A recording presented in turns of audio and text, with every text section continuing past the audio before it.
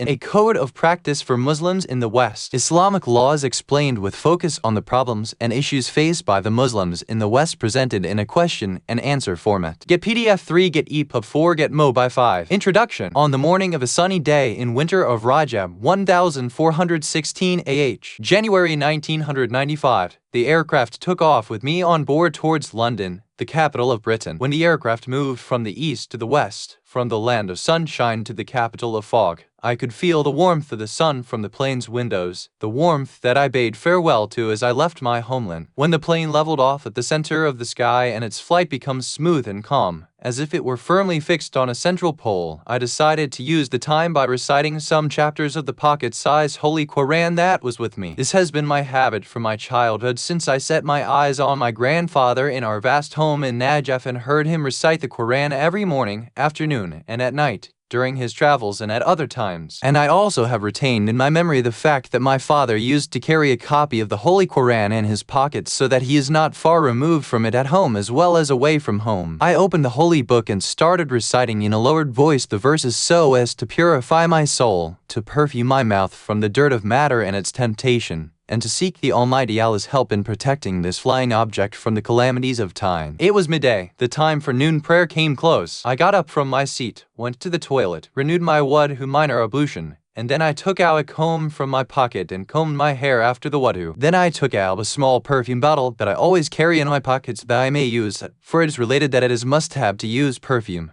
and that of Prophet Muhammad (AW) used to love it, and that a salat with perfume is equal to 70 salats. After the wudu, combing, and perfuming, I returned to my seat while I was still reciting some Quranic verses that I had memorized from childhood. Then I started thinking, where will I say the salat? How will I know the direction of the Qibla? Is it obligatory to say the salat in a standing position, or can I do so while I am seated? When these thoughts were going through my mind, I reclined on my religious knowledge and remembered that Islamic jurists say it is obligatory to say the salat in a standing position as long as I can do so. If I am unable to perform it thus, I should pray in a sitting position. The format of prayer would move from one level to a lesser level based on my ability and the given circumstances, but the obligation of salat would not be waived from a Muslim under any circumstance. So when I reached this conclusion, I looked around the plane to find a place in which I could say the salat in a standing position. My eyes settled on a small area in one part of the plane that was sufficient for saying the salat. I said to myself that the problem of the place has been resolved, but now I have to find the direction of the Qibla as long as the plane is flying in one direction. I decided to seek the help of the airline crew to determine the direction of Qibla. An air steward passed for gathering the teacups from the tables. I seized the opportunity and asked him in broken English as follows. Can I ask you a question? Yes, go ahead. Can you help me in showing me the direction of the Qibla? I am sorry, I didn't understand your question. The direction of Qibla, the direction towards Holy Mecca? Are you a Muslim? Yes, and I would like to say my noon prayer. Let me ask you in the cockpit and I will be back. I realized that I should also had asked for something to put on the floor of the aircraft to pray on it. When he came back with the answer on the Qibla, I requested him to bring me something like a blanket or a newspaper that I could place on the floor of the aircraft. He brought a blanket which I spread on the floor and prayed noon and afternoon salat, 2 rakat each as kasr, facing the Qibla. Then I recited the tasbih of Azara As by saying Allahu Akbar 34 times, Alhamdulillah 33 times, and Subhanallah 33 times. After the tasbih, I thank Allah and returned to my seat. I was in a different and more content state of mind because I was afraid that saying the salat in the plane would be difficult and I might be drawing unnecessary attention from the other passengers. But my fears were unfounded. It became clear to me that the salat earned me a special respect and added esteem for me in the eyes of the non-Muslims, including the steward, who were on board the plane. My thoughts were interrupted by the announcement that food will be served soon. The air hostesses started asking the passengers about their preference from the menu. One of them asked me if I would prefer fish or chicken. I asked for the fish not because fish is preferable to me than chicken, but because I was not allowed to eat that chicken since I was not sure that it has been slaughtered in accordance with Islamic laws. This is a problem that I have faced many times in foreign countries. Since I was born and brought up in a Muslim country, I have no lingering doubts regarding chicken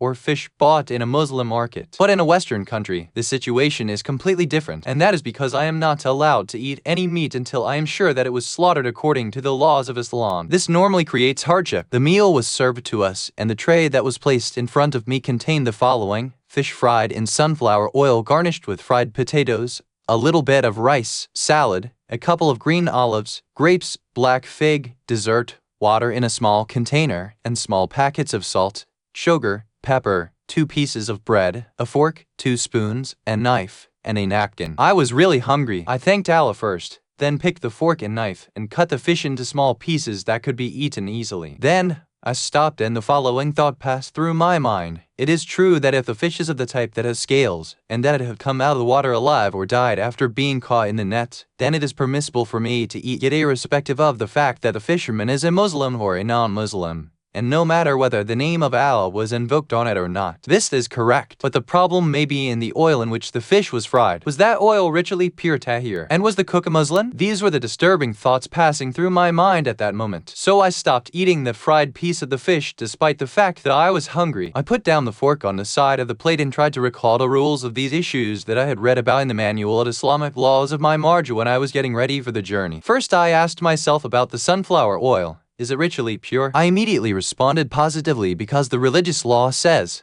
everything is pure for you until you come to know about its impurity. And since I did not know about the impurity of the sunflower oil, I assumed it was pure. Now since the oil used in frying the fish was pure, the whole fish is pure, and thus I am allowed to eat it. As for the cook who prepared the fish, was he a Muslim or from the al-Kitab so he would be considered as tahir, or was he a non-Muslim from the non-al-Kitab? This question is not important as long as I do not know that the person who fried it has touched it with his hand. And again, the general rule of the Sharia, everything is pure for you until you come to know that it is impure, gave me a clear decision. The fish is pure, and I am allowed to eat it. When I reached this conclusion, I breathed a sigh of relief. Then I picked up the fork and ate the fish. I looked at the fries for the same reasons and concluded that they were pure and ate them. I did the same with the bread, salad, fruit, and the dessert. I ate them all since they were pure. Then I drank the water and also the tea because they are also pure. This is what the religious laws tell me. The plane was flying at 30,000 feet from sea level, and we still had 2.5 hours before we reached London Heathrow International Airport. Inside the plane, some passengers were busy reading the morning papers while others were in deep sleep. I stretched my arm and picked up a paper and started browsing through it. My memory went back to the question that kept lingering in my mind for the last few days. How will I preserve my religious identity from being destroyed in the foreign country? This has worried me for a long time since I thought of traveling to Europe, and it intensified the day I made that decision. At times I think about it and at other times it comes without thinking, leaving me only when I go to sleep at night. I decided to meet a friend of mine who had been to London. My friend pointed out certain issues to me, and also took me to the bookstore and showed me a book that contained various issues that gave me a general idea of what I should do. Both the friend and the book pointed out that I should place great importance on the following issue. The negative elements of migration are not limited to the fact that it would not be possible to fulfill the Islamic laws by the immigrants or that they will not study the religion. The reality is even worse than that in the sense that migration would significantly affect the outlook of the Muslim, his habits, traditions, and also the state of his intellectual, moral, and social aspects of life. The author of that book continues, it is necessary for the Muslim who is compelled to migrate to a non-Muslim country to create by himself the religious climate that does not exist in those countries. Of course, he will not be able to read the general environment, but he will the atmosphere and supermanage that he may be able to the ability sphere that is suitable for one. Creating a suitable Islamic atmosphere is to some extent like inoculating against a disease from whose clutches one cannot escape, so he tries to deal with its danger by building a safety net around himself. Although we do not claim that this task is easy by any means, at the same time we cannot underestimate the great danger faced by a Muslim in his commitment to the religion which is the main foundation of his identity. So it is important to safeguard it even at the cost of loss in other aspects of life. Just as we emphasize the significance of these pitfalls, we must also emphasize safeguarding and protecting the Muslims from falling into them. A Muslim who struggles in those countries to secure his worldly future in education or finance or other aspects, he is not supposed to lose his future in the hereafter for the sake of this world. Just as a merchant is not allowed to lose his honor or life for the sake of material wealth, irrespective of its quantity, because it is worthless compared to his life and honor. Similarly, the sick person patiently bears the bitterness of medicine or the pain inflicted by the scalpel so that the disease may not spread and lead to death. So it is obligatory on a Muslim who resides in alien societies to protect himself against their adverse effects and dangers, and he must create an appropriate religious environment for himself that will compensate the loss of the environment that he had in his own country. 22. In this way, he, his wife and children, and even his brethren will be following the words of the Almighty. O you who believe, save yourselves and your families from a fire whose fuel is men and stones. Over it are angels stern and strong. They do not disobey Allah in what He commands them, and do as they are commanded. 66:6. They would also be acting in accordance with the statement of the Most Praised Lord. And the believing men and the believing women, they are helpers of one another. They enjoin the good and forbid the evil. 971. And also in accordance with what the Prophet SAW said, all of you are shepherds, and all of you are answerable in regard to your flock. Thus would also be implementing the requirement of enjoining good and forbidding evil. The spiritual immunization mentioned above can be achieved by the following. What? By committing to recitation of some chapters or noble verses of the Holy Quran on a daily basis, or listening to its recitation with humility, reflection, and contemplation, because in them are clear proofs from your Lord, a guidance and a mercy for a people who believe. And when the Quran is recited, then listen to it and remain silent so that mercy may be shown to you. 7:203-204. In the words of Imam Ali A.S., no one will sit besides the Quran but that when he rises he will achieve an increase or a diminution, an increase in his guidance or elimination of his spiritual blindness. You should also know that no one will need anything after guidance from the Quran, and no one will be free from want before guidance from the Quran. Therefore, seek it as cure for your ailments and seek its assistance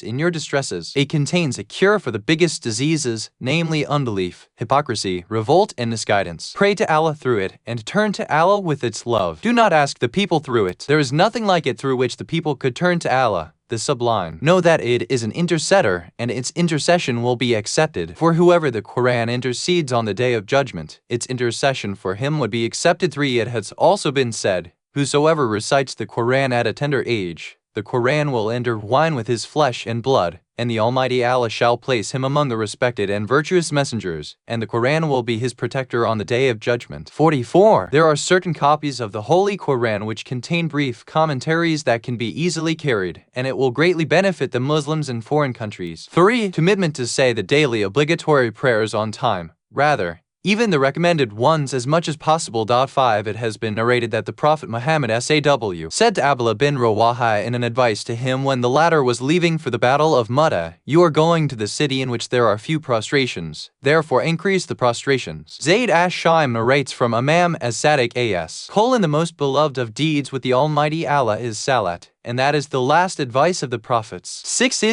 Imam Ali has also advised us concerning the Salat. Pledge yourself with prayer as much as possible and seek nearness of Allah through it, because it is upon the believers a timed ordinance. 4:103. Have you not heard the reply of the people of hell when they were asked, what has brought you into hell? They shall say, we were not of those who offered the regular prayers. 74:42-43. Certainly, prayer sheds sins like the dropping of leaves of trees, and removes them as ropes are removed from the necks of cattle. The messenger of Allah, peace and nothing to Allah be with him, like it to help and situated at the door of a person who bids in a day. Will then any dirt remain on him? Reciting whatever is possible of supplication, whispered prayers, munajat, and remembrance of Allah, since they remind us of the sins, warn us to refrain from evil deeds, and encourage us to do good deeds. For example, the supplications in As-Sahifa As-Sajidiyya of Imam Zainul Abidin A.S., of Kumil bin Ziyad, and the Da'as of the month of Ramadan, like the Da of Abu Hamza Athumali and the Da of Dawn, and the Da'as of the weekdays, etc. This purification is needed for every Muslim, especially if he is in a non-Muslim country. Frequently visiting the Islamic centers and organizations that observe the Eids, religious occasions, the birth anniversaries and death commemorations, as well as other religious programs like lectures and counseling in the month of Ramadan or Muharram or Safar, or during other months, days, and times. In cities that do not yet have any dedicated center and organization, Muslims should observe the religious occasions in their homes. Actually, this is how early immigrants started to gather and gradually formed communities that later on rented or purchased a center for their religious programs.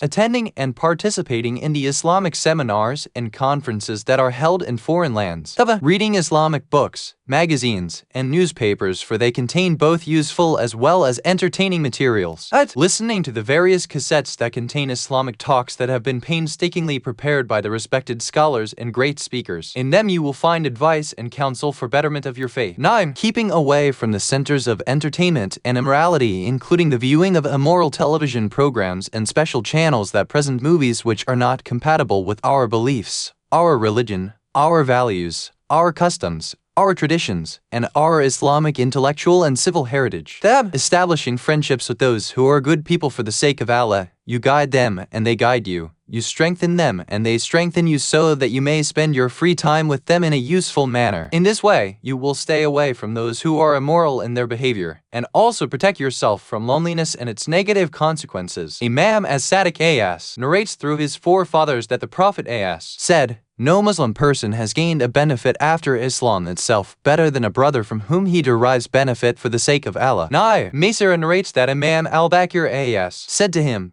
"Do you have your own gatherings, talking and saying to one another whatever you like, without fear of government spies?" I said, "Yes, by Allah, we indeed get together and talk and say whatever we want." He said, "I surely love your fragrance and your souls. You all are on the religion of Allah and that of His angels. So help one another by piety and hard work." 11. A Muslim should evaluate his deeds on a daily or weekly basis. If there is good in it, then thank Allah and add on to it. And if there is evil in it, then ask for forgiveness, repent, and make a commitment of not repeating it. Our noble Prophet Muhammad SAW advised Abu Dihar saying, "O Abu Dihar, evaluate yourself before you will be evaluated. This will be easier for your appraisal tomorrow on the day of judgment. Weigh yourself before you will be weighed. Prepare for the great judgment, the day when you will be judged. No secret is hidden from Allah." 12. O Abu Dihar, no person can be counted among the pious ones unless he be more critical of himself than a business partner can evaluate his partner so that he may know the source of his drink and dress. Has it been secured from a permissible or from a forbidden source? 11. Imam al-Qadim A.S. said, "A person who does not evaluate himself every day is not one of us. If he has done good, he should ask Allah to increase that.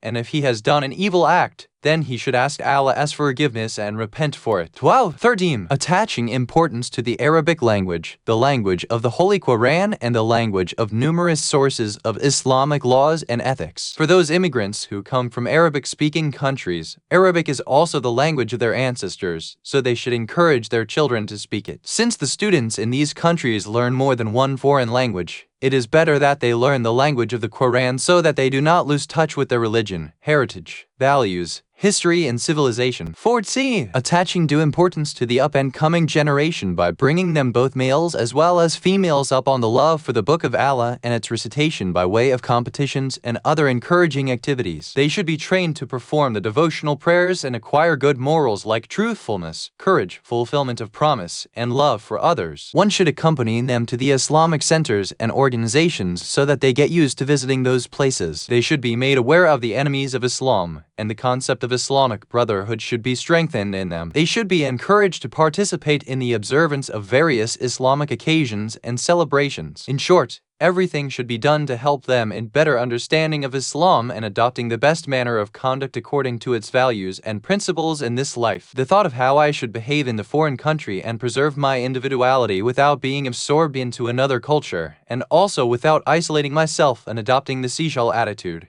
kept haunting me. Then I asked myself, how will the others among whom I shall soon be living judge me? My hometown Najaf, which is filled with pilgrims and visitors the year round, had conditioned me to judge the behavior of a society by the behavior of its members, or to judge a religion by the actions of its followers. If a visitor from a city would demonstrate good attitude, I would say that the inhabitants of that city are good people, and if a visitor demonstrates negative attitude, I would say that the inhabitants of that city are not good people, etc. So, it is natural that the people of the non-Muslim country where I shall reside will judge Islam through my behavior as a Muslim and then generalize their judgment on all Muslims. So, if I am truthful in my words and deeds, fulfill the promise, honor the trust, abide by the general laws, help the needy, deal with my neighbors kindly, and follow the Prophet Muhammad SAW example and respect his teachings, in that he has emphasized that the religion of Islam is positive interaction with people. If I do all this, then a non-Muslim who interacts with me will say, Islam is the religion of the higher moral ground. But if I lie, not fulfill my promise, be abrasive with others, disobey the law of the land, harass my neighbor, cheat in my dealings, violate the trust, etc., then those who deal with me will say, Islam is a religion that does not teach its followers high morals. The pilot interrupted my thoughts and announced that we are flying over Germany. I opened my briefcase and took out a book that I had acquired to help me into foreign land. 5 ahadith from Imam as-Sadiq as. In that book attracted my attention. In the first one, addressing his followers, he said, "Be a source of pride for us. Do not be disgrace to us. Make people love us and do not make them hate us because of your behavior." In the second hadith, he quotes his father, Imam al-Bakir as. "Be among those who are foremost in doing good. Be thornless leaves. Those who have passed before you were as the example of thornless leaves, and I fear that you would become thorns with no leaves. Be those who call people to their Lord. Bring them into the fold of Islam and do not make them abandon it. Those who were before you were recruiting others into Islam and were not making them abandon it." In the third hadith,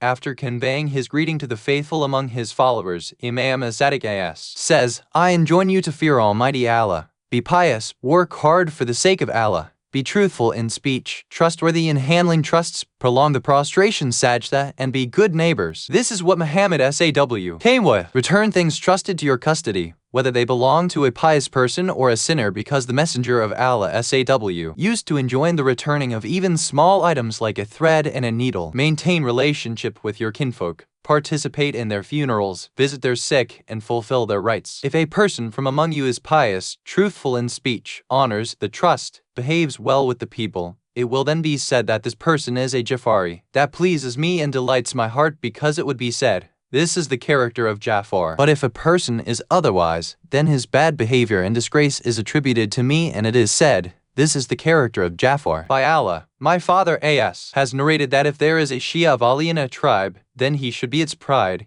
He should be the most trustworthy, the most diligent in upholding the rights, the most truthful in speech, and should be one to whom people entrust their wills and trusts. When people inquire about him from his tribe, they would say, "Who can be like him? He is the most trustworthy and the most truthful of us in speech." In the fourth hadith, he says, "I call upon you to say the prayer in the mosques, to have good neighborly attitude toward the people, to be willing to testify for the sake of truth, and participate in funerals because you need the people. No one's life is independent of the people. People need one another." In the fifth hadith, the Imam answers the question of Muawiyah bin Wahab, who had asked, "What should be our attitude between ourselves and our fellow tribesmen and acquaintances from the people who are not of our persuasion madhab?" He said, "You should look towards your imams whom you follow and do what they used to do. By Allah, they used to visit their sick, participate in their funerals, testify for and against them, and honor the trusts." 13. Once I finished reading these ahadith, a sense of relief overwhelmed me, since they chartered for me the way I should act and outlined for me the code of conduct. At that moment, I made a resolution to compile in my notebook the most important problems that I shall face in the non-Muslim country and seek help from the books of jurisprudence that were in my briefcase. If I come across new problems that I cannot solve on the sources that are with me, then I shall write to the Mujtahid so that he can answer my questions. With this I shall have solved my problems related to ethics and jurisprudence as well as those of the other immigrants. This is how I started noting down my religious problems, one by one, and sought the expert opinion of the Mujtahid on issues to which I have no answers in his Manual of Islamic Laws. Gradually this book came to existence. This book is divided into 2 parts. Part 1 deals with acts of worship,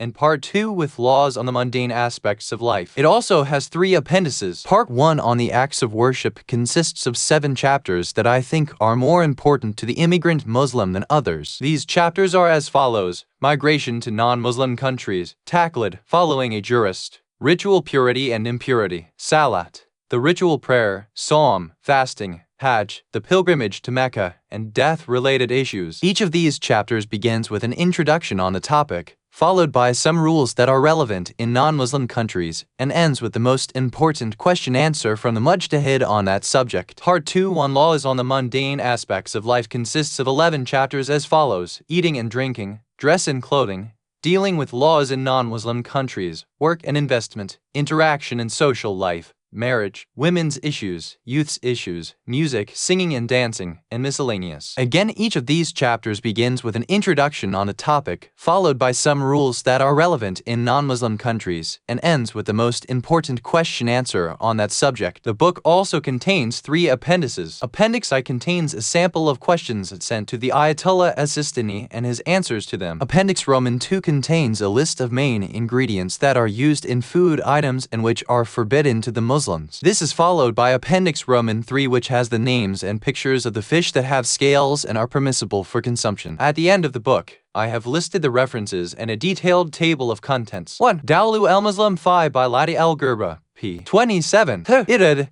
p. 36-37. 3. Naju al-Balaka ed. Salpai Sali, p. 252, Sermon 176. 4. Al-Kilini, al-Yuzulmina al-Kafi, vol. 2. p. 603. 5. Si al-Hur al-Amli, Tafsilu Wasili S.H. Shia, vol. 4. p. 105. Hicks, Ibid, vol. 4. p. 38. 7. Naju el-Balaka ed. Subhi Sali, p. 317, Sermon 199. Translator's note. English translations of all these duz are easily available in most centers in Europe and North America. Nai Waselu S.H. Shia, vol. 12. p. 233. Al-Kilini, al-Yuzulmina al-Kafi, vol. 2. p. 187, and also see the chapters on visiting the Brethren, vol. 2. p. 175 and remembering the Brethren, vol. 2. p. 186. 11. At-Tuzi, Amali, vol. 2. Section 19. 12. Anaraki, Jamu Sadat, vol. 3. p. 94. 13. Al-Hur al-Amli, Wasilu S.H. vol. 12. p. 6 ff. Also see Al-Kilani, al-Yuzulmina al-Kafi, vol. 2. p. 636. Editor's note. This book is the second in its league. It is yet another contribution of the author, as Sayyid Abul Hadi al-Hakim, after the publication of the translation of his book Al-Fatawa al-Maysara, Jurisprudence Made Easy, to the effort of making the body of fiqh jurisprudence easier for the layman to come to grips with. Translating such work is a challenging task, yet the translator, as Sayyid Muhammad Rizi, has done a great job. However, where I saw the reader's interest is better served, I have made some changes. The title of the book now reads, A Code of Practice for Muslims in the West. To avoid repetition, I decided to collate the translator's footnotes, dealing with clarifying the meanings of the Arabic terms, as well as some other frequently used terms under one title, i.e. glossary. I must stress, though, that throughout the process of making these changes, and others for that matter, I was in close consultation with both the author and the publishers, Imam Ali Foundation, UK, London. I pray to Allah, the Exalted, to forgive any inadvertent mistake or error of judgment I may have made in the course of editing the book. I also implore him to make this work of mine a step towards attaining his approval, that he accepts it favorably and make it of use. Najm al-Kafaji, Ba. Translator's Preface. In the name of Allah, the Beneficent, the Merciful. May Allah send His blessings upon Muhammad and his progeny. Writing the manuals of Islamic laws for use by Muslims is an evolutionary process, reflecting the change in lifestyles and the relevance or the lack of it of certain problems and issues that vary from time to time and place to place. The spirit and the purpose remain constant, but the style and the format change. In the present century, we first saw the widely used Hadi al-Masail in Persian, also known as Razali Amaliya, and then came the Minhaj as-Salihin in Arabic by the late Ayatollah al-Hakim, which was later expanded by the late Ayatollah al-Kuwi and even further improved by Ayatollah as-Sistani. In mid-70s, the late Ayatollah Sayyid Muhammad Baqir as-Sadr brought about a completely new style in his Al-Fatawa al-Wadiha. The present book,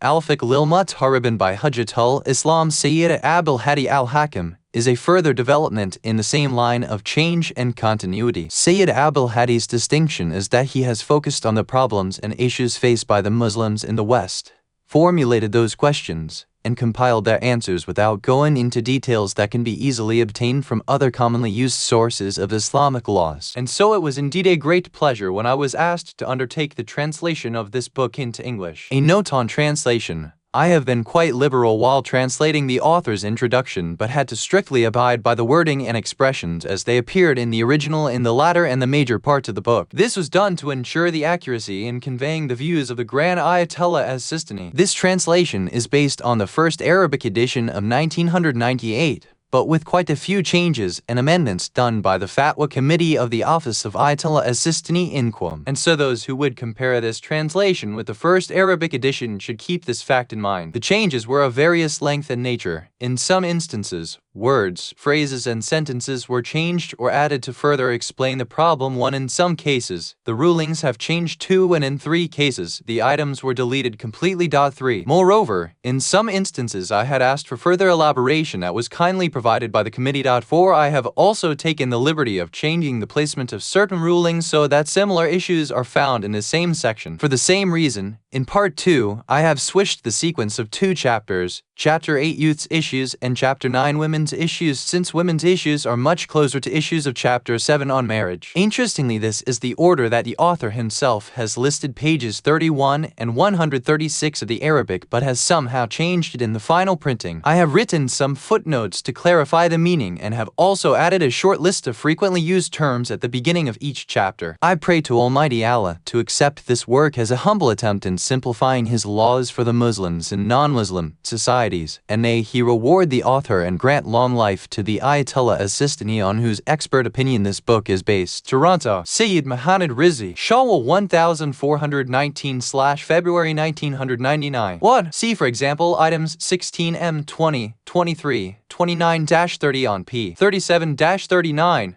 item 11 p. 56. Item 96 p. 100, item 178 p. 149, item 301 p. 203, item 383 p. 251. All page numbers in this note refer to the first Arabic edition. See, for example, item 114 on p. 110 on sighting of the new moon. 3. See item 218 p. 168. Item 285 p. 191, and item 269 p. 187 in the first edition. 4. See item 115 in this translation on the criterion of following the moon sighted in a city west of your own city. Author's preface. In the name of Allah, the Beneficent, the Merciful. It is a pleasure for me to present to the respected readers my book, Al-Fiqh lil-Mutaribin, according to the views of His Eminence Grand Ayatollah as Sayyid Ali al-Husseini as Sistani, may Allah prolong his blessed presence among us. This book is the first attempt at writing Islamic laws for Muslims who have settled in non-Muslim countries. Muslims who were compelled to leave their countries and the places where they grew up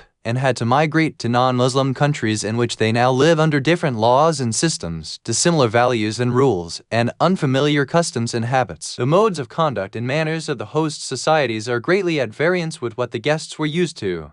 There is a wide gulf between their own upbringing and the values of the host countries. Consequently, new problems have emerged and a number of questions arose that called for answers that would clarify the ambiguous, enlighten the obscure, guide the stray, and brighten the darkness. From this came the need for writing a book that would deal with the various practical problems of immigrant Muslims and provide answers and present solutions for them. It was against this background that Al-Fiqh lil-Mutaribin was written with a detailed introduction, followed by 2 parts with each part branching out into various chapters which contain new questions, issues that had not been charted before, and problems that have not been discussed in most manuals of Islamic laws and other commonly used books of Islamic jurisprudence. Hopefully these parts and chapters will act as a stimulus for further questions that the learned reader may raise, and I will be greatly pleased to receive those queries so that they may be included with their answers in future editions, inshallah. Islamic laws for Muslims in non-Muslim countries is the 3rd attempt following 2 other books, Al-Fatawa al-Maysara Jurisprudence Made Easy and Al-Muntakhab Mina al-Masali al-Muntakhab, current legal issues, through which I hope to have contributed to the process of making Islamic laws accessible and endear them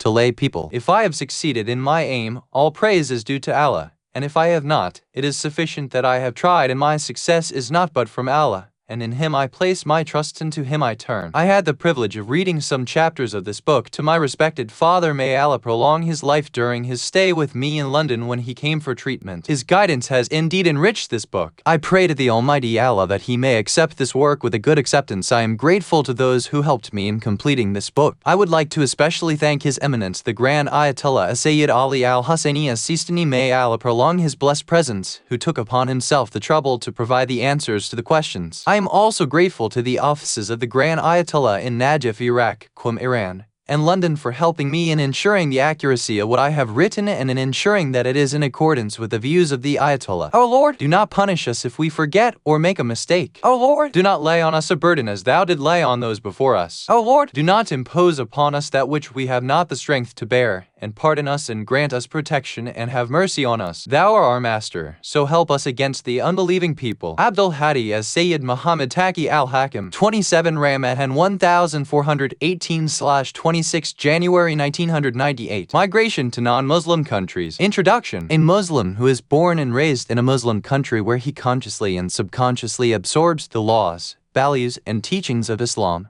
grows up into a young person who is aware of the customs of his religion, following its path, and is led by its guidance. On the other hand, a Muslim who is born and brought up in a non-Muslim country demonstrates the influence of that environment very clearly in his thoughts, ideas, behavior, values, and etiquette unless his Lord helps him. This un-Islamic influence is seen more in the second generation of those who have migrated to non-Muslim countries. This was the reason for Islam's view on at-Tahra ba'd al-Hayra as reflected in many ahadith. At-Tahra ba'd al-Hayra literally means becoming shorn of one's precepts of faith after migrating to city, and technically, it means leaving an environment where you could follow Islam and moving to a place where you may be prone to not following Islam. Such a migration is counted as one of the major sins. Abu Basir says that he heard Imam as-Sadiq as saying the major sins are 7: killing a person intentionally, associating someone or something with the Almighty Allah shirk, wrongfully accusing a married woman of adultery, knowingly dealing in usury, running away from the battlefield in jihad,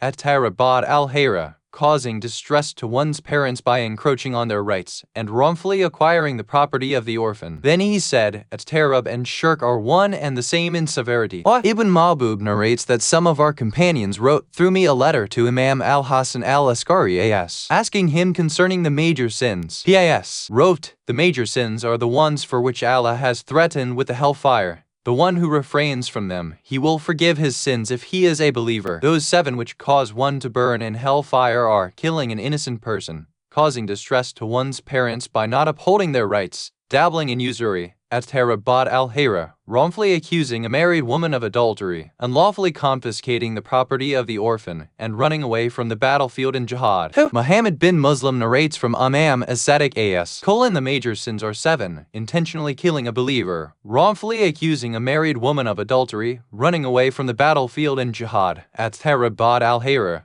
unlawfully confiscating the property of the orphan, dabbling in usury, and every act for which the punishment of the fire has been promised. 3. Ubaydullah bin Zira narrates that he asked Imam as-Sadiq about the major sins. The Imam said, in the book of Imam Ali, they are 7: disbelieving in Allah, killing a person, causing distress to one's parents, dabbling in usury, unlawfully confiscating the property of the orphan, running away from the battlefield in jihad, at-Tahra ba'd al-Hayra. Then he asked, so these are the most major of sins? The Imam replied, yes. Thor. Imam Ar-Rida explained the prohibition of at-Tahra ba'd al-Hayra as follows: since there is the danger that because of at-Tahra, he the immigrant might abandon Islamic knowledge, get involved with the ignorant people, and drift away. 5. This, however, does not mean that entering non-Muslim countries is always forbidden. Other ahadith had described for us the reward of one who visits non-Muslim lands, the reward that every Muslim longs for. Hamad al-Sindi narrates that he asked Imam as-Sadiq I visit the cities of polytheism, i.e. of the polytheists, and there are some among us who say that if you die over there, you will be raised in the hereafter along with them. The Imam asked me, O Hamad, when you are over there you talk about our affair or truth and call people to it. I replied, yes. The Imam asked me, when you are in these cities, the cities of Islam, do you talk about our affair and call people to it? I replied, no. The Imam said, if you die over there in the land of the non-Muslims, you will be raised as an ummah by yourself,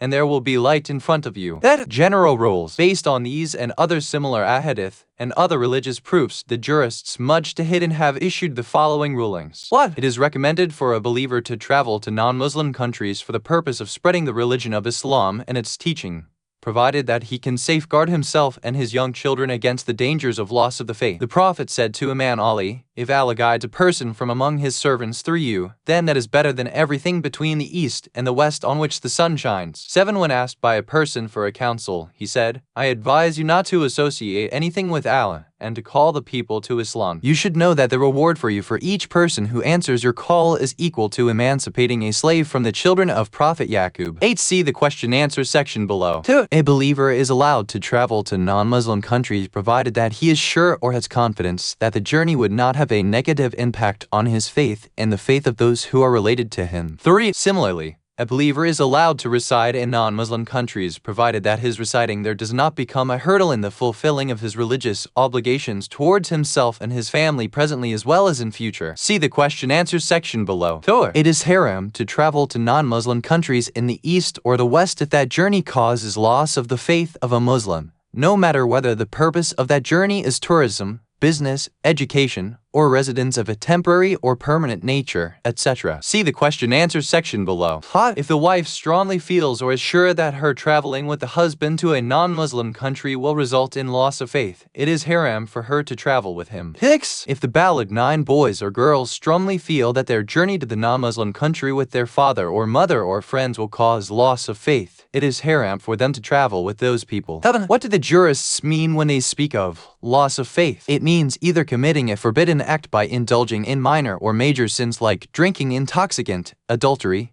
eating forbidden meat, or drinking najis, impure drinks, etc. It also means abandoning the fulfillment of a compulsory act like neglecting salat, fasting, hajj, and other obligations. If circumstances force a Muslim to migrate to a non-Muslim country with the knowledge that the migration will cause loss of faith, for example, a person seeks political asylum in a non-Muslim country in order to save his life, it is permissible for him to make that journey to the extent that it saves his life, and not more than that. See the question-answer section below. 9. If an immigrant Muslim residing in a non-Muslim country knows that his stay in that country will lead to loss of faith or of that of his children, it is wajib on him to return to one of the Muslim countries. See the questions at the end of this section. As mentioned above, this loss of faith is realized by neglecting the obligatory acts or by committing sins. The obligation to return to a Muslim country applies only if it does not lead to death, for example, for a political opponent who has fled his own country, or to putting him in an untenable situation, or to an emergency situation where religious obligations are suspended, for example, the necessity of preserving life which allows a person to eat haram meat in order to prevent his own death from starvation. 11. If the journey is haram for a person, then his journey will be considered a journey of sin, and, in such cases, he loses the benefit of the concession of praying Qasr 4 rakat salat and also the benefit of not fasting during the month of Ramadan. As long as his journey maintains the status of sin, he cannot benefit from such concessions provided by the Sharia for travelers. 12. A son is not allowed to disobey his parents when they forbid him from traveling, if their refusal to give permission is out of their concern for the son, or if his journey will cause distress to them because of his separation from them, provided that he does not suffer loss by not traveling. 13. It is permissible to approach the competent authorities like police and the justice system in a non-Muslim country for various important issues like prevention of harm befalling the person, the honor, and the property of a Muslim, provided that it is the only way for exacting one's right and preventing injustice. Questions and answers. 14. Question: what is the meaning of at-tarabat al-hayra, which is one of the major sins? Answer: some jurists have said that during our time, it applies to residing in countries that may cause the loss of faith. It means the migration of a person from a country where it is possible for him to learn the obligatory religious teachings and laws, and where it is possible for him to fulfill his obligations and refrain from what is forbidden, to a country where this possibility does not exist fully or partially. 15. Question: a believer residing in Europe, America, and other similar countries feels estranged from the religious environment in which he was born and raised. Neither does he hear the voice of the Quran recited from mosques nor the sound of the Adhan 10 coming from the minarets, and there are no holy shrines and their spiritual atmosphere that he can visit. Is leaving such an Islamic environment of his country and its positive aspects considered loss of faith? Answer: this is not the loss of faith that would make residing in a non-Muslim country haram for that person. However, staying away from such a religious environment may, with the passage of time, weaken the religious resolve of the immigrant to an extent that he may consider negligence of wajib deeds and committing of sins as insignificant. If a person has this fear that he might lose the faith in this manner, then it is not permissible for him to take residence in that country. 16. Question: sometimes a Muslim residing in Europe and America and other similar places indulges in haram activities that he would not have done if he remain in his Muslim country. The manifestations of temptation in non-Muslim societies may attract a Muslim to committing haram deeds even if he is not inclined towards them. Does this come under the banner of loss of faith that makes it haram for him to stay in that country? Answer: yes, unless the sins he sometimes indulges in, and without insisting upon them, they are of the minor category. 17. Question. At-Tara Bat al-Hayra has been described as migrating to a country in which the religious knowledge of the immigrant will decrease, thus becoming more alienated from his faith. Does this mean that a Muslim in such countries is duty-bound to be extra vigilant lest he should become alienated from his faith? Answer: the extra care becomes wajib when not being mindful leads to loss of faith as described earlier. 18. Question. If a religious preacher who is mindful of his faith starts facing more situations where he commits haram deeds because of the social environment, for example nudity and indecent exposures, is it haram for him to stay in those countries? That is, should he stop propagation tabligh and return to his own country? Answer: if he indulges in some minor sins occasionally, then it is not haram for him to stay in that country, provided that he is confident that he would not be tempted to commit more serious sins. 19. Question. If an immigrant fears the loss of faith for his children, is it haram for him to stay in that non-Muslim country? Answer: yes, the same rule applies to himself also. 20. Question. Is it wajib on the immigrants in Europe and America and other similar countries to strive for teaching their children Arabic, and that ignorance of Arabic may lead in the future to ignorance of the main Islamic body of knowledge, and that will naturally lead to less familiarity with religious teachings and loss of faith? Answer: to teach them Arabic is wajib only to the extent which is necessary for performing their religious duties that have to be done in Arabic, for example recitation of the opening chapter of the Quran,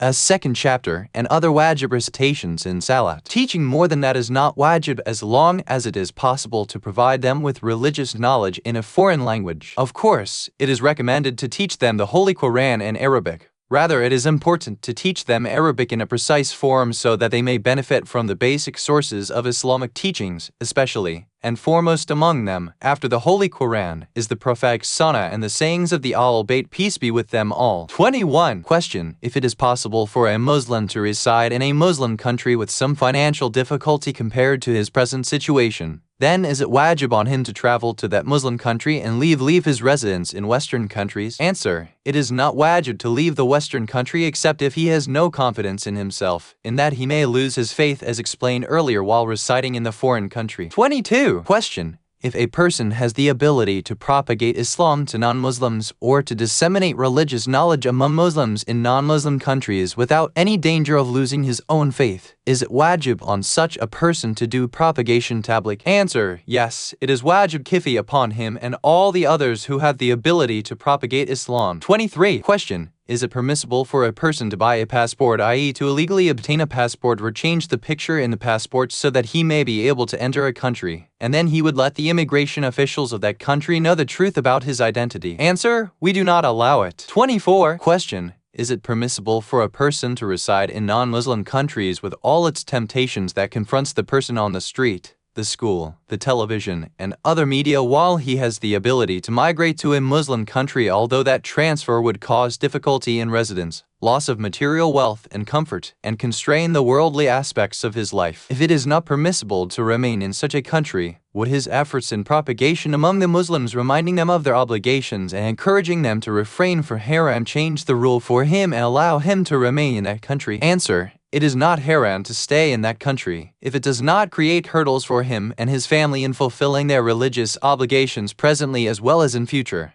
Otherwise, it would not be permissible even if he is engaged in some kind of propagation activities. And Allah knows the best. What? Muhammad bin Yaqub al-Kilani, al-Yuzulmin al-Kafi, Vol. 2, p. 281. Ibid. p. 277. 3. Ibid. 4. Ibid. p. 278. Al-Hur al-Amli, Tafsilu Wasili Shia, Vol. 15, p. 100. X. Ibid. Vol. 16, p. 188. Taban Al-Hur al-Amli, Tafsilu Wasili Shia, Vol. 16, p. 188. At Ibid. 9. Translator's note. Baligh means the legal age in Islamic laws, which for boys starts at 15 lunar years and for girls at 9 lunar years. Growth of pubic hair or sexual discharge is also a sign of attaining the age of maturity. Translator's note. at hand means the call for prayer announced at prayer times from the mosques. Taqlid, following a jurist. Introduction. Taqlid means acting according to the opinion of the jurist mujtahid who has all the necessary qualification to be emulated. So you do what the mujtahid's expert opinion says you should do, and refrain from what his expert opinion says you should refrain from without any research in Islamic sources on your part. It is as though you have placed the responsibility of your deeds squarely on his shoulders. Among the conditions which must be found in a jurist mujtahid who can be followed is that he must be the most learned al-alam jurist of his time and the most capable in deriving the religious laws from the appropriate sources. General rules. Now it is appropriate to clarify the following issues. 25. A person who does not have the ability to extract and derive the religious laws must take up taqlid of the most learned mujtahid. The deeds of such a person without taqlid or ijtihad are null and void. 26. The most learned mujtahid al-alam is the most capable in deriving the religious laws from their sources. 27. In order to determine who is the most learned mujtahid,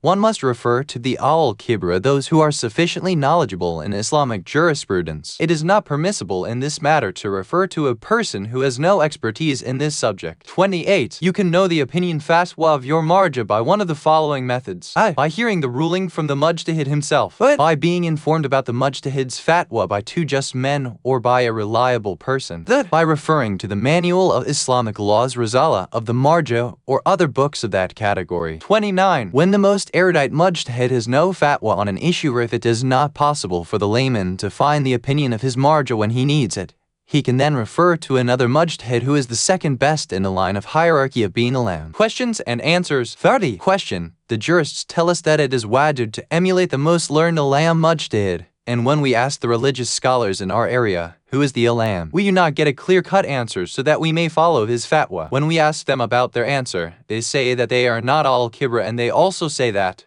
we have asked al-kibra 1 and have been informed that identifying the alam mujtahid requires the study of the books of the mujtahids, and that obviously is a time-consuming and difficult task. So go and ask the others. If the problem of identifying the alam mujtahid is so difficult in religious circles, obviously the problem would be even more difficult in other countries like Europe and America. After a lot of difficulty, when we convince the youths of these countries that it is necessary to abide by the Sharia laws, we reach to the question of who is the alam and find ourselves lost for words. Is there a solution to this problem? Answer. If there are some al-kibra who refuse to identify the alam for one reason or another, there are other al-kibra who readily identify him. It is possible to contact those al-kibra through the religious scholars and others who are reliable and have contacts with religious seminaries and with the scholars in other countries. So, although identifying the alam is not without difficulty, yet it is not a serious problem. 31. Question. How do we know who al-kibra are so that we may ask them about the alam mujtahid? How do we reach them since we are far away from religious seminaries? Is there a way that can simplify for us the process of determining whom we should follow in taqlid? Answer. The al-kibra are the mujtahids and those next in line in religious sciences, and they know quite well that one person in a limited group of mujtahids is the alam, and they have to consider the following three things to identify that alam.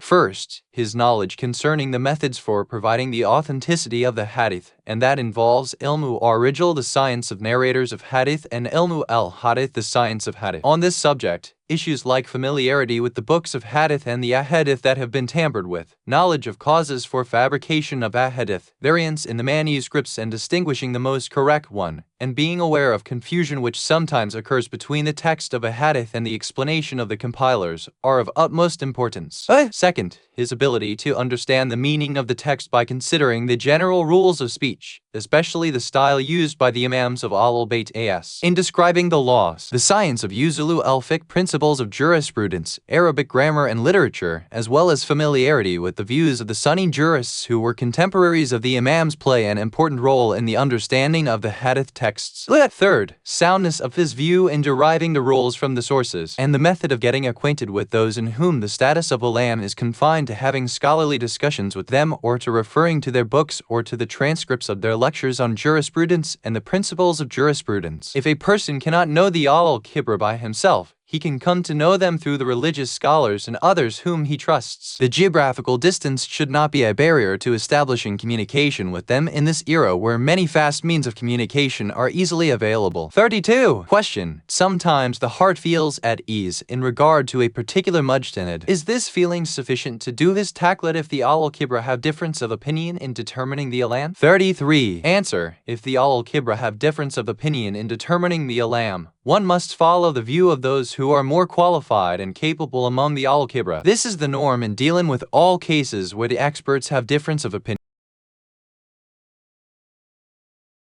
34. Question. If the al-Kibra have difference of opinion in determining the alam mujtahid, or just say that following any one from the given number of mujtahids is sufficient, can a person apply the fatwa of one mujtahid in one issue and another mujtahid in another until it becomes clear for him who is the alam? Answer. This question has three parts. First, that some al-Kibra announce that it is sufficient to follow one specific mujtahid or of a group of mujtahids. This has no religious value at all. Second, that the al-Kibra announce that two or more mujtahids are equal in knowledge and piety in the sense of being careful in deriving the laws from their sources. Then a lay person has the option of acting according to the views of any one of the mujtahids in all the issues. However, as a matter of precaution, i.e. in some issues, if possible, one could act in such a manner as to fulfill the requirements of both views. For example, in the case of praying concessionary kasr and full tamam prayers, that is, praying the same prayer in kasr as well as in tamam forms. Third, that some al-Kibra announce that mujtahid A is the alam, whereas others among the al-Kibra announce that mujtahid B is the alam. This can have two situations. A person knows that one of the two mujtahids is the alam, but he does not know which one specifically. This is a very unusual situation, and it has been discussed in detail in Minhaj as-Salihin. Question no. 9. Roman 2. A person does not know which of the two is the alam in the sense that he thinks both are equal in knowledge. This refers back to the second of the three parts mentioned above, provided that the person is unable to identify the more God-fearing of the two mujtahids. If he is able to identify the more God-fearing of the two mujtahidis, he must follow the fatwa of that mujtahid. 35. Question. If a person does not know the view of his marja in a certain problem, is it necessary for him to find out about it even if it involves expensive telephone calls? Or is it sufficient to act on the known view of any other mujtahid until he finds out the view of his own marja? And in such a case, what will be the verdict on the past acts done according to the view of the other mujtahid if it differs from the view of his own marja? Answer. It is necessary for him to find out the view of his alam marja even through telephone contact as long as it does not cause him harm physically or financially. If it is not possible for him to find out the view of his own marja,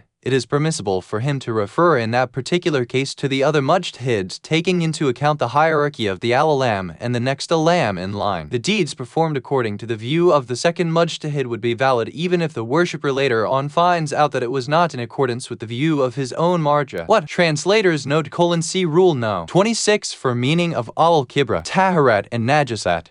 Ritual purity and impurity. Introduction. A Muslim tries to maintain the ritual purity of his body, clothes, and everyday commodities by avoiding contact with impure things because such contacts would render the other items impure and would, therefore, necessitate the process of purification. Residing in a non-Muslim country makes the process of maintaining purity difficult for some Muslims as they deal with its non-Muslim citizens in various situations of their day-to-day life, in restaurants, cafes, barber shops, laundrettes, and in public baths and utilities, etc. Therefore, it is appropriate for me to clarify for the respected readers the religious rules concerning taharat ritual purity and najasat ritual impurity. General rules. 36. A well-known religious law says, everything is ritually pure for you unless you come to know that it is ritually impure. This law declares everything to be pure unless one becomes sure a particular item has become impure. And as long as you are not sure that it has become ritually impure najis, it is to be considered pure and you can apply all the rules of purity to it without any hesitation or doubt. 37. The al-Kitabet is, the Jews, the Christians, and the Zoroastrians are ritually pure tahir as long as you do not know that they have become ritually impure najis by coming into contact with an impure object. You can follow this ruling when dealing with them. 38. The impurity transfers from one item to another through flowing wetness, that is, there is so much wetness in the impure item that it permeates to another item and makes it impure. The impurity is neither transferred when it is dry, nor is transferred by non-flowing wetness. So, if you place your hand on a dry najis item, your hand will not become impure. 39. You can assume the ritual purity taharat of any person that you meet and shake hands with, even if that person's hand is wet, as long as you do not know his faith and religion. In such cases, you can assume that he might be a Muslim or one of the Ahlul Kitab. Moreover, it is not obligatory for you to ask him in order to ascertain his religion.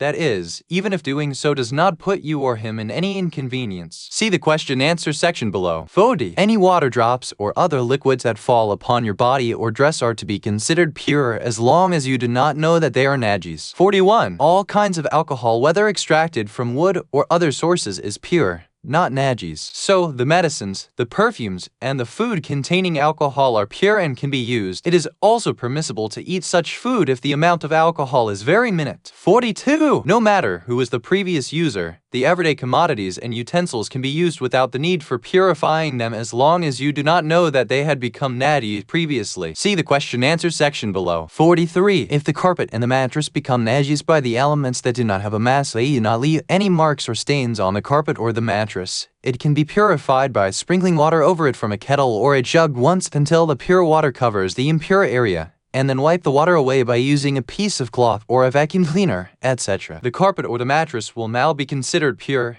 and the water removed from it will be considered, on the basis of obligatory precaution, as najis. The same rule will apply in purifying the cloth if it becomes najis by impure sources other than urine. Things becoming najis by urine will be discussed later on. 44. If one wants to purify the carpet or the mattress by using pure water connected to the cursed source, for example by using a hose pipe instead of pouring water from a jug, there is no need to wipe the water off using a piece of cloth or a vacuum cleaner, etc. As soon as the pure water covers the najis area, it will become pure and the water will also be considered as pure. 45. It is possible to purify the carpet or the mattress which has become najis by the elements that do have a mass, i.e. do leave marks or stains like blood or semen by the same method as mentioned in No. 39, provided that the impure element is removed while washing or prior to washing. The only difference is that if it is purified by the kalal water, for example from a jug or a glass, then the water removed from the carpet will be considered najis as a confirmed opinion and not as an obligatory precaution. 46. If a carpet or a mattress becomes najis by urine of an infant child that mostly gets nutrition by breastfeeding, then it can be purified by sprinkling water even if it is little on it until it covers the najis area. In this case, there's no need to remove the water by using a piece of cloth or vacuum cleaner, etc. 47. If clothes become najis by urine,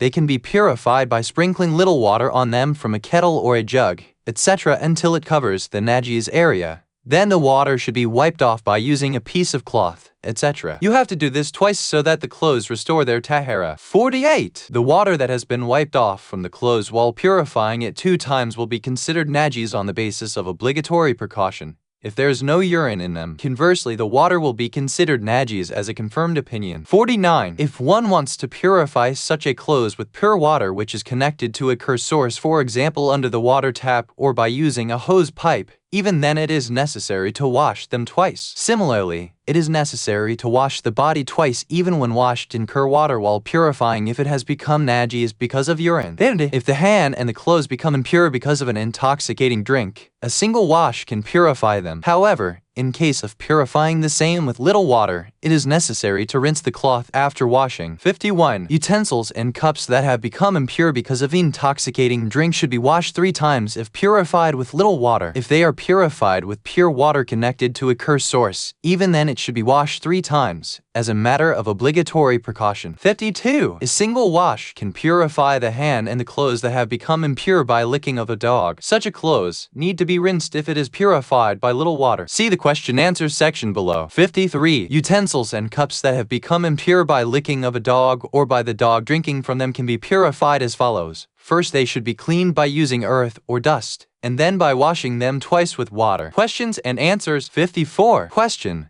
The earth is one of the purifying agents. Following the example of a shoe's sole that can be purified by walking on the earth, would the same rule apply to car tires? 55. Answer. The earth cannot purify the tires. 56. Question. Where does the domino effect of mutanajis item stop when it is no longer wet? What? 57. Answer. The first mutanajis item would make the item that comes into contact with it impure. Similarly, the second mutanajis would make the item that comes into contact with it impure.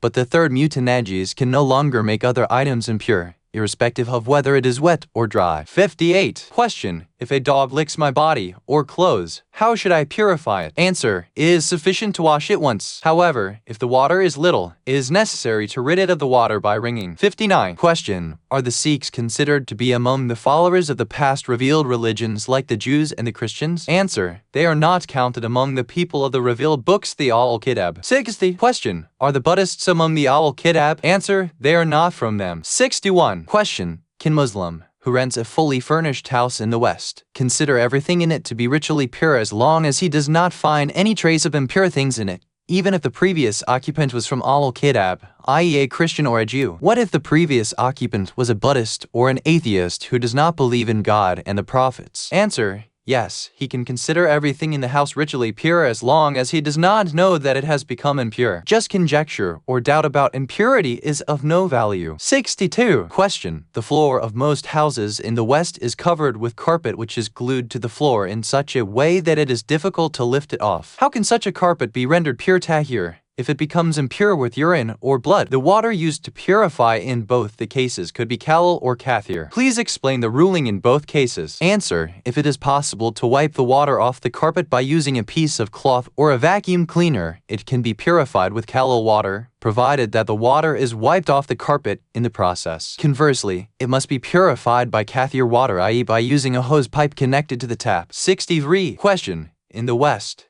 there are many public laundry places in which Muslims and non-Muslims wash their clothes. Is it permissible for us to pray in the clothes washed in such facilities, especially when we have no knowledge whether or not the washing machines are connected to the water too at some stages of the washing, and whether or not it purifies the clothes in the process of washing? Answer. There is no problem in praying in those clothes that were pure before washing them in such facilities as long as you are not aware that they have become impure. In other words, what goes in the public washing machine as pure comes out as pure unless you are sure that it has become impure. Similarly, you can pray in the impure clothes that were washed in the public laundry machines provided that you are reassured A. that the impure element, if any, has been washed away. B. that the pure water covered the entire impure area twice if it had become impure by urine, and even if the water was connected to curse source as an obligatory precaution, or just once if it had become impure by other elements. C. and that the water was removed from the clothes by wringing or other similar method, i.e. spinning of the machine if it was kalil. However, if you are not sure and just have conjecture that the garment has been purified as per religious requirement, the previously impure garment will still be considered impure and praying in it would not be valid. 64. Question. Can the clothes washed with liquid detergent in laundry facilities owned by a non-Muslim be considered tahir while knowing that Muslims as well as non-Muslims wash their clothes there? Answer. If you do not know that the clothes have come into contact with a source of najasa, you can consider them tahir pure. 65. Question. Some soaps contain pig's fat or other animals not slaughtered Islamically. Furthermore, we do not know whether or not chemical change has taken place in the manufacturing process. Can such soaps be considered tahir? Chemical change is a purifying agent in the sense that it purifies a najis item. Answer. If it is proven to contain those impure elements, it should be considered impure, except if the occurrence of chemical change is proven. Such a change is not proven in manufacturing of soaps. 66. Question. A toothbrush that contains bristles from the hair of a pig, is it permissible to buy, sell, and use it? Does the mouth become impure by using such a toothbrush? Answer. It is permissible to buy, sell, and use it. However, the mouth will become impure by using it, and the mouth will become pure by taking that toothbrush out and getting rid of the remaining toothpaste from the mouth. 67. Question. If blood is seen in the yolk or the white part of the egg, does it make the egg impure and haram for us? Is there a solution for it? Answer. The clot of blood inside the egg is pure, but it is haram for consumption. Therefore, the egg can be eaten by removing the blood from it, provided it not very minute and been absorbed in it. In the latter case, is not removable, then the egg becomes haram. 68. Question. Are alcoholic beverages pure? Is beer pure? Answer. There is no doubt about the impurity of alcoholic drinks. As far as beer fuka is concerned, it is impure on the basis of precaution. However, there is no doubt in it being haram. 69. Question. The people residing in Europe are of different faiths, nationalities, and religions. and when we buy moist or wet food items, the shopkeeper may touch it with his hands. Since we do not know his religion, can we consider that food as pure? Answer: as long as it is not known that the hands of the shopkeeper were najis, the food is to be considered tahir. 70. Question: what about the leather products made in a European country if we are unaware of the source of that leather? It is said that some European countries import cheap leather from Muslim countries and then use it for manufacturing various products. Can we consider such leather pure? Are we allowed to say salat in them? Can such a weak probability about it originating from a Muslim country be given any credence? Answer: if the probability of the leather originating from a zabiha, an animal slaughtered Islamically source, is so weak that people would not normally give any credence, for example, the probability of 2%, it is to be considered impure and this cannot be used in salat. But if the probability is not so weak, it can be considered pure and using it in salat would be permissible. What? Translators note: an item which is impure by itself is known as ayn najis or simply najis. The item that becomes impure by coming into wet contact with an ayn najis is known as mutanajis. That is impure by secondary reason.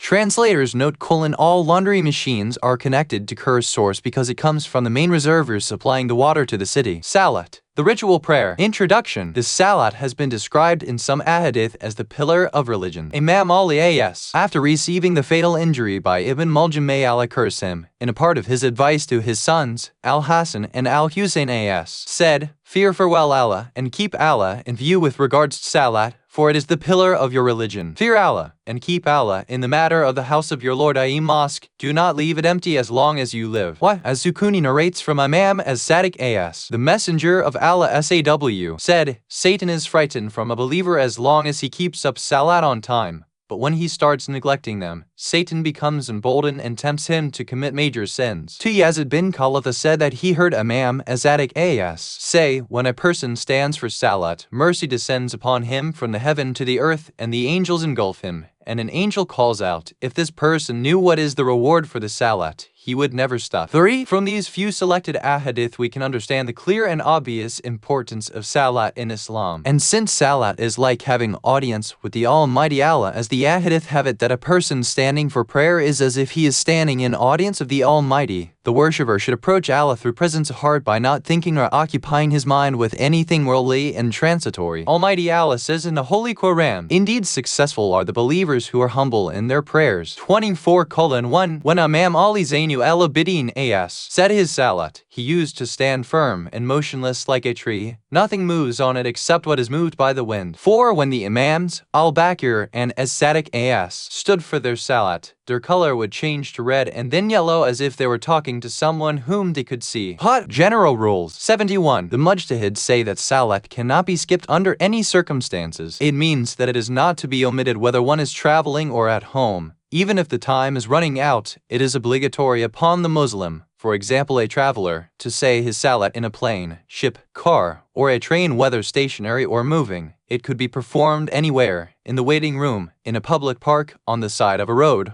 or at the workplace, etc. 72. When it is not possible for the traveler to say the salat in a plane or a car or a train in a standing position, he should say it while he is seated. If it is not possible for him to find the direction of the Qibla, he should face the direction that he most probably thinks to be the Qibla. If he is unable to prefer one direction to the other, he should pray in whatever direction he is facing. If it is not possible to face the Qibla except for Takbirat al-Ihrami opening Allahu Akbar, he should at the least say the takbir facing the direction of Qibla. See the question-answer section below. 73. It is permissible to ask the air hostess about the direction of the Qibla so that she may ask the pilot about it. If you have confidence in their information, you can rely on it even if they are non-Muslims. Similarly, it is permissible to rely on scientific instruments for determining the direction of the Qibla, for example the compass, if a Muslim is convinced about its correctness. 74. If a Muslim cannot do wudu minor ritual ablution for the salat, then he should do tayammum instead. 75. The length of day and night differs from place to place. If the day and the night are clearly known by the rising of the sun and its setting, the Muslim should rely on the rising and the setting of the sun for determining the times for salat and fasting. This is so even if that means that the prayers have to be said more frequently shorter days or that fasting becomes lengthier shorter nights. 76. In some places the sun does not set or does not rise at all for a number of days or months. As a matter of precaution, Muslims should rely on the timings of the closest city that has night and day in a 24-hour period. Thus they will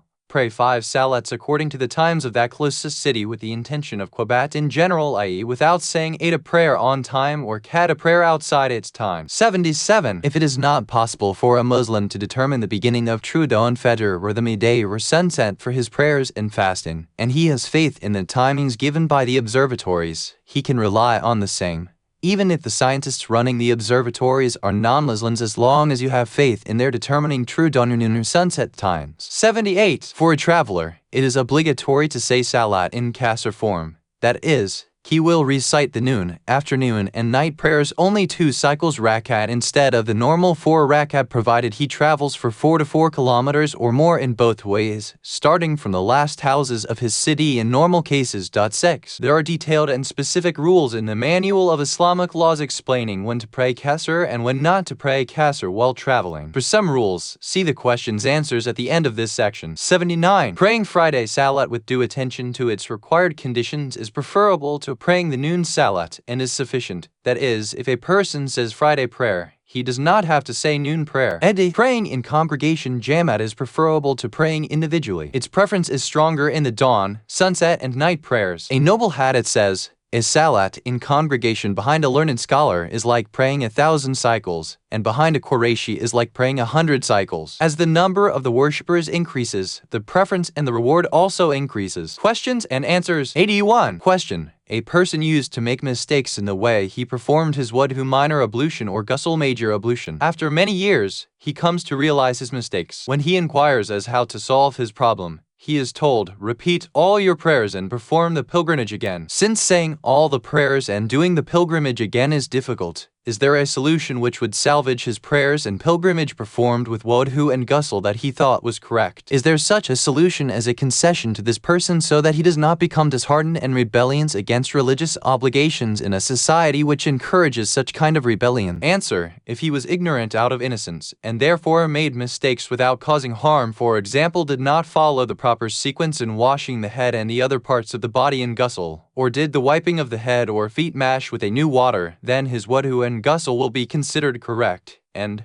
consequently, his past prayers and pilgrimage will also be considered correct. But if he was ignorant out of negligence in learning the Islamic laws or did mistakes which do invalidate the act in general, for example leaving out some parts of the body which must be washed in wudu or ghusl, there is no way to validate his past prayers and pilgrimage. However, if there is the fear that he would totally rebel when asked to make up all the past prayers and pilgrimage, then it is not appropriate to ask him to do so. Maybe Allah will improve his situation in future. 82. Question. Some people pray for years and even perform pilgrimage, yet they do not pay comes. 7. Is it obligatory on them to repeat their prayers and pilgrimage? Answer. Based on precaution, it is obligatory on them to repeat prayers and pilgrimage if the particular dress that they used in prayers, in tawaf and in salat of tawaf was from items on which comes had become due. However, if only the dress they used in salat of tawaf was from items on which comes had become due, and they were ignorant even out of negligence of the law or the status of the dress, their pilgrimage is valid,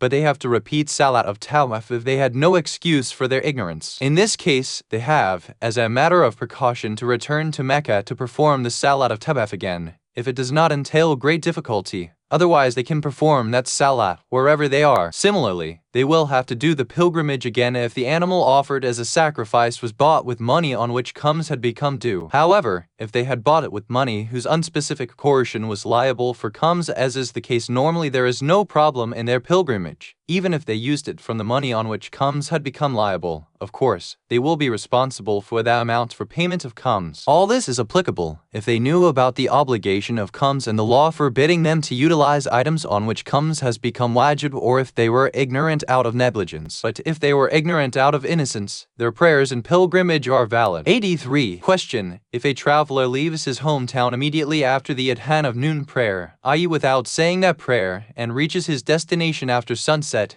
has he committed a sin? And is it obligatory on him to make up for noon prayer? Answer: yes, he has committed a sin by neglecting the obligatory prayer in its appropriate time, and he has to make it up. 84. Question: is the ink that had dried on our hands, for example, a barrier to perform wudu or ghusl? Answer: if it does not form a mass that would prevent water from reaching the skin, the wudu and ghusl is valid. However, if one has doubt whether it forms a mass or not, it must be removed. 85. Question: is it permissible for a Muslim to involve in pleasure by continuing to watch an entertaining movie even though salat time is due, and then he goes to say his prayers just before it becomes overdue kata? Answer: it is not appropriate for a Muslim to delay the saying of salat from its preferred time, i.e. at the beginning of its time span, except for an excuse. What has been mentioned in the question is not an acceptable excuse. 86. Question: is cream a barrier to water reaching the skin? And if so, should it be removed prior to wudu and ghusl? Answer: apparently the effect left on the skin after it is applied is nothing but just moisture, and so it does not constitute a barrier to water reaching the skin. 87. Question: some women let their nails grow longer than necessary for beauty. Sometimes a nail breaks up, requiring a cover that must be placed over the broken nail. Knowing that such a cover prevents water from reaching the nail in wudu and ghusl, is it permissible to use it? How should wudu and ghusl be performed with that cover? Answer: wudu and ghusl with such a cover over the nail is not valid.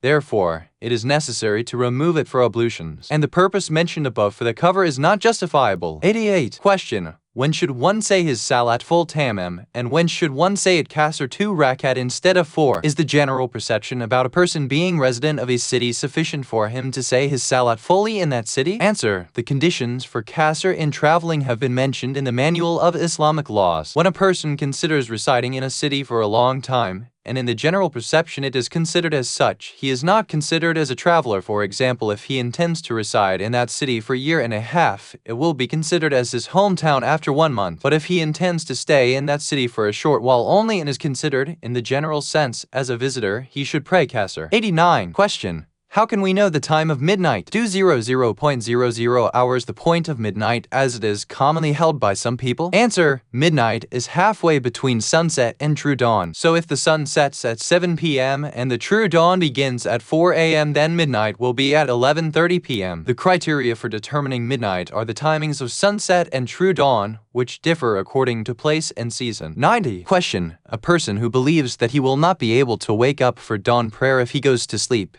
is it obligatory on him to stay awake till the time of prayer? Is he committing a sin if he sleeps and does not wake up for dawn prayer? Answer: it is possible for him to ask someone to wake him up for dawn prayer or use an alarm clock, etc. for this purpose. If these means of waking up are not possible, then he is not committing a sin by going to sleep unless it is considered, as is widely believed, an insult to and neglect of the salat. 91. Question: how can we say our obligatory prayers in an aircraft, especially if we do not know the direction of the qibla, taking into consideration the instability of the floor because the plane is in motion? Answer: as for the qibla, it is possible to identify its direction by asking the captain or the air hostesses because their answers usually carry validity and are a source of assurance. One should therefore act accordingly. As for the stability of the floor where salat is to be performed, a condition will be waived when it is not possible to achieve it. However, other conditions of prayer should, wherever possible, be observed. Under no circumstance should the prayer be delayed beyond its appropriate time span. 92. Question: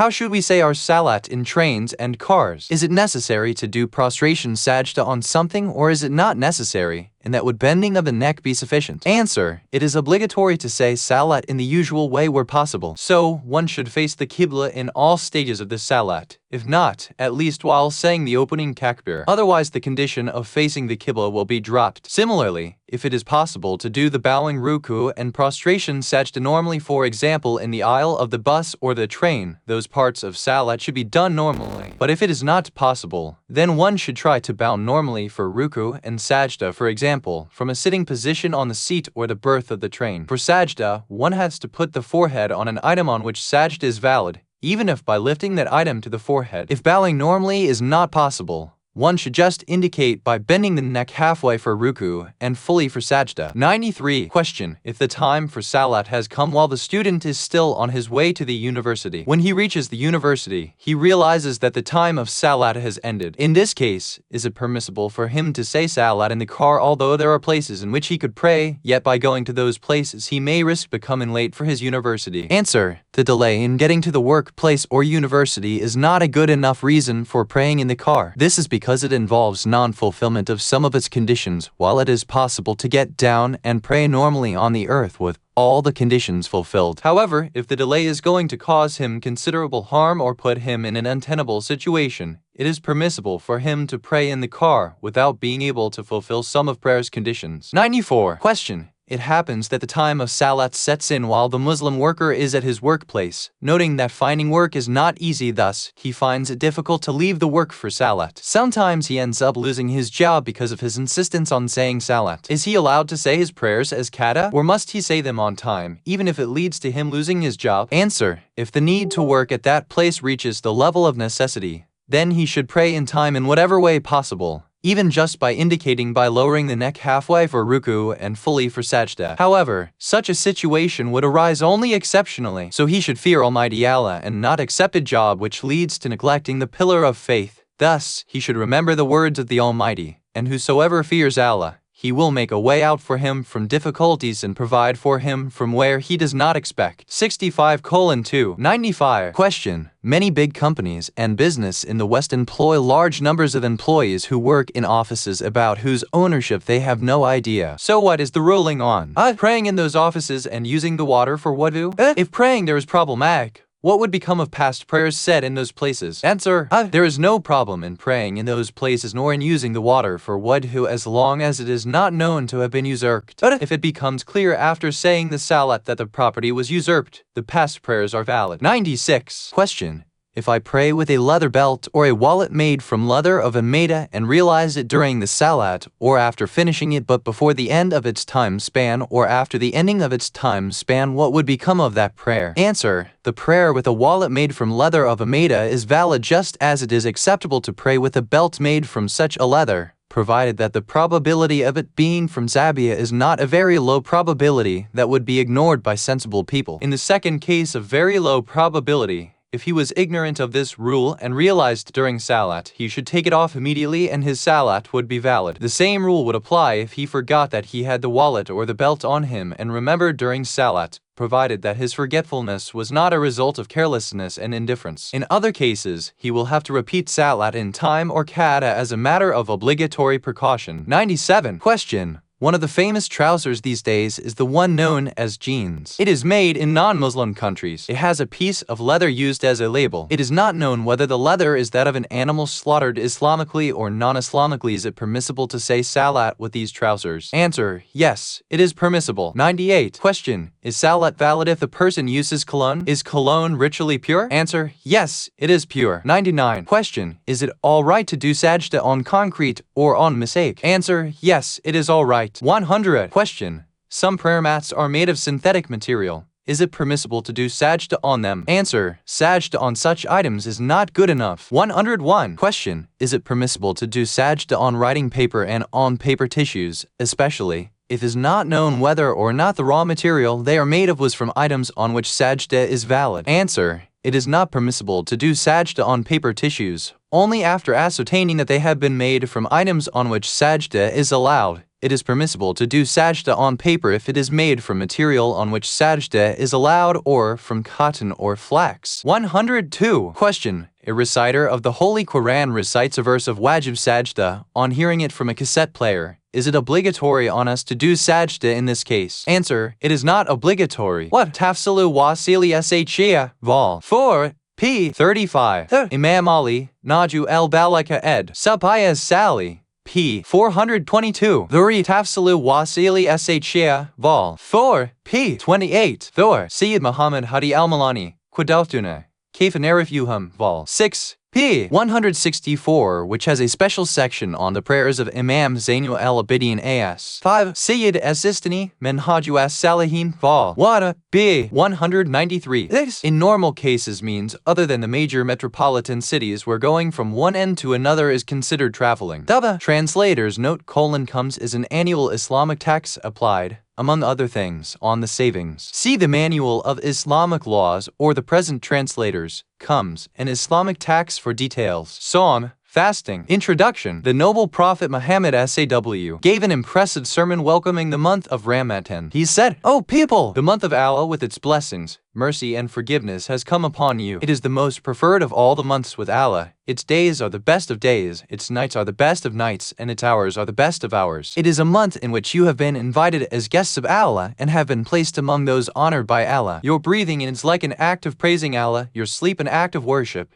Your good deeds are accepted, and your prayers answered. Therefore, ask Allah with sincere intentions and pure hearts to help you in fasting and recitating His book during this month. Indeed, damned is he who is deprived of Allah's forgiveness during this August month. O people, the gates of paradise are wide open during this month. Therefore, ask your Lord not to close them in your face, and the gates of hellfire are locked. Therefore, ask your Lord not to open them for you. Satans are chained. Therefore, ask your Lord not to unfetter them upon you. O people, whosoever among you improves his character during this month, he shall have the pass to cross over the bridge Surat on the day when people's feet shall slip. Whosoever is lenient with his slaves during this month, Allah will be lenient with him in the reckoning of his deeds on the day of judgment. Whosoever checks his evil deeds during this month, Allah shall withhold his anger from him on the day he meets him. Whosoever honors an orphan during this month, Allah shall honor him on the day he meets him. Whosoever maintains, during this month, contact with his relations, Allah will maintain His mercy for him on the day he meets him. Whosoever recites a verse from the Quran during this month, his reward will be like one who has completed the recitation of the Quran during the other months. Imam Ali A.S. said, "There are some who fast but will gain nothing from their fasting except thirst, and there are some who pray but will gain nothing from their prayer except tiredness." Imam As-Sadiq A.S. said, "When you fast, your ears, eyes, hair, skin, and all your limbs should also fast." He also said, "Fasting is not only abstaining from food and drink alone. When you fast, protect your tongue from lying, lower your eye glances from what Allah has forbidden you to see.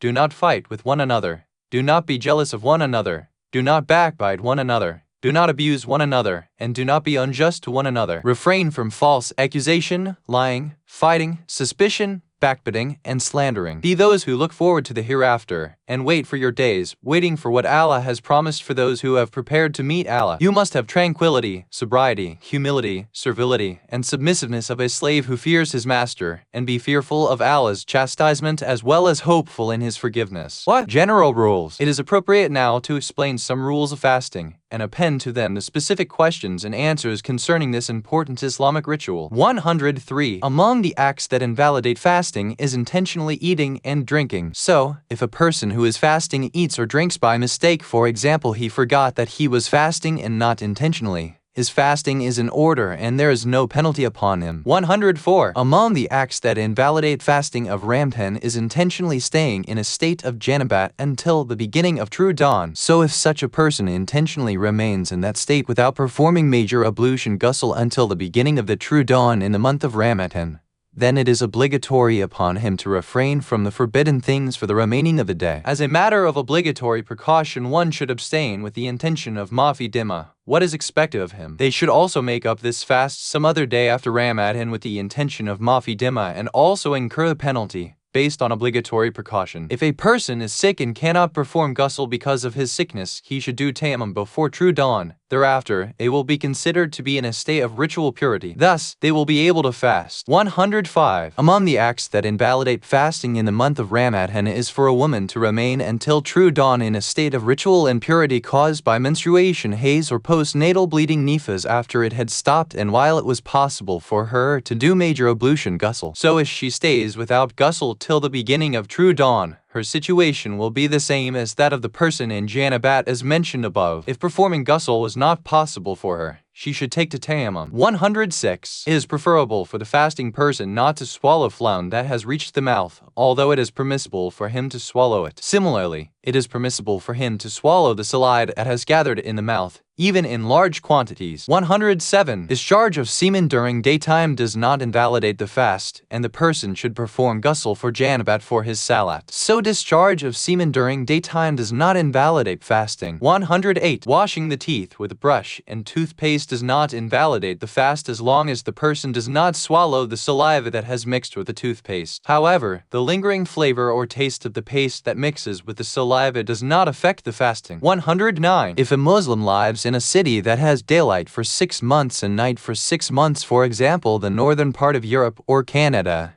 it is obligatory for him to move during the month of Ramadan to his city with normal day and night so that he can start fasting. If not, he should move after that month to fast as Qadha, making up the missed fast. However, if it is not possible for him to move, then he has to pay compensation fidya instead of fasting. That means giving 750 grams of food, rice, or flour to a poor person per day. 110. If a Muslim lives in a city where daylight in some seasons is for 23 hours and the night is only for 1 hour or vice versa, it is still obligatory on him to fast if he has the ability to do so. But if he is not able to fast, the obligation is forfeited. If it is possible for him to do Qadha later on, for example in other seasons or by moving to another city, it is wajib for him to do the Qadha. If he is unable even to do the Qadha, it is obligatory on him to pay fidya in lieu of fasting. Questions and answers. 111. Question. Some people come to a city with the intention of residing therein for some years for a specific purpose, for example education. During this time, they do not leave their own hometowns for good. When the specific purpose is accomplished, they leave that city and go to wherever they like. How should they do their salat and how should they fast in that city? Answer. They shall pray fully. They can fast after having lived in that city for a month just as they do in their own hometowns. 112. Question. Is it permissible to rely on the European Observatory's non-Muslim experts for determining the timings of true dawn, sunrise, noon, and sunset for the whole year, including the month of Ramadan, knowing well that it is scientific and very precise to the minute and seconds? Answer. If one is sure of the correctness of their timings, it is permissible to act upon it. However, one should know that there are some differences in determining the true dawn, especially in some of the cities in Northern Europe and Canada. Therefore, it is necessary to ascertain that it is based on the proper view. 113. Question. In some cities, the sun does not rise at all for days or does not set at all for days or even more. How should we pray and fast? Answer. As for salat, one should, as a matter of obligatory precaution, observe the closest place that has night and day in a 24-hour period. Then say salat according to its timings with the intention of mutlaka, i.e. just qabat in illallah, without specifying whether it is Ada on time or Qadha after time. As for fasting, it is obligatory upon you to move during the month of Ramadan to another city where you can observe fasting of this holy month, or move to that city after that month to perform at Qadha. 114. Question. Can a person who is fasting in the holy month of Ramadan serve food to non-Muslims? Answer. By looking at the issue on its own merit, there is no problem in it. 115. Question. Would use of a nozzle spray that facilitates breathing invalidate the fast? Answer. If the spray that comes out of the nozzle enters the respiratory tract and not the passage of food and drink, it does not invalidate fast. 116. Question. Does the nutrition given intravenously invalidate fast irrespective of whether or not it was absolutely necessary for the patient? Answer. In both the cases, it does not invalidate the fasting. 117. Question. Does masturbating during daytime of Ramadan invalidate the fast, regardless of whether or not it leads to ejaculation? What is the penalty that should be incurred by one who does so? What is the ruling for a woman who engages in masturbation during daytime of Ramadan, irrespective of whether or not it leads to discharge? Answer. If a person masturbates with the intention of ejaculating and actually ejaculates, his fast is rendered invalid and he must make it up by way of Qadha as well as pay the penalty kafara, which is fasting for 2 successive months or feeding 60 poor people. If he masturbates with the intention of ejaculating but does not ejaculate, he must complete the fast with the intention of pleasing the Almighty and then do it Qadha. If he masturbates without the intention of ejaculating and he does not normally ejaculate, knowing that the discharge is probable and it actually happens, he has to do Qadha without the penalty. However, if such a person was confident that no discharge would take place and it actually happens, no Qadha is required. In all these cases, there is no difference between a man and a woman. 118. Question. A believer fasts but does not know that intentionally getting into state of janabat invalidates fasting. What should he do when he finds out? Answer. It is obligatory on him to make up those fasts. However, there is no penalty on him as long as he was erroneously convinced that being in a state of janabat does not invalidate fast or was unaware of that ruling. 119. Question. According to some jurists, a person who intentionally invalidates his fast during the month of Ramadan by committing a sin has to pay all 3 kinds of penalty, that is, fasting for 60 days, feeding 60 poor people, and emancipating a slave. What should a person therefore do during our time when emancipating a slave is impossible since there are virtually no slaves? Answer. The penalty of emancipating a slave is waived when it is no more possible. It should, however, be clarified that in our view, It is not obligatory to pay all three kinds of penalty for invalidating a fast during Ramadan by committing a sin. And Allah knows the best. 120. Question. If the new moon is sighted in the east, does it apply to us also in the west? And if it is sighted in America, does it apply to Europe also? Answer. If the new moon is sighted in the east, it also applies to the west as long as the latitude of the two locations are not greatly further away from one another. If the new moon is sighted in the west, it does not apply to the east unless it is proven even by the moon staying on the first western horizon for the length of time that is longer than the difference between the sunset of the two locations. For example, if the sunset in the eastern city was half an hour before the western city where the moon was sighted, and the moon stays on the horizon longer than half an hour, the eastern city can follow the moon sighted in the western city. In Minhaj as-Salihin, it says, the new moon is proven through the knowledge acquired by sighting or recurring reports etc. and through credible reports of its sighting etc. In ruling No. 1044, it says, if the new moon is sighted in a city, it is sufficient for other cities, provided they share the same horizon, in the sense that the actual sighting in the first city would necessarily be followed with the sighting in the second city if there were no barriers like clouds, fog, mountains, etc. In the light of what has been quoted, the following questions arise. 121. Question. Would the sighting of the new moon in cities in the east like Iran, Asa, Qatif both in Arabia, other countries in the Gulf, Iraq, Syria, and Lebanon necessarily be followed by its sighting in western countries like England, France, and Germany if there were no barriers like clouds and fog? Answer. Yes, the sighting of the new moon in an area would necessarily be followed provided there were no barriers in places which are located to its west as long as they are not far apart on the latitude lines. 122. Question. If the answer to the previous question is positive, would the occurrence of the sighting of the new moon in the view of some religious scholars in Eastern countries be a sufficient evidence for one who is residing in Western countries even though the sighting of the new moon did not occur in those places for lack of clear skies? Answer. It will not be a sufficient evidence for him or for others. However, if the occurrence of the sighting from the viewpoint of those religious scholars attracts trustworthiness in that person that the moon was actually sighted or proof was established about the sighting without any counter-proof even in the form of a ruling, that person can act on what he believes is true. 123. Question. During certain months, it is declared that the sighting has been proven according to some religious scholars in some Eastern countries. This is based on the testimony of those who have sighted the new moon. Such declarations are usually coupled with the following facts. What? The witnesses who sighted the moon, and who number around 30, for example, are scattered in various cities such as 2 in Isfahan, 3 in Qum, 2 in Yazd, 4 in Kuwait, 5 in Bahrain, 2 in Asa, and 6 in Syria, etc. The sky was clear in a number of cities in the west, and the believers went out in the attempt to sight the moon,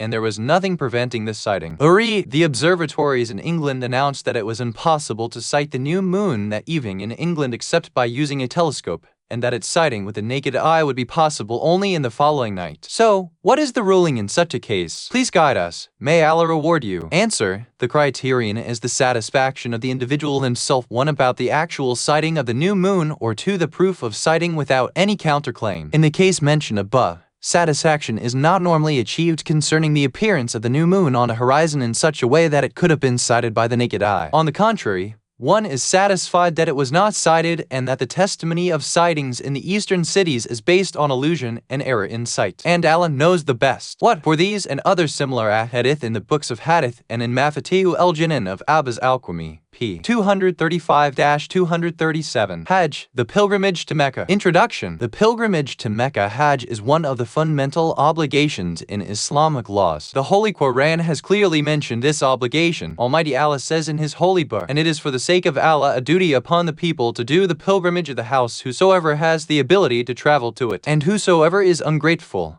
then surely Allah is free from need of the universe. 2:196. The Almighty has compared the negligence of Hajj to ingratitude because of its importance. Hajj is one of the 5 pillars on which Islam is based. In a noble hadith, Imam al-Bakir as said, Islam is based on 5 pillars, on prayer salat, on the zakat, pilgrimage, Hajj, fasting, Psalm, and devotion to the Ahl-Bayt Wilayah. But Imam Ali bin Abi Talib as advised about Hajj by saying, Do not neglect the pilgrimage to the house of your Lord, otherwise you will perish. 2. Imam as-Sadiq as said, if the people neglect the pilgrimage to the house, the chastisement will overwhelm them and they would not be warned about it. 3. This is so because neglecting Hajj while the person is in a position to fulfill all its conditions is a great sin. A hadith says, when a person is capable of doing the pilgrimage but does not do it, he has indeed flouted a law from the laws of Islam. 4. Another noble hadith says, one who keeps postponing Hajj until he dies, Allah will resurrect him on the day of judgment as a Jew or a Christian. 5. General rules. 124. When a Muslim becomes capable, Hajj becomes obligatory upon him. By capability, we mean the following. Availability of enough time to travel to the holy places and stay there for performing the obligatory rites. Physical health and strength, observing to travel to the holy places and staying there for the obligatory rituals. The road through which one has to pass for performing the rituals be open and secure, in the sense that it does not place the life or property or honor of the pilgrim in undue danger.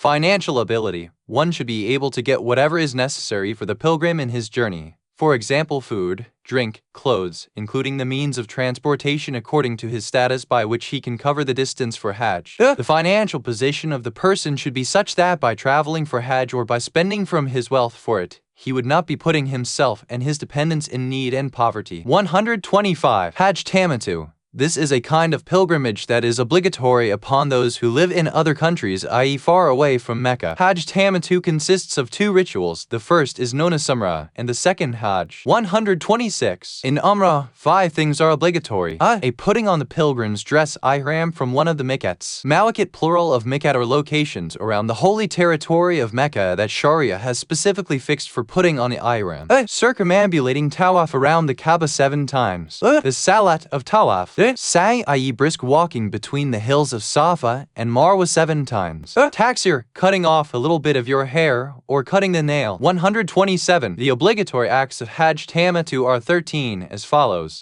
Putting on the ihram from Mecca. Staying in Arafat on the 9th of Dhul Hijjah. Staying a part of the night eve of 10th Dhul Hijjah until sunrise in Muzdalifah. Stoning the smaller pillar in Mina on the day of Eid, i.e. 10th of Dhul Hijjah. Sacrificing an animal in Mina on the day of Eid or during the days of Tashriq, i.e. 11th to 13th of Dhul Hijjah. Shaving one's head or doing taksir in Mina. By doing this, the pilgrim is free from the restrictions of ihram, except the use of perfume and sexual contact with women. Based on obligatory precaution, the restriction of hunting continues even after shaving or taksir. The tawaf of ziyarat 7 times after returning to Mecca. The salat of tawaf, sa'i between Safa and Marwa 7 times. With this, the restriction of using perfume is also lifted. Tawaf of Nisa 7 times. Salat of tawaf of Nisa. With this, sexual contact with women becomes permissible. Staying during overnight in Mina on the eve of 11th and 12th Dhul Hijjah, and also, under some circumstance, the eve of 13th Dhul Hijjah. Stoning the 3 pillars in Mina on the 11th and the 12th of Dhul Hijjah, and also, under some circumstance, on the day of 13th Dhul Hijjah. Questions and answers. 128. Question. Is it permissible to put on the ihram for Hajj from the city of Jeddah? If it is not permissible,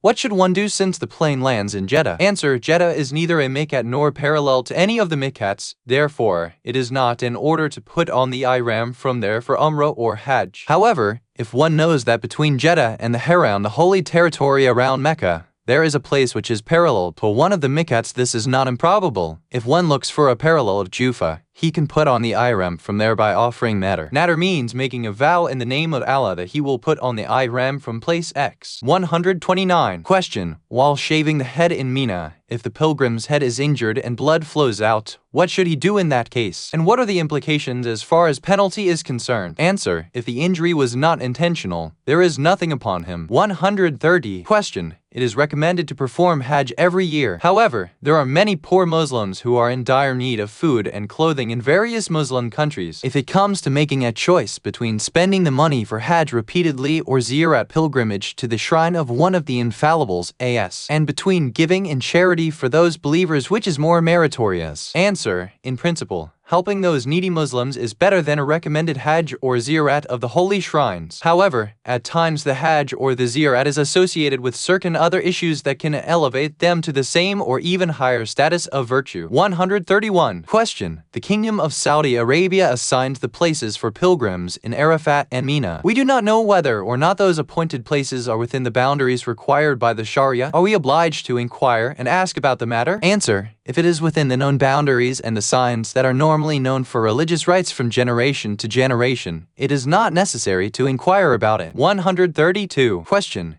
It has been said that some parts or the entire area of slaughtering in Mina is outside the boundary. Is it therefore obligatory upon us to ascertain the fact before the slaughtering? Knowing that ascertaining about one area and then going toward the other and again ascertaining about it is a difficult task, especially on the day of Eid, as you yourself know, where the time is also a factor. So what is the solution? Answer. It is obligatory to ascertain in order to do the slaughtering inside Mina. If it is not possible because of overcrowding in Mina, it is permissible to do it in the valley of Muhassar. Moreover, the timing of slaughtering is not restricted to the day of Eid.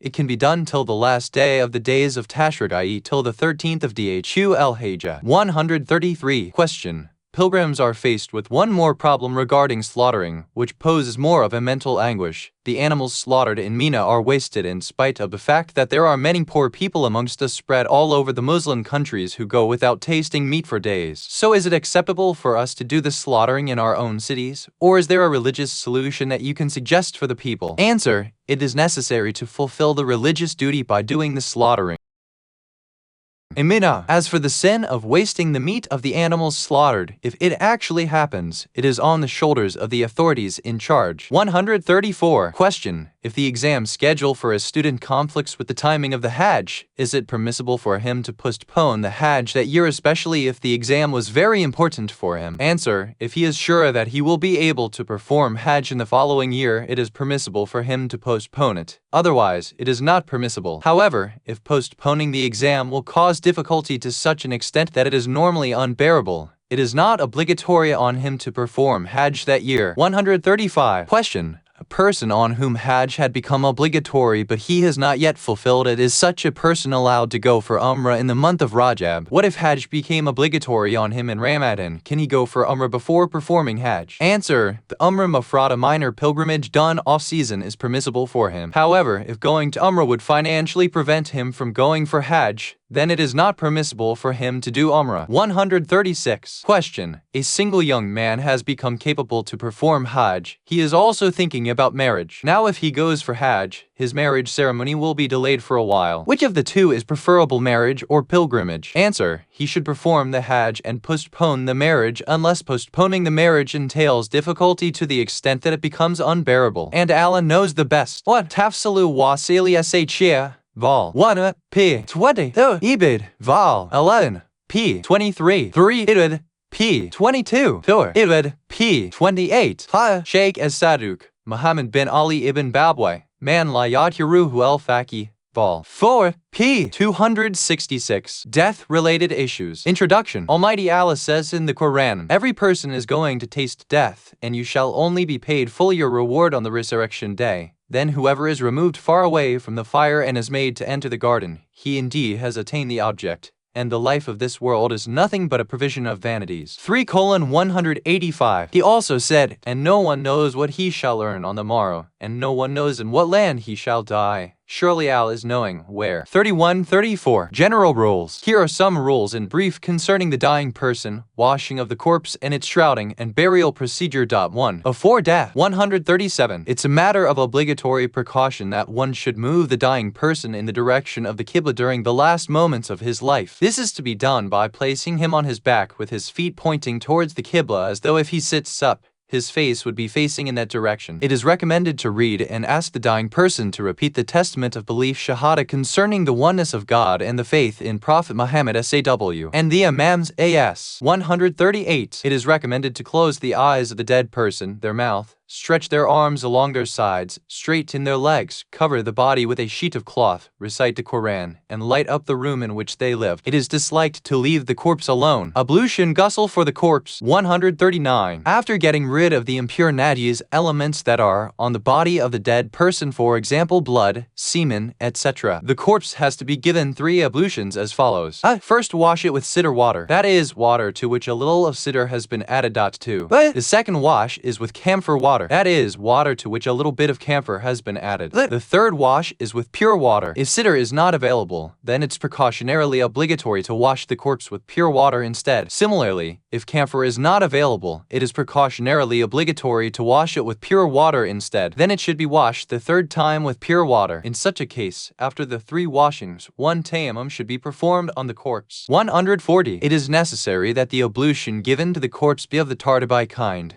That is, the body should be washed in proper sequence, with the head and the neck first, then the right side of the body, and then the left side. 141. The person washing the corpse must be of the same gender as the dead person. So, a male should wash a male corpse, and a female should wash a female corpse. However, husband and wife are allowed to perform ablution to one another, although it is better that the washing be done with the body covered with a sheet of cloth. If a person of the same gender is not available, then, based on obligatory precaution, those of the opposite gender who are mahram to the deceased can perform it. Mahram means those relations with whom marriage is forbidden because of blood relationship or nursing suckling relationship or marriage, like brother and sister or son-in-law and mother-in-law. However, it is better that the washing be done with the body covered with a sheet of cloth. Unity of gender is not required when giving ablution to a corpse of a child that had not reached the age of discerning the right and wrong. 142. Based on obligatory precaution, the person performing ablution must be a mu'min. If neither a mu'min of the same gender as the deceased is available nor a mahram even of the opposite gender, it is permissible that a Muslim of the same gender can wash the deceased. 143. If even a Muslim is not available, then the deceased can be washed by an al-kitab person, that is, a Jew,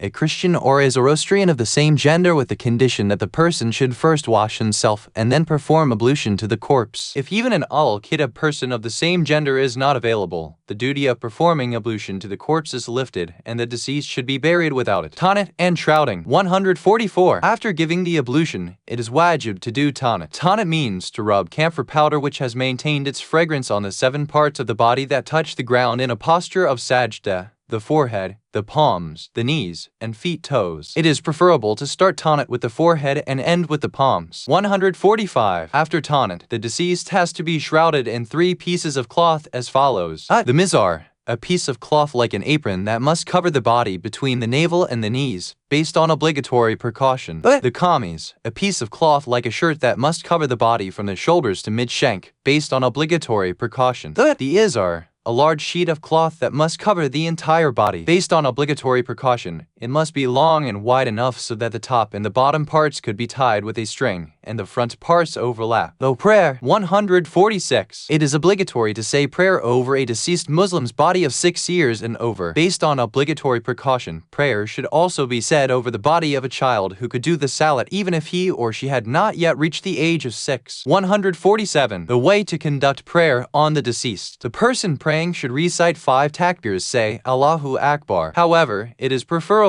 that after each takbir he says the following. After the first takbir, he should say the shahadat and declaration of faith in God and Prophet Muhammad. After the second takbir, he should say the salawat on Prophet Muhammad SAW and his progeny as. After the third takbir, he should say a prayer for the believing men and women. After the fourth takbir, he should say a prayer for the deceased. He should say the fifth takbir and end the salat. Burial. 148. It is necessary to bury the deceased after the salat. Burial is intended to protect the body from wild animals, and its smell is contained within so that no one is annoyed by it. The body should be placed on its right side with the face toward the Qibla. 149. It is not permissible to bury a deceased Muslim in the graveyard of non-Muslims, except if a section of that graveyard is specifically reserved for Muslims. Similarly, no non-Muslim can be buried in the graveyard of Muslims. 150. When it is neither possible to get a grave for a deceased Muslim in the graveyard of Muslims, nor transfer the body to a Muslim country for burial in a Muslim graveyard,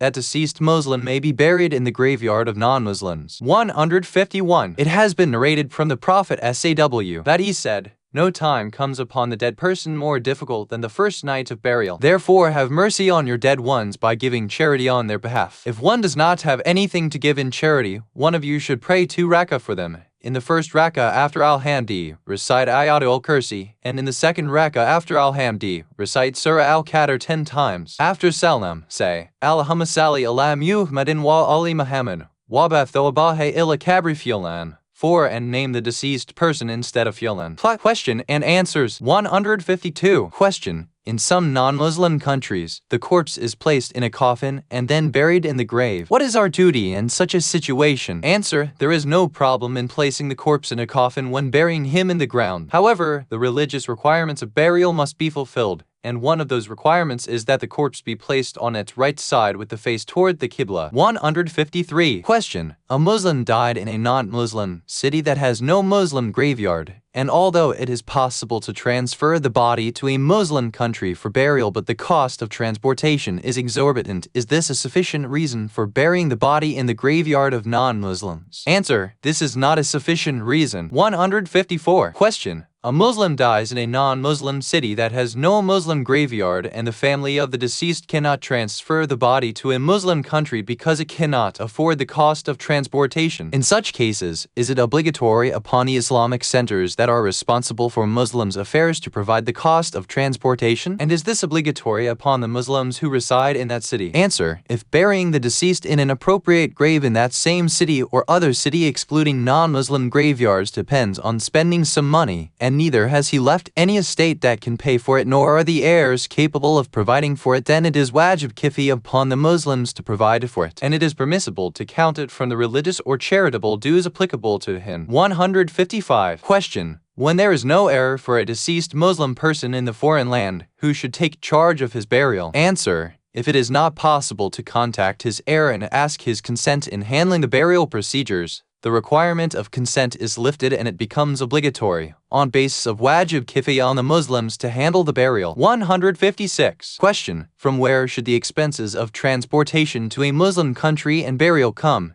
If it is not possible to bury a Muslim in the city in which he died because there is no Muslim graveyard, should these expenses come from the estate of the deceased before dividing it amongst the heirs, or from the 1/3 of the estate if he has specified that, or from other sources? Answer. The expenses of burying a dead body in a place appropriate for it comes from the estate before its distribution among the heirs if he did not make a will specifying that it be taken from the 1/3. Otherwise, if he made a will regarding the 1/3, it should come out of it. 157. Question. The Muslim communities in non-Muslim countries are increasing day by day. Knowing the fact that a deceased Muslim will one day be buried in the graveyard of non-Muslims either because of lack of funds available to the family to send the dead body to Muslim countries for burial or because of negligence. So, is it obligatory, as a matter of wajib kifi, upon capable Muslims to buy a graveyard for the Muslims? Answer. Burying a deceased Muslim in a place appropriate to his status other than non-Muslim graveyards is an obligation of the heir just like other obligatory deeds connected with the burial procedures. And if the deceased has no heir or the heir is refusing to fulfill his duty or is not capable, it is obligatory, on the basis of kifi, upon other Muslims to bury the deceased in an appropriate place. And if fulfilling this wajib kifi duty depends on acquiring a piece of land in advance by purchase or other means, it is obligatory to try and acquire it in advance. 158. Question. What is preferable? Burying a dead Muslim in an Islamic cemetery in a non-Muslim city in which he died, or transferring the dead body to a Muslim city which entails exorbitant expenses? Answer.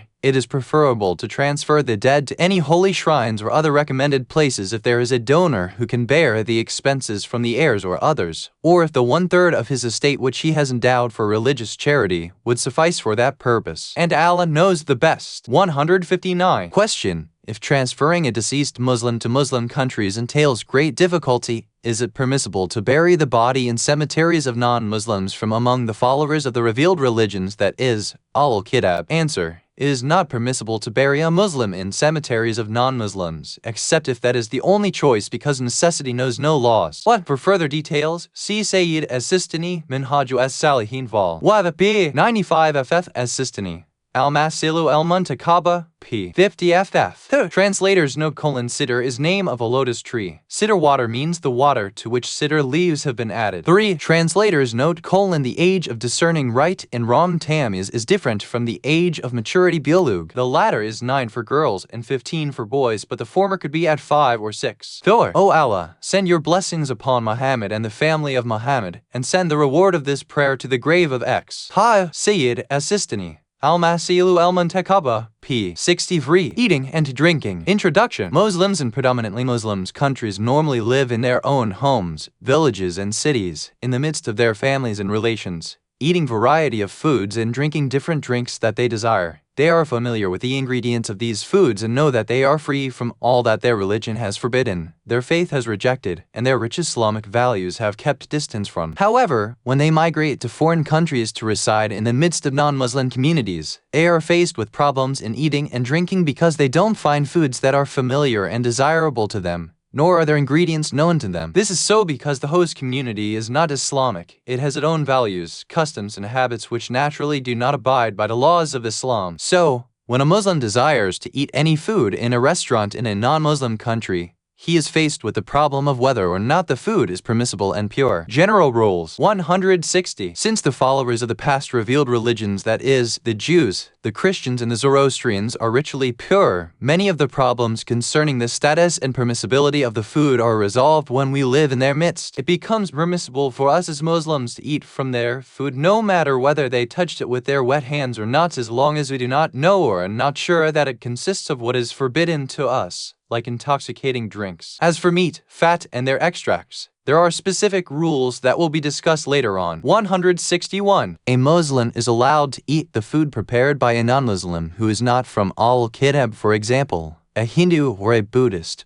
provided that he does not know or is not sure that the non-Muslim touched the food with wetness, and provided that he does not know or is not sure that the food consists of what is forbidden to him, like intoxicating drinks. As for meat, fat, and their extracts, there are specific rules that will come later on. 162. A Muslim is allowed to eat any food made by a person whose faith and religion is not known to him, no matter whether that person touched it with wetness or did not touch it, provided that he does not know or is not sure that the food consists of what is forbidden to him. As for meat, fat, and their extracts, there are specific rules that will come later on. It is not necessary for the Muslim to question the person who prepared the food about his beliefs or disbeliefs, or whether or not he had touched the food, even if that inquiry is very convenient and natural for one who wants to ask. In short, all kinds of food with the exception of meat, fat, and their extracts are permissible for a Muslim, even if he doubts that it might contain something which is forbidden for him to eat, or doubts that its cook, whosoever he may be, had touched it with wetness. See the question-answer section below. 163. Just as it is not obligatory on him to inquire about the ingredients of such food to ensure that it is free from what is forbidden to him, it is not obligatory on him to ask the cook whether he touched it while preparing the food or after it. 164. All kinds of packed food with the exception of meat, fat, and their extracts are permissible for a Muslim, even if he doubts that its ingredients might contain what is forbidden for him, or even if he doubts that the cook, whosoever he may be, had touched it with wetness. It is not obligatory on him to inquire about its ingredients to ensure that it does not contain anything that is forbidden to him. 165. A Muslim is allowed to buy all kinds of halal meat from a Muslim shopkeeper who sells it to Muslims. Such meat would be considered halal even if the vendor belongs to a school of thought which have different conditions for slaughtering from ours, as long as there is a possibility that the animal was slaughtered in accordance with our conditions. This latter statement applies to all conditions except the one that says that the animal's belly should be facing the Qibla at the time of slaughter, not observing the condition of Qibla because the slaughtherer's school of thought does not consider it a necessity, will not detract from the permissibility of the meat. 166. If a Muslim knows and is sure that this meat is from an animal which is permissible for Muslims to eat, like cow, sheep, or chicken, but that it is not slaughtered in accordance with Islamic laws, that meat is to be considered maida. Maida is not permissible for a Muslim to eat even if its seller is a Muslim. Similarly, such meat is impure najis and would make other things impure, if it comes into wet contact with it. 167. If a Muslim buys or receives meat from a non-Muslim, or from a Muslim who got it from a non-Muslim and did not inquire about its slaughtering according to Islamic laws, such meat is haram for him. But if the Muslim does not know that the animal was not slaughtered according to Islamic laws, it would not be considered najis, although it is still haram. 168. Some experts say that by letting out the blood by way of slaughtering, the meat of the animal becomes healthier for the consumer than an animal that was not slaughtered, and so you should not be surprised to see some non-Muslims buying the meat that had been slaughtered according to Islamic laws from halal meat stores. 169. In order for fish to become permissible for a Muslim, it must have the following conditions. The fish must have scales on it. That is, it should not be a skinned fish. The Muslim should be certain or satisfied that the fish has come out of the water alive or that it died while it was already in the fishing net. It is not necessary for the fisherman to be a Muslim or to utter the name of Allah for the fish to become halal. So, if a non-Muslim catches a fish and brings it alive from the water, or it dies after getting caught in his fishing net or fishing line, and it has scales on it, it is permissible to eat. A Muslim can ascertain the first condition by examining the fish if it is being displayed, or by observing its name, which can tell you whether it is a skin fish or a scale fish, as long as you can trust the authenticity of the label. A list of scale fish has been appended at the end of this book. The second condition is fulfilled in almost all the countries, as they say, because the universal method in fishing ensures that the fish comes out of the water alive or they die after they are caught in the fishing net. Based on this, it is permissible to eat the fish that one gets from a non-Muslim just as one gets from a Muslim, irrespective of whether it is canned or uncanned. See the question-answer section below. 170. It is permissible to eat shrimps if they are brought out of the water alive. It is forbidden to eat frogs, lobsters, turtles, every amphibious animal, snails, and crayfish. See the question-answer section below. 171. The law concerning eggs of fish follows the fish itself. The eggs of a halal fish are permissible to eat, and those of a haram one are forbidden. 172. Some experts of fisheries say that scaleless fish mostly feed upon the waste of the sea and are in a way purifier of the filth, the squalor, and the garbage of the sea. 173. It is forbidden to drink wine, beer, and everything that causes intoxication or drunkenness in solid or liquid form. Almighty Allah says in the Quran, O you who believe, intoxicants and games of chance and sacrificing to stones set up and dividing by arrows are only an uncleanness, the shaitan's work. Shun it therefore that you may be successful. 590-91. 174. Our noble Prophet Muhammad SAW said, one who drinks intoxicants after Allah has made them haram by my statement is not worthy of marriage to your daughter if he proposes to her, or of intercession when he asks for a good word, or of any credibility when he speaks, or of being entrusted with anything. What? In another hadith he says, Allah has accursed alcohol, its growers, those who squeeze it from the grapes, its drinkers, its servers, its buyers, its sellers, those who live on its income, its transporter, and the one to whom it is being transported. 2. There are many more hadith you will find in books of hadith and jurisprudence. 3. 175. It is haram to eat at the table on which alcohol or any other intoxicants are being consumed. Based on obligatory precaution, it is haram to even sit at such a table. See the question-answer section below. 176. It is permissible for a Muslim to go to places where wine is being served with the food, provided that it does not lead to promotion of those restaurants. However, he cannot eat from the table on which wine is being consumed and should not, based on obligatory precaution, sit at that table. There is no problem, though, in sitting at a table near the table on which wine is being consumed. 177. It has been mentioned in Chapter 3, Part 1 that all kinds of alcohol, whether derived from wood or other sources, are pure tahir. Therefore, the food in whose preparation alcohol was used is tahir. The liquids in which it has been dissolved are also tahir. See the question-answer section below. 178. It is haram to use anything that causes serious harm to the human being, like taking poison. It is also haram for a pregnant woman to drink something that would cause miscarriage. Similarly,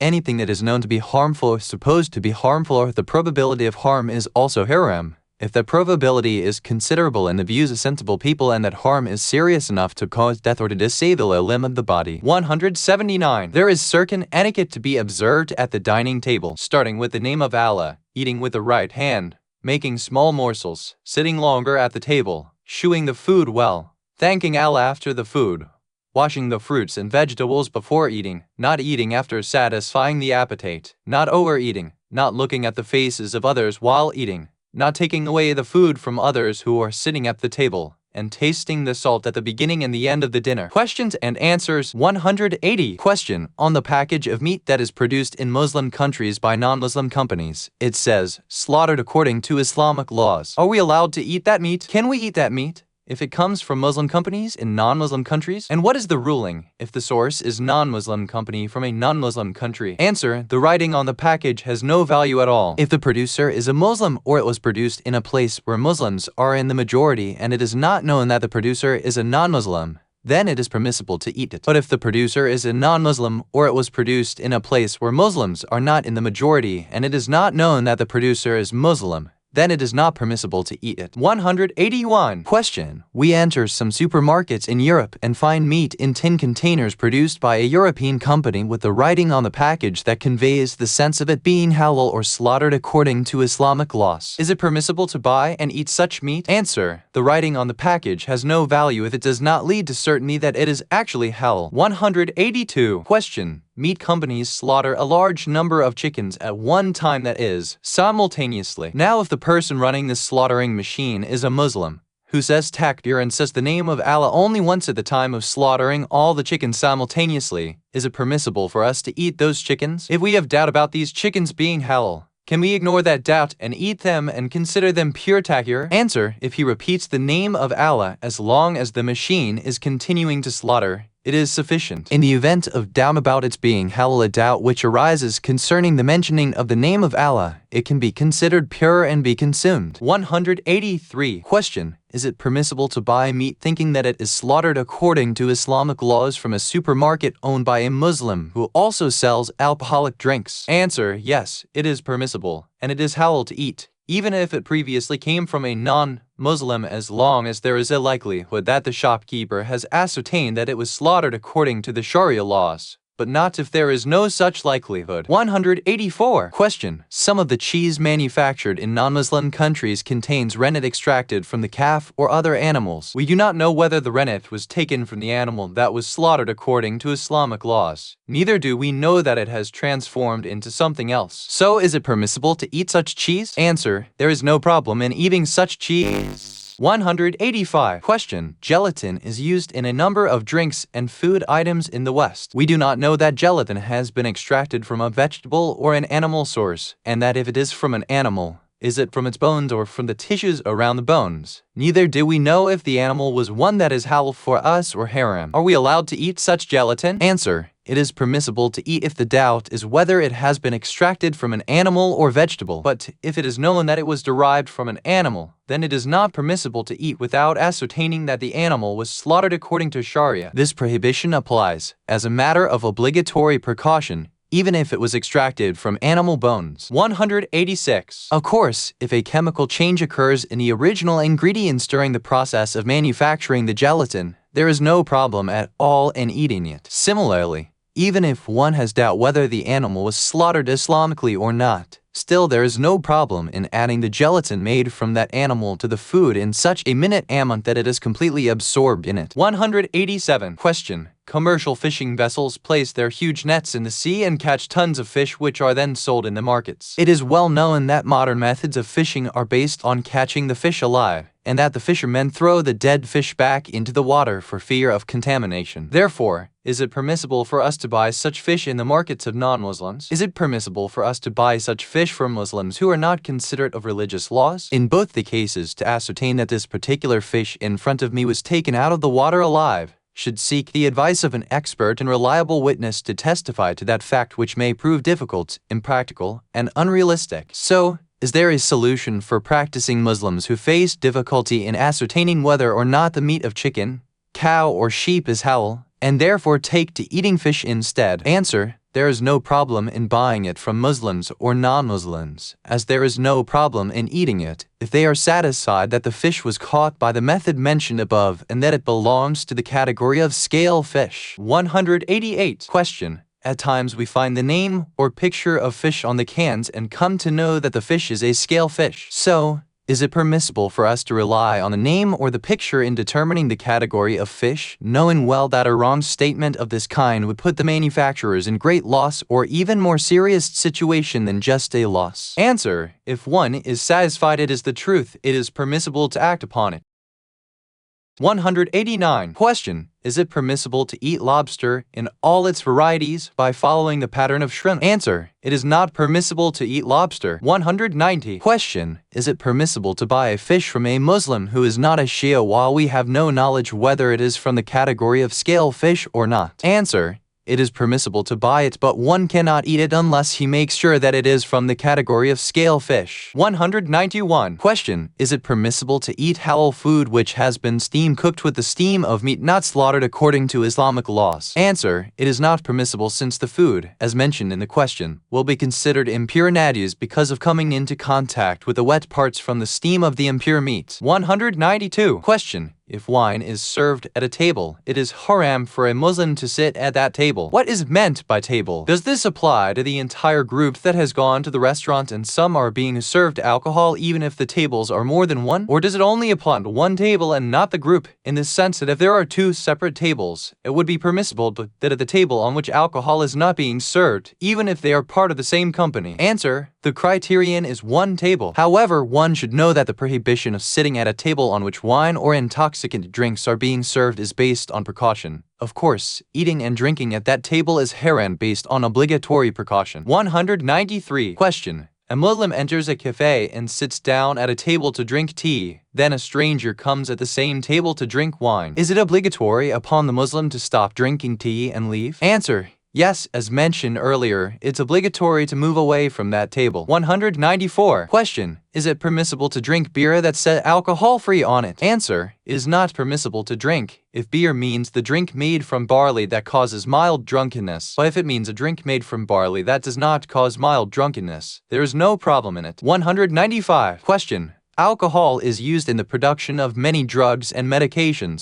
Is it permissible to take them? Are they considered pure tayr? Answer: they are pure, and since the alcohol used in them is so minute that it dissolves in them, it is therefore permissible to take them also. 196. Question: there is this vinegar that is made from wine, in the sense that it was wine and then, through a manufacturing process, changed into vinegar. Therefore, the label on the bottle reads wine vinegar as opposed to the vinegar made from barley or other items. One of the signs of differentiating between wine vinegar and the wine itself is that the bottles of this vinegar are displayed in the area of vinegar, and it has never happened that these bottles are placed on the shelves of wines. Moreover, there is no difference between such vinegar and the vinegar made from dates, for example. So, can this wine which has turned into vinegar be considered vinegar under the rule of change istihala? Answer: if the name vinegar can be applied in the view of common people upon that product, as has been assumed in the question, the same rule governing vinegar would apply to it. That is, it is pure as well as permissible. 197. Question: the manufacturers of food and sweets as well as of the food packed in cans are required to mention the ingredients of the items being sold. To prevent the food from going bad, manufacturers add preservatives to them.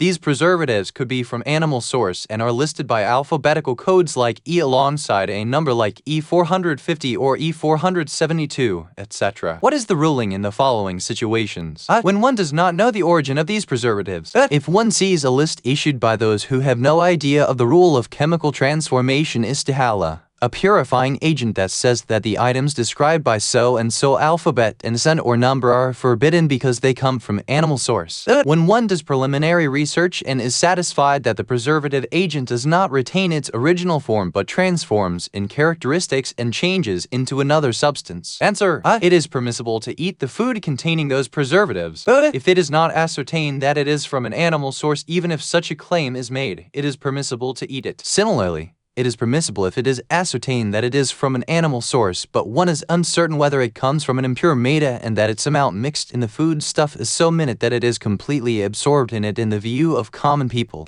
There is no problem in applying the rule of purity and permissibility whenever the chemical change is proved in the form that it transforms into another substance, and in the view of common people nothing of the original substance remains. 198. Question: it is requested of you to answer the following 2 questions. In itself, is gelatin considered pure tahir? If we have doubt whether or not istihala chemical change has occurred in the process of manufacturing the gelatin because of uncertainty about the concept and the extent of applying the rule of istihala, do we extend the previous knowledge istishab that gelatin is still impure? Answer. As for the gelatin derived from animal source, if the impurity of the origin is not established, for example, if there is a probability that the animal was slaughtered according to Islamic laws, it will be considered pure. However, it should not be added to the food, except in such amounts that it would be completely absorbed. That is, it is pure tahir but should be used in food items in very minute quantities only. This latter caution is for a case where it is neither established that the animal was slaughtered according to Islamic rules, nor had istihala taken place. If any of these 2 issues were established, then there would be no restriction in using gelatin in food items. The above ruling does not differ whether the gelatin was derived from parts of the animal that has feeling like cartilage, gristle, or has no feeling like bones. This ruling about parts with no feeling is based on obligatory precaution. However, if its impurity was established, for example, it is known that it comes from an essentially impure animal or from the cartilage of an animal not slaughtered according to Islamic rules, or from its bones without purifying them, in which case it would be considered mutnajis by coming into wet contact with an impure item.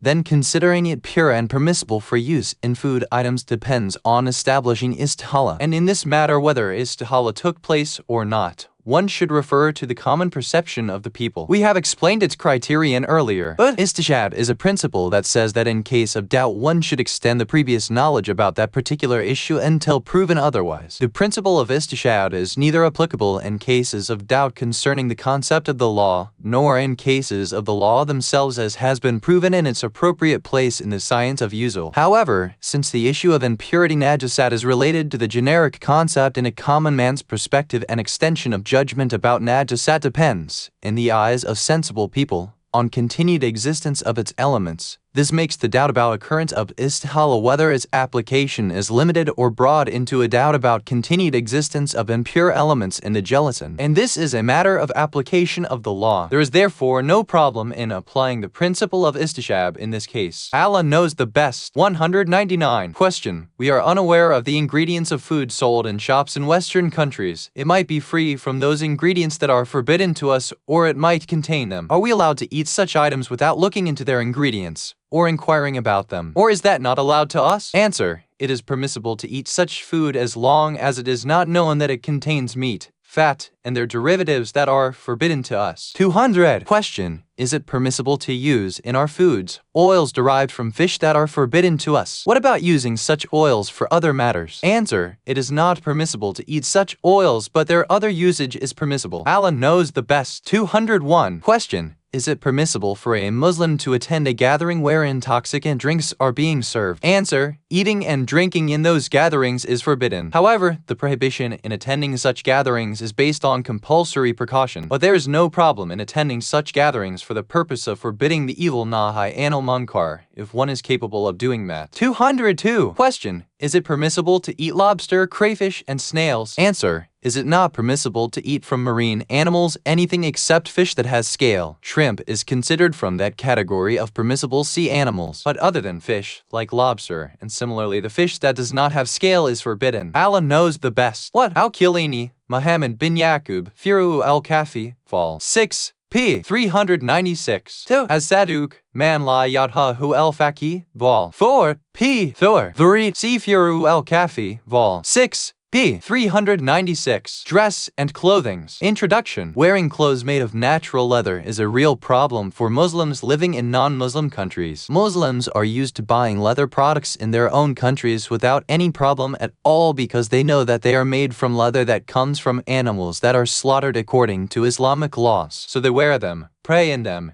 and touch them with their wet hands without any problem or hesitation. But in non-Muslim countries, the reality is completely different. General rules. 203. Leather products are impure. Najis and salat in them is not permissible if we know that they have been made from the hide of an animal not slaughtered according to Islamic laws. Such products are considered pure, and salat in them is permissible if there is a probability that they were made from skin of an animal that is essentially halal and was slaughtered according to Islamic laws. Salat is not permissible in leather products made from skin of predatory animals like lion, leopard, tiger, fox, and jackal. Similarly, Based on obligatory precaution, salat is not permissible in leather products made from non-predatory animals whose meat is forbidden to us, like monkeys and elephants, even though their hide could be considered tahir if they certainly were, or there is a probability that they were killed according to Islamic laws. In all these cases of probability, wearing a belt and things like that made from leather is allowed in salat, provided that they are not big enough as to conceal the private parts. If there exists no probability that it was slaughtered according to Islamic laws, and, on the contrary, we are sure that it comes from skin of an animal that was not slaughtered according to Islamic laws, then it is najis and salat and it is not permissible. With no such probability,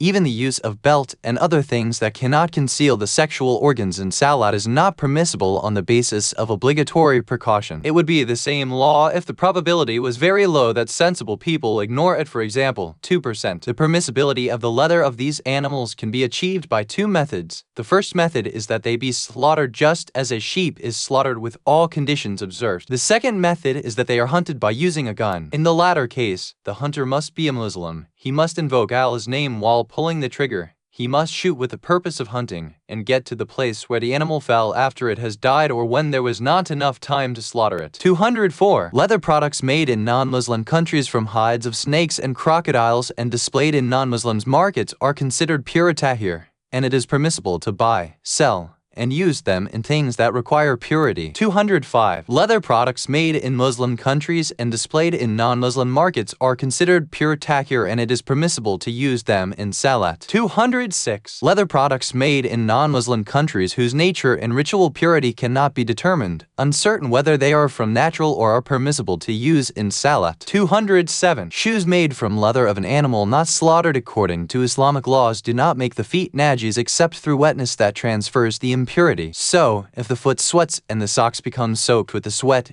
yet the latter does not reach the impure leather, it will not make the feet or the socks impure. 208. It is permissible to say salat with a leather cap or a leather belt manufactured in non-Muslim countries and bought in non-Muslim markets if there is a probability that these leather products were made from hide of animals that are essentially halal and were slaughtered according to Islamic laws. This has been mentioned in the third rule of this section. See the question-answer section below. 209. Men are not allowed to wear gold regardless of whether it is a normal ring, a wedding ring, a wristwatch, or other things in salat as well as outside it. It is permissible for them to wear gold-plated items, provided that gold is only considered as a coating and nothing more. 210. It is permissible for men to wear what is known as white gold. 211. Women are allowed to wear gold at all times, even in salat. 212. Men are not allowed to wear pure and natural silk, neither in salat nor outside salat, except in special circumstances that have been explained in the books of Islamic jurisprudence. 213. Women are allowed to wear silk at all times, even in salat. 214. Men are allowed to wear doubtful silk fabrics and clothes whose origin doubtful, i.e. whether they are made from natural silk or synthetic one. In this case, even salat in them is permissible. See the question-answers section below. Similarly, it is permissible for them to wear natural silk that has been blended with other material like cotton, wool, nylon, etc. to the extent that the blended fabric is no longer considered pure silk. This law also applies if there is uncertainty about the extent of blending of pure silk and other material. In such cases, it is also permissible to say salat in it. 215. Based on obligatory precaution, men are not allowed to dress up in women's clothes. 216. Based on obligatory precaution,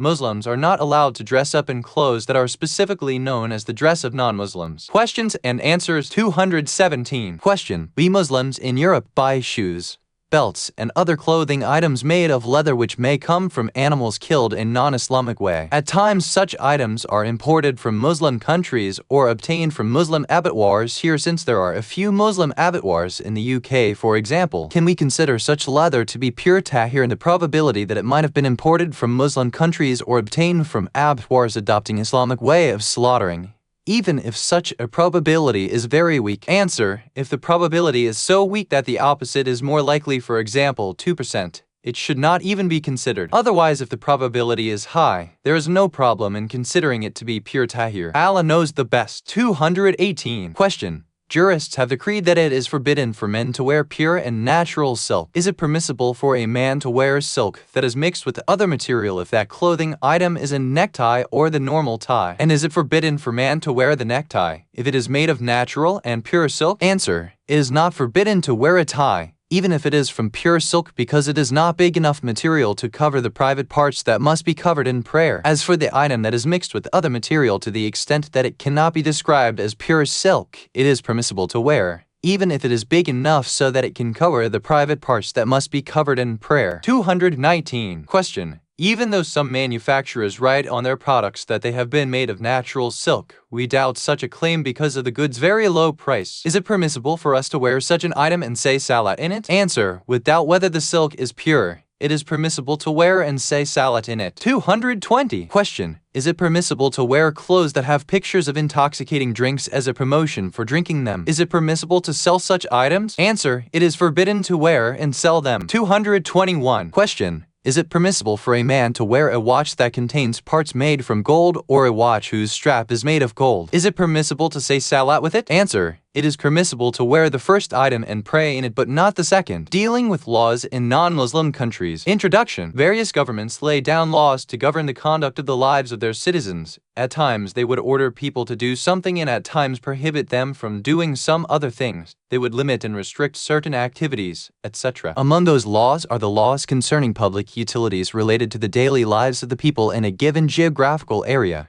and violating or disobeying these laws could lead to disarray and chaos. General rules. 222. It is not permissible for anyone to leave something on the public road that could cause harm to the pedestrians and others anywhere in Muslim and non-Muslim countries. 223. It is not permissible for a Muslim to post bills or write or engage in other similar activities on the outer walls or billboards that are owned by others except after obtaining the permission of the owner. 224. It is forbidden for a Muslim to betray the trust of someone who has entrusted him with an item or a deed, even if that person happens to be a non-Muslim. 225. It is similarly obligatory upon a Muslim to safeguard the deposit that has been given to him and give it back in full. Therefore, one who works as a cashier or accountant is not allowed to betray the employer and steal something that is under his control. 1. See the question-answer section below. 226. It is neither permissible to steal from the private as well as the public property of non-Muslims, nor vandalize it, even if that stealing or vandalizing does not tarnish the image of Islam and Muslims. Such an act is counted as perfidy and violation of the guarantee given to non-Muslims indirectly when one asked permission to enter or reside in that country, and it is forbidden to breach the trust and violate the guarantee in regard to every person irrespective of his religion,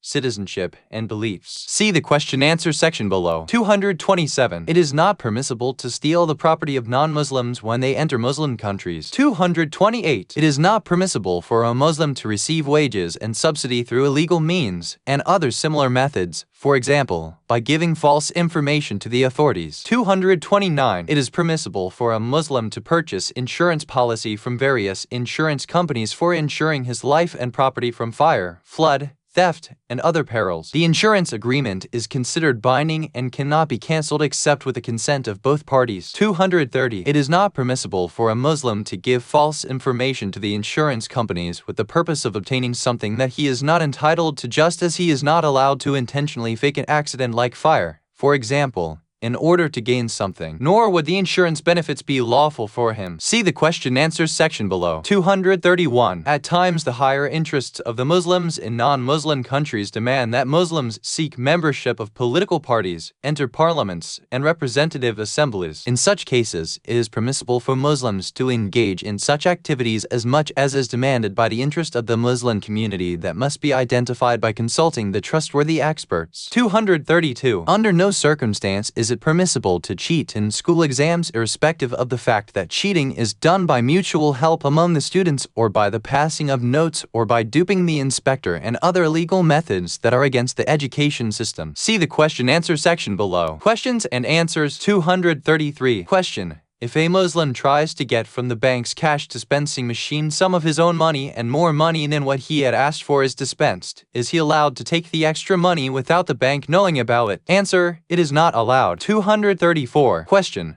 A Muslim buys a commodity from a foreign company in a non-Muslim country. The seller by mistake gives more than what was ordered. Is the Muslim customer allowed to take the extra? Is he obliged to inform the seller about the mistake? Answer. It is not lawful for him to take the excess amount. If he did so, it is obligatory for him to return it. 235. Question. A Muslim employee of a non-Muslim company is in a position to misappropriate company's products. Is he allowed to do this? Answer. Is not permissible. 236. Question. Is it permissible to tamper with electric or water or gas meters in non-Muslim countries? Answer. This also is not permissible. 237. Question. A Muslim in the West claims that he used to drive in his country for many years and supports his claim with a document from a given source so that he gets a preferable rate for his insurance premium. Is he allowed to change the fact in his statement, even if it is by Torah equivocation? Is it permissible to help him for this purpose? Answer. Lying for the above-mentioned purpose is not permissible, nor is it allowed to claim money in this way, and duplicity in this is helping in committing a sin. 238. Question. Is it permissible to cheat insurance companies in non-Muslim countries when one is confident that it would not tarnish the image of Islam and Muslims? Answer. It is not permissible. 239. Question.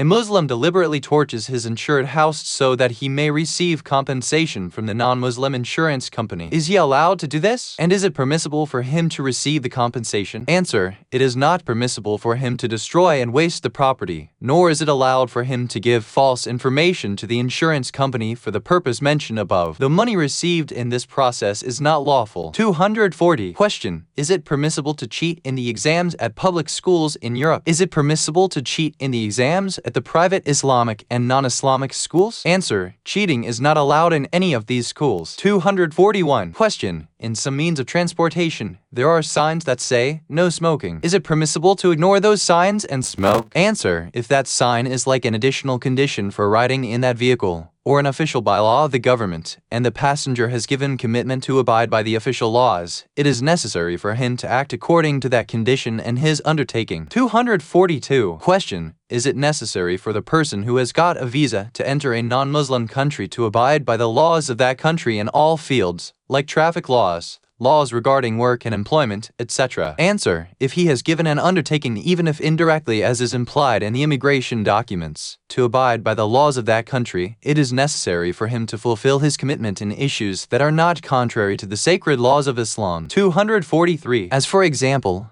it is necessary to obey traffic regulations regardless of the fact whether you have given a commitment or not. If not, obeying those rules could eventually lead to harming people's lives and properties, which are sacrosanct in Islamic laws. 244. Question. Some governments offer social security benefits to their citizens as long as one does not find a job. Is it permissible for them to continue receiving these benefits, even after they have found work and have not informed the department concerned about it? Answer. It is not permissible for them to accept the benefits except after informing the competent authorities in those countries about it. 245. Question. Is it permissible for a Muslim to steal from non-Muslims in non-Muslim countries? And is it permissible for him to cheat them in methods that are common among themselves in order to acquire their property? Answer. It is not permissible to steal their private or public property, or vandalize it if that leads to tarnishing the image of Islam or Muslims in general. Similarly, it is not allowed to steal, even if it does not lead to that, i.e. tarnishing the image of Islam or Muslims, but is considered as perfidy and violation of the guarantee given to non-Muslims indirectly when one asked permission to enter or reside in their country, and it is forbidden to breach the trust and violate the guarantee in regard to every person. 246. Question. Is it permissible for a Muslim to give false information to government agencies in Europe in order to gain monetary and non-monetary privileges and benefits through their lawful means? Answer. It is not permissible because it is lying, and what has been mentioned is not a justified reason for lying. What? Dawlu el-Muslim fi by Ladi el-Gerba, p. 89-90. Work and investment. Introduction. As a principle, it is permissible for a Muslim to engage as an employee of a non-Muslim in various vital activities of life and in different kinds of company of general benefit so that he may be of use to himself and humanity. This permission is conditional to the fact that such work is not forbidden by the laws of Islam and that it does not lead to harming the interest of Muslims or serve the interest and schemes of the enemies of Islam and Muslims. General rules. 247. It is not permissible for a Muslim to debase himself in front of any human being, be they Muslim or non-Muslim. So, if the work that a Muslim does debases him in front of a non-Muslim, it is not permissible for him to engage in that debasing work. 248. A Muslim is allowed to serve meat of an animal that was not slaughtered according to Islamic laws to those who consider it lawful, like Christians, Jews, and others. Similarly, it is permissible for him to work in preparing and cooking that meat. The money that he receives in return for that work can be legitimized by the rule of tanazul, withdrawing your exclusive right from that meat. 249. It is not permissible for a Muslim to sell pork to those who believe it's lawful for them among the Christians and others. Based on obligatory precaution, one should not even serve that meat to them. See the question-answer section below. 250. A Muslim is not allowed to serve intoxicating drinks to anyone at all, even to those who believe it is lawful to them. He is not even allowed to wash the dishes or give them to others, if that washing and giving is part of the drinking of intoxicants. 251. A Muslim is not allowed to hire himself out for selling or serving intoxicating drinks or for washing the dishes for that purpose, just as it is not allowed for him to take the wages for this work, as it is unlawful. As for the extreme need justification used by some people for this kind of work, it is an unacceptable justification. Almighty Allah says, "And whosoever is careful of his duty toward Allah, He will make for him an outlet, and give him in sustenance from whence he thinks not. And whosoever trusts in Allah, He is sufficient for him." 65:3. He also said, "Surely those whom the angels cause to die while they are unjust to their souls, they shall say, 'In what state were you?' They shall answer, 'We were weak in the earth.' They shall say, 'Was not Allah's earth spacious so that you should have migrated therein?' So, these it is whose abode is hell, and it is an evil resort except the weak from among the men and the children who have not in their power the means, nor can they find a way to escape." 497-98. In his sermon of the last pilgrimage, Prophet Muhammad SAW said, "Know that the trustworthy soul Jibreel has inspired in my mind that no soul shall die until its sustenance is completed. Therefore, fear Allah and work hard in seeking the sustenance, and let not the delay in getting your share of the sustenance compel you to seek it through disobeying Allah, for the blessed and Almighty Allah has divided the sustenance among His creation by lawful means and not through unlawful means. So, whosoever fears Allah and hath patience, Allah will provide them sustenance from lawful means, but whosoever tears apart the curtain of propriety, makes haste and acquire their portion from unlawful means, it will be taken off from their lawful sustenance, and they will be held accountable for it on the day of resurrection." 1. See the question-answer section below. 252. It is not permissible to work in places of entertainment and other similar places of debauchery if that work would cause one to drift towards unlawful acts. See the question-answer section below. 253. It is permissible for Muslims to participate as partners with non-Muslims like Christians and Jews, for example, in various kinds of business is considered lawful in Islamic laws, like selling, buying, export, import, building contracts, etc. 254. It is permissible to deposit money in non-Muslim private or state-owned banks. 255. If a Muslim intends to get a loan from such banks, it is necessary that he should do so with the intention that it is a transaction without return, even if he knows that he will end up paying the capital as well as the interest, and he should not do so with the intention of getting the loan with the condition of paying interest. 256. It is permissible for a Muslim to authorize another person to use his name and his credit to buy shares in return for an amount in money or commodity on which both have reached an agreement. 257. It is not permissible for a Muslim to buy products of the countries that are in a state of war with Islam and Muslims, for example, Israel. See the question-answer section below. 258. A Muslim is allowed to exchange the currency with some other currency at the market price, or at a lower or higher rate, irrespective of the fact that the exchange is of an immediate or a deferred nature. 259. It is forbidden to use banknotes that are counterfeit or have no value at all. The money that is used by a fraudster when he pays the worker who is unaware of its forgery or worthlessness. A business deal conducted with this kind of money is not valid. It is not permissible for a Muslim to buy tickets of chance, including lottery, if he buys them with the intention of luckily winning the prize. But it is permissible for him to buy the lottery tickets if he buys it with the intention of participating in a charitable cause that is accepted Islamically, like building hospitals, orphanages, etc., but not with the intention of winning the prize. However, this hypothetical situation is extremely difficult to occur in non-Muslim countries that consider certain activities that are forbidden in Islam to be of a charitable nature according to their own understanding. In both the cases of A and B, if a Muslim wins the lottery, it is permissible to receive the prize from a non-Muslim person or company. See the question-answer section below. 260. It is permissible to sell wild animals whose meat is forbidden, like tiger, hyena, fox, elephant, lion, bear, and other similar animals like cat and whale if there is any legitimate benefit which makes them valuable in the market, even if in view of only some expert to that field. Non-hunting dogs and pigs are exempt from this rule. See the question-answer section below. 261. It is permissible to sell and buy gold and silver utensils for the purpose of decoration. However, it is forbidden to use them for eating and drinking. 262. No comes is levied on the salary paid by a government in a Muslim country directly into the bank account of its employee, even if it is more than his annual expenses, as long as he does not receive it in his hands. See the question-answer now. 260 section below. Questions and answer. 263. Question. In the West, it is possible for a person to open a variety of current accounts with high or low interest rates equally without any difficulty in both the cases. Is it permissible to open accounts with high interest rate with the understanding that the person will not demand the interest if the bank denies it to him? If it is not permissible, is there a solution that would allow them to open such an account knowing well that they, in their heart, are seeking the best interest? Answer. They are allowed to open the account in the bank, and it is also permissible for them to deposit in it with the condition of earning the interest if the bank is financed by non-Muslim governments or people. 264. Question. Banks in the West give loans known as mortgage to those who do not have enough money to buy houses. This is to be paid back in weekly or monthly installments with a high rate of interest. Is a Muslim allowed to use this facility? If it is not permissible, is there a solution in your view for someone who claims that he needs the mortgage to buy his own residential house and does not possess enough money to pay for it? Answer. It is permissible to take the money from the bank that is financed by non-Muslim government or private funds, but not with the intention of loan. The knowledge that the bank will sooner or later force him to pay the capital as well as the interest does not affect the lawfulness of his taking the money. 265. Question. Some governments are committed to providing housing for the needy under specific circumstances. Is it permissible for a Muslim to buy a house in which he resides for a short time so that he will not be liable for comes on that house, and then he gives it out on rent so he can then go and live in a house subsidized by the government? Answer. Comes is not waived from a house just by living in it for a short while without actually being in need of it, as has been presumed in the question. 266. Question.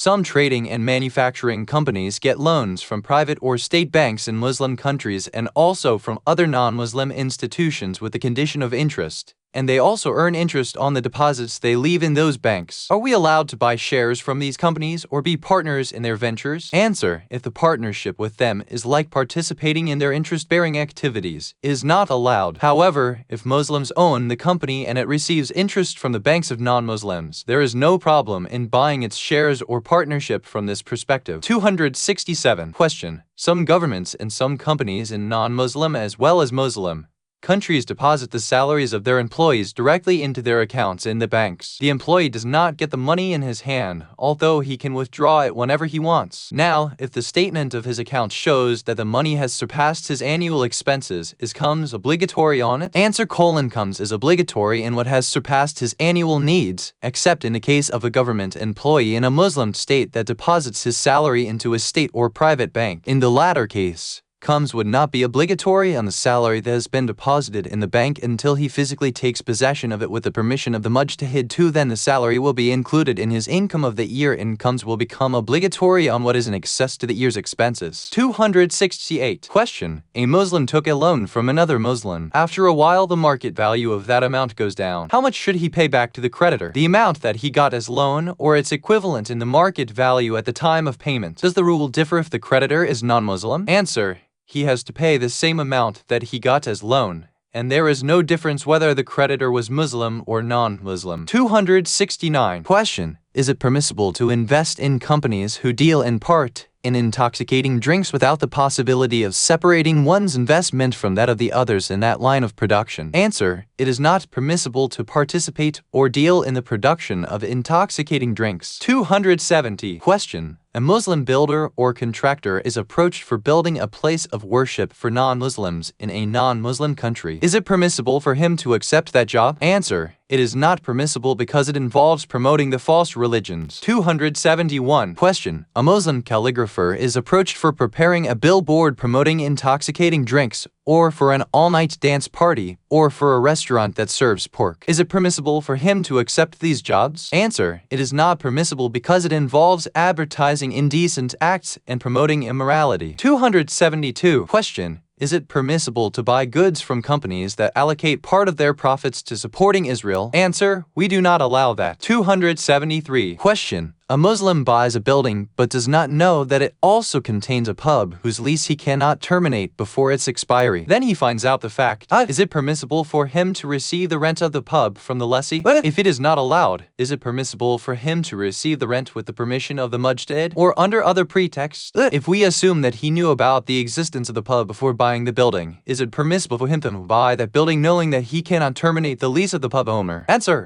it is not permissible for him to receive the rent in return for renting that place as a pub. Since he owns the right of rent of that place for permissible use, he is allowed to take from the money given to him as rent for the pub an amount that is his right. If the lessee is non-Muslim, the owner can take the money but not as rent for the pub. It is permissible for him to buy that building, even if he knew about the above-mentioned lessee and that he cannot terminate that lease. 274. Question: is it permissible for a Muslim business owner to employ non-Muslims in his business even though there are Muslims who need jobs? Answer: on its own terms, it is permissible. But based on the demands of Islamic brotherhood and the rights that Muslims have over one another, it is better to choose Muslims over non-Muslims as long as there is no problem in it. 275. Question: is it permissible to work as salesman or cashier in shops that sell pornographic magazines? Is it permissible to deal in these kinds of magazines? Is it permissible to print them? Answer: none of these activities is permissible because they aim at promoting forbidden acts and propagating immorality. 276. Question: a Muslim works in a non-Muslim country, in a private office, or in a government office, or on contract for a specific product where he is paid by the hour. Is it permissible for him to waste some hours or work negligently or intentionally delay the job? Does he deserve the full wages? Answer: this is not allowed, and if one does it, he is not entitled to full wages. 277. Question: some Muslims deal in the manuscripts of the Holy Quran which they import from Muslim countries. Is this permissible? If the obstacle in selling is the law that forbids selling the Quran to non-Muslims, is it possible to overlook this condition so that the deal may be legitimate? If it's permissible, how do we bypass this condition? Answer: we do not allow this since it is detrimental to the intellectual and cultural heritage of the Muslims and their resources. 278. Question: is it permissible to deal in manuscripts, artworks, and Islamic artifacts by importing them from Muslim countries with the purpose of selling them at high prices in, for example, European countries? Or is this considered ruinous to Islamic heritage and therefore not permissible? Answer: we do not allow this for the reason mentioned earlier. 279. Question: during some nights the clubs are filled with their non-Muslim customers who usually get drunk and come out looking for restaurants to eat their meal. Is it permissible for a Muslim to work in such restaurants to serve permissible food to drunkards and sober customers alike? Is it a sin if that permissible food helps in decreasing the effect of intoxication or other similar effect? Answer: on its merits, there is no problem in this. 280. Question: is it permissible for a Muslim to sell pork to those who believe it is permissible for them like the al-Kitab? Answer: it is not permissible to deal in pork at all. 281. Question: is it permissible to work at a store that sells pork in the sense that the Muslim supervisor asks one of his employees to give pork to the customer? Answer: it is not permissible to sell pork, even to those who consider it lawful, be it directly or through an intermediary. As for handling pork for those who consider it lawful, there is problem in it. However, based on obligatory precaution, one should refrain from it. 282. Question: a person knows for sure that one day he will see a harem scene on television or video. Is it then permissible to buy it? Answer: the reason compels him not to buy. 283. Question: you have said that a Muslim is allowed to buy lottery tickets if he intends to contribute to a charitable cause, i.e. with no intention of winning the prize. Now, if a Muslim intends that he is donating some part of the price of the lottery ticket for a charitable cause that the lottery company chooses, and the rest of the price is with the intention of winning the prize, would it be permissible to buy the lottery ticket with such intention? Answer: it is not permissible. 284. Question: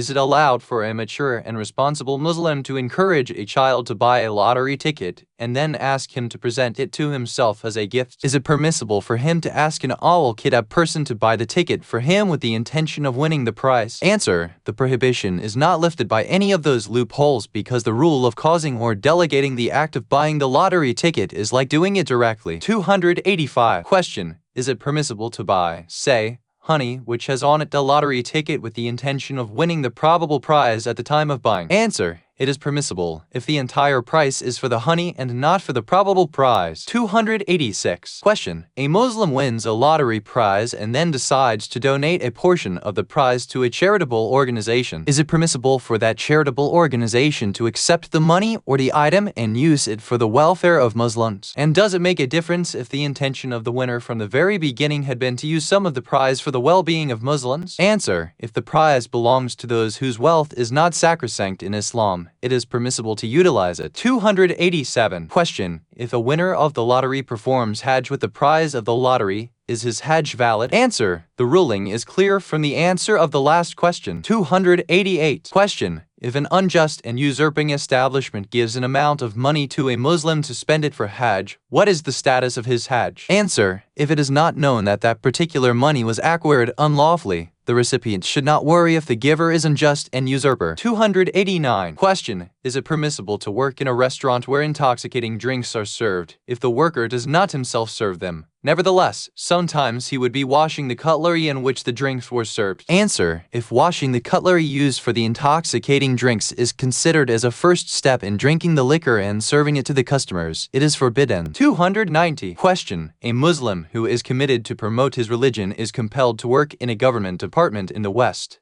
This may lead to committing certain forbidden acts. He does this with the hope that he will have in future a greater influence in that department. In this way, he serves his religion and considers the service more important than committing the forbidden acts. Is this permissible for him? Answer. It is not permissible to commit a forbidden act just for future positive expectations. 291. Question. Is it permissible for a holder of a law degree to become a lawyer in a non-Muslim country upholding the laws of that country and taking cases of non-Muslims since his purpose is to attract cases irrespective of their nature? Answer. If it does not involve violation of a right or lying or other forbidden acts, there is no problem in it. 292. Question. Is it permissible for a holder of a law degree to become a judge in non-Muslim countries in which he acts according to their laws? Answer. It is not permissible to administer judgment for those who are not qualified, and it is not permissible to judge based on non-Islamic laws. 293. Question. An electrical engineer in a European country is sometimes called to install or repair public address systems. At times those places are establishments for illicit entertainment. Is it permissible for him to engage in this work in such places with the knowledge that if he declines the customer, it will hurt his business and that customers will eventually leave him? Answer. It is permissible. 294. Question. A person works in a restaurant in which he might be required to serve meat that is not halal or pork to non-Muslims. You have kindly answered the first situation, but the question remains with regard to the second situation that involves serving pork alongside the meat that is not halal. Is this allowed? If he refuses to serve pork, he might lose his job and be fired. 295. Answer. Serving pork even to those who consider it lawful is a problem, and based on obligatory precaution, it must be avoided. 296. Question. Is a Muslim allowed to work in grocery stores that sell liquor in one of its sections and his work is only as a cashier? Answer.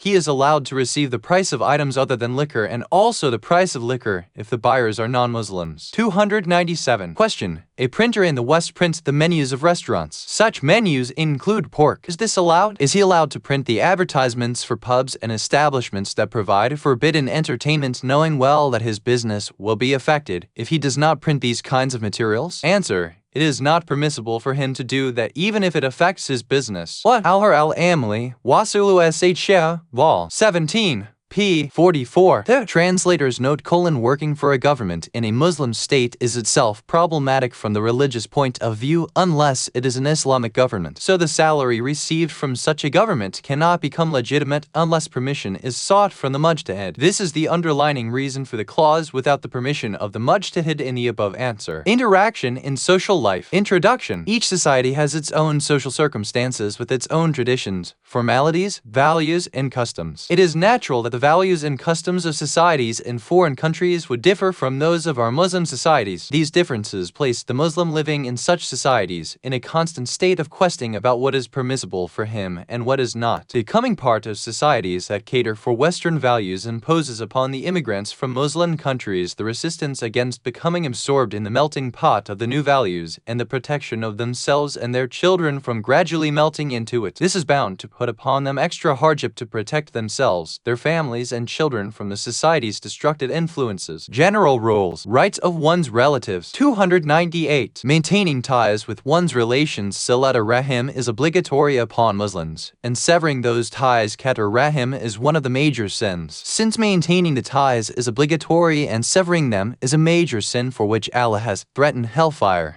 the need for maintaining the ties becomes more important in foreign lands, and observing this obligation takes greater priority in countries where relations are few, families break up, religious bonds erode, and material values rule supreme. Allah, the Almighty, has forbidden the severing of ties with one's relatives. He said in the Holy Book, "But if you held command, you were sure to make mischief in the land and cut off the ties of kinship. Those it is whom Allah has cursed, so He has made them deaf and blinded their eyes." 47:22. Imam Ali A.S. said, "A family that is united and whose members support one another, Allah gives them sustenance, even if they be sinners. A family that is divided and severs ties with one another, Allah deprives them from sustenance, even if they be pious." What? It has been narrated from Imam al-Bakir A.S. that, in the Book of Ali it says, "There are 3 traits whoever possesses them shall not die until he sees their evil consequences: adultery, severing the ties with one's relations, and a false oath in which Allah is invoked." Indeed, the good deed that expedites reward is maintaining the ties with one's relations. There could be a people who are sinners, yet they maintain ties with one another, and so their wealth increases and they have affluence. Verily, a false oath and severing of ties will destroy populated centers. 299. It is haram to cut the ties with one's relation even if that person had severed his ties with you. It is haram to do so, even if he or she is negligent of salat, a drunkard, and takes some religious injunctions lightly, for example by not observing the hijab, etc., to the extent that there is no use in advising, counseling, or warning him or her. This prohibition is only lifted when maintaining the ties encourages that relation to continue in his or her immoral ways. Our Holy Prophet Muhammad SAW said, "The best of virtues is to maintain the ties with one who has severed it, to give in charity to one who has deprived you of help,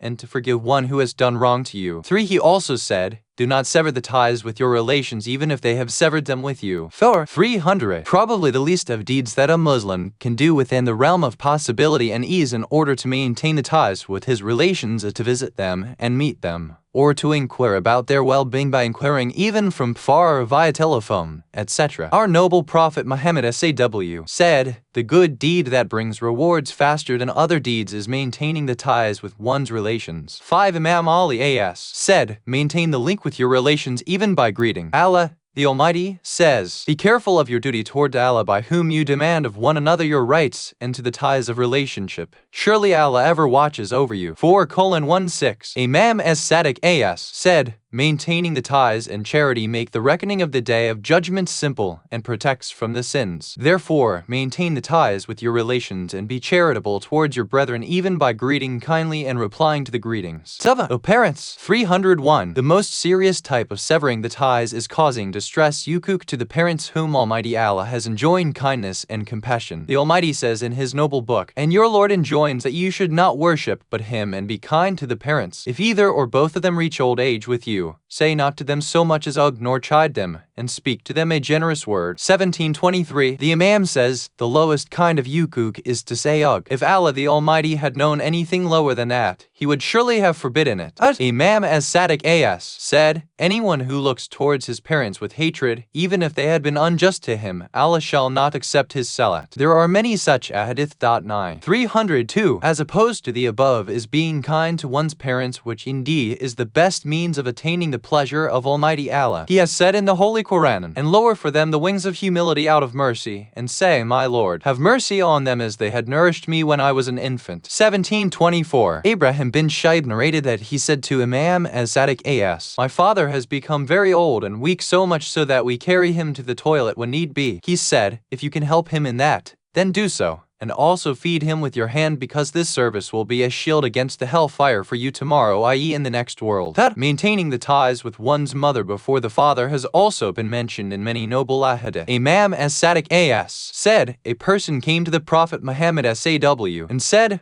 O Messenger of Allah, to whom should I do a good deed?" He replied, "To your mother." Then the person asked, "Then who?" The Prophet replied, "Your mother." Then the person asked, "Then who?" The Prophet replied, "Your mother." Then the person asked, "Then who?" The Prophet answered, "Your father." 11. See the question-answer section below. 303. In some ahadith, the right of the eldest brother over the younger ones has been mentioned. This right should be observed and implemented in order to strengthen the ties of brotherhood within the single family and to guarantee its survival as a strong and well-knit structure if and when it goes through a rough patch. The Prophet Muhammad SAW said, "The right of the eldest brother over the younger ones is like the right of the father over his child." 12. 304. Besides the guardian of the child or someone authorized by him, no one is allowed to physically punish a child when he commits a forbidden act or causes harm to others. The guardian and someone authorized by him are allowed to discipline a child. However, there are limits that must be observed. The act of, say, hitting should be light, not agonizing, and should not be such that it leaves bruises on the child's skin,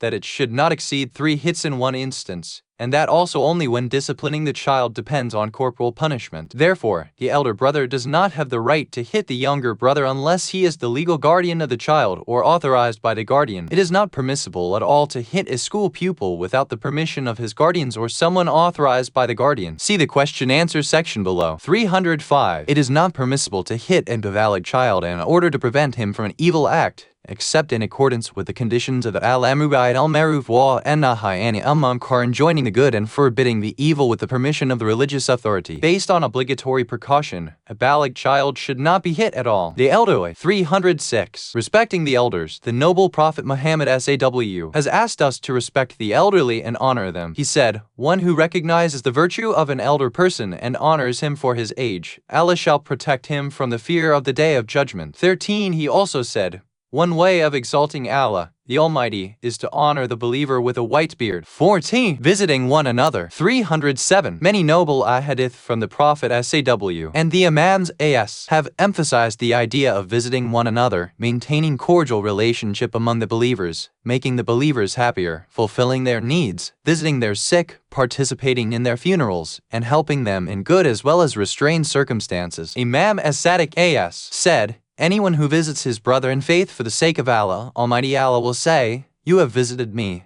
Therefore your reward is upon me, and I will not be satisfied with a reward for you less than paradise.'" 50. The Imam said to Qaithama, "Convey our greetings to those who love us and advise them to fear Allah, and that the affluent and strong ones among them should visit the poor and weak ones. They should participate in their funerals and meet one another in their homes." 16. The neighbor. 308. The right of the neighbor is close in importance to the right of kin. A Muslim and a non-Muslim neighbor are equal in this right because the Messenger of Allah SAW established the right of the non-Muslim neighbor when he said, "There are 3 kinds of neighbors. 1. Some of them have 3 rights upon you: the right of Islam, the right of neighborhood, and the right of relationship. 2. Some have 2 rights: the right of Islam and the right of neighborhood. 3. Some have just 1 right: the non-Muslim who has the right of neighborhood." 17. The Prophet said, "The best neighborly act is to be trustworthy for those who are your neighbors." 18. In the advice Imam Ali gave to Imams al-Hassan and al-Hussein after the accursed Ibn Muljam had wounded him,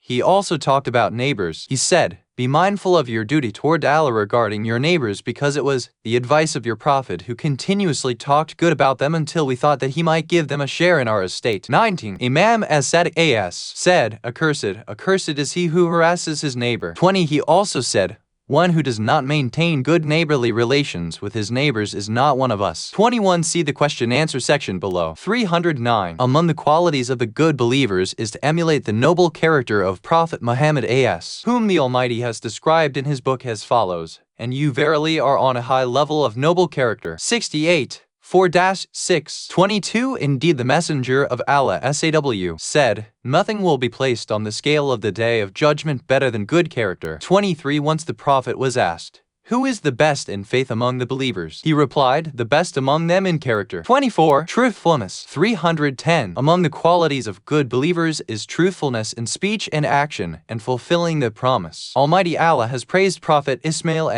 by saying, "He indeed was true in fulfillment of promise and was a messenger, a prophet." 1954. The noble Prophet said, One who believes in Allah and the last day should fulfill whatever he promises. 25. The importance of truthfulness and fulfillment of promise is more emphasized when we realize that many non-Muslims judge Islam by the action of Muslims. As much good a Muslim does, he positively portrays Islam to non-Muslims through his good conduct, and as much evil a Muslim does, he negatively portrays Islam through his bad conduct. Husband and wife.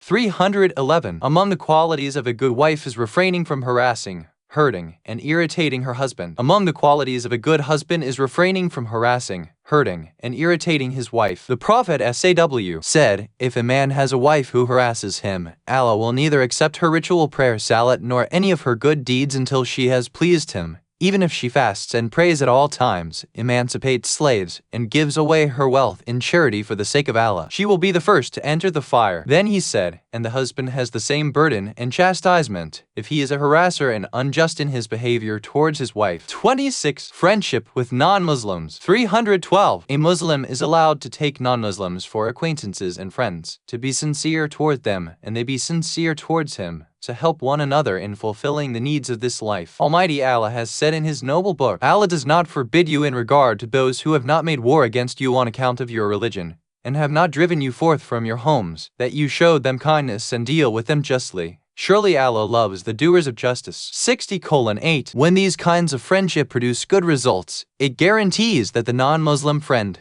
neighbor, or colleague and business partner will know about the values of Islam, and it will bring him closer to this upright religion. The Prophet said to Imam Ali, "If Allah guides through you a single person from his servants, that is better for you than anything upon which the sun shines from the east to the west." 27. See the question-answer section below. 313. It is permissible to greet al-Kitab, the Jews and the Christians, etc., and also the non-al-Kitab on the occasions they celebrate, like the New Year, Christmas, Easter, and the Passover. Al-Amr by al-Maruf and Nahyani al-Munkar. 314. Enjoining good and forbidding evil are obligatory rituals whenever the conditions exist, on all believing men and women. Almighty Allah has said in His noble book, "There should be a group among you who should be calling people to the good, enjoining the good, and forbidding the evil.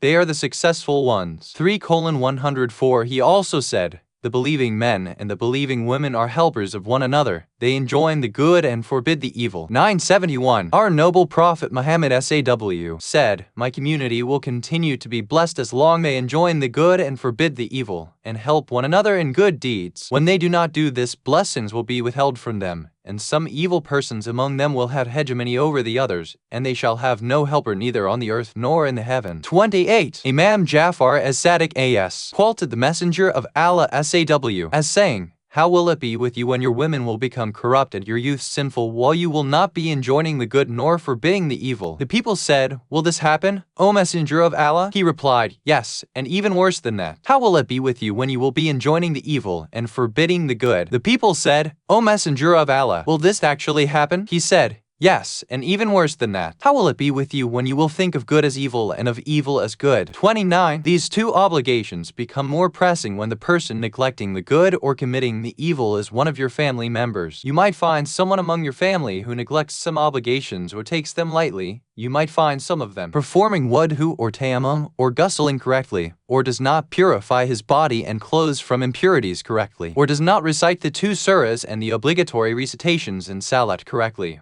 or does not purify his wealth by paying khums and zakat. You might find someone among your family members committing some sins like masturbation or gambling or listening to songs or drinking intoxicants or eating haram meat or devouring people's property unlawfully or cheating and stealing. You might find someone among the women in your family not observing hijab, not concealing her hair, and you might find that she does not remove the nail polish at the time of wudu or ghusl. You might even find among them someone who wears perfume for men other than her husband, and does not conceal her hair or body from the eyes of her cousins maternal or paternal, brother-in-law, or husband's friend, with the justification that they all live in the same house, and under the pretext that he is like her brother, or other similar groundless excuses. You might find someone in your family who habitually lies, backbites and infringes upon the rights of others, usurps people's property, supports the wrongdoers in their unjust activities, and harasses his neighbor, etc. If you find any such situations, you should enjoin the good and forbid the evil by applying the first 2 methods, that is, expressing your displeasure at the situation,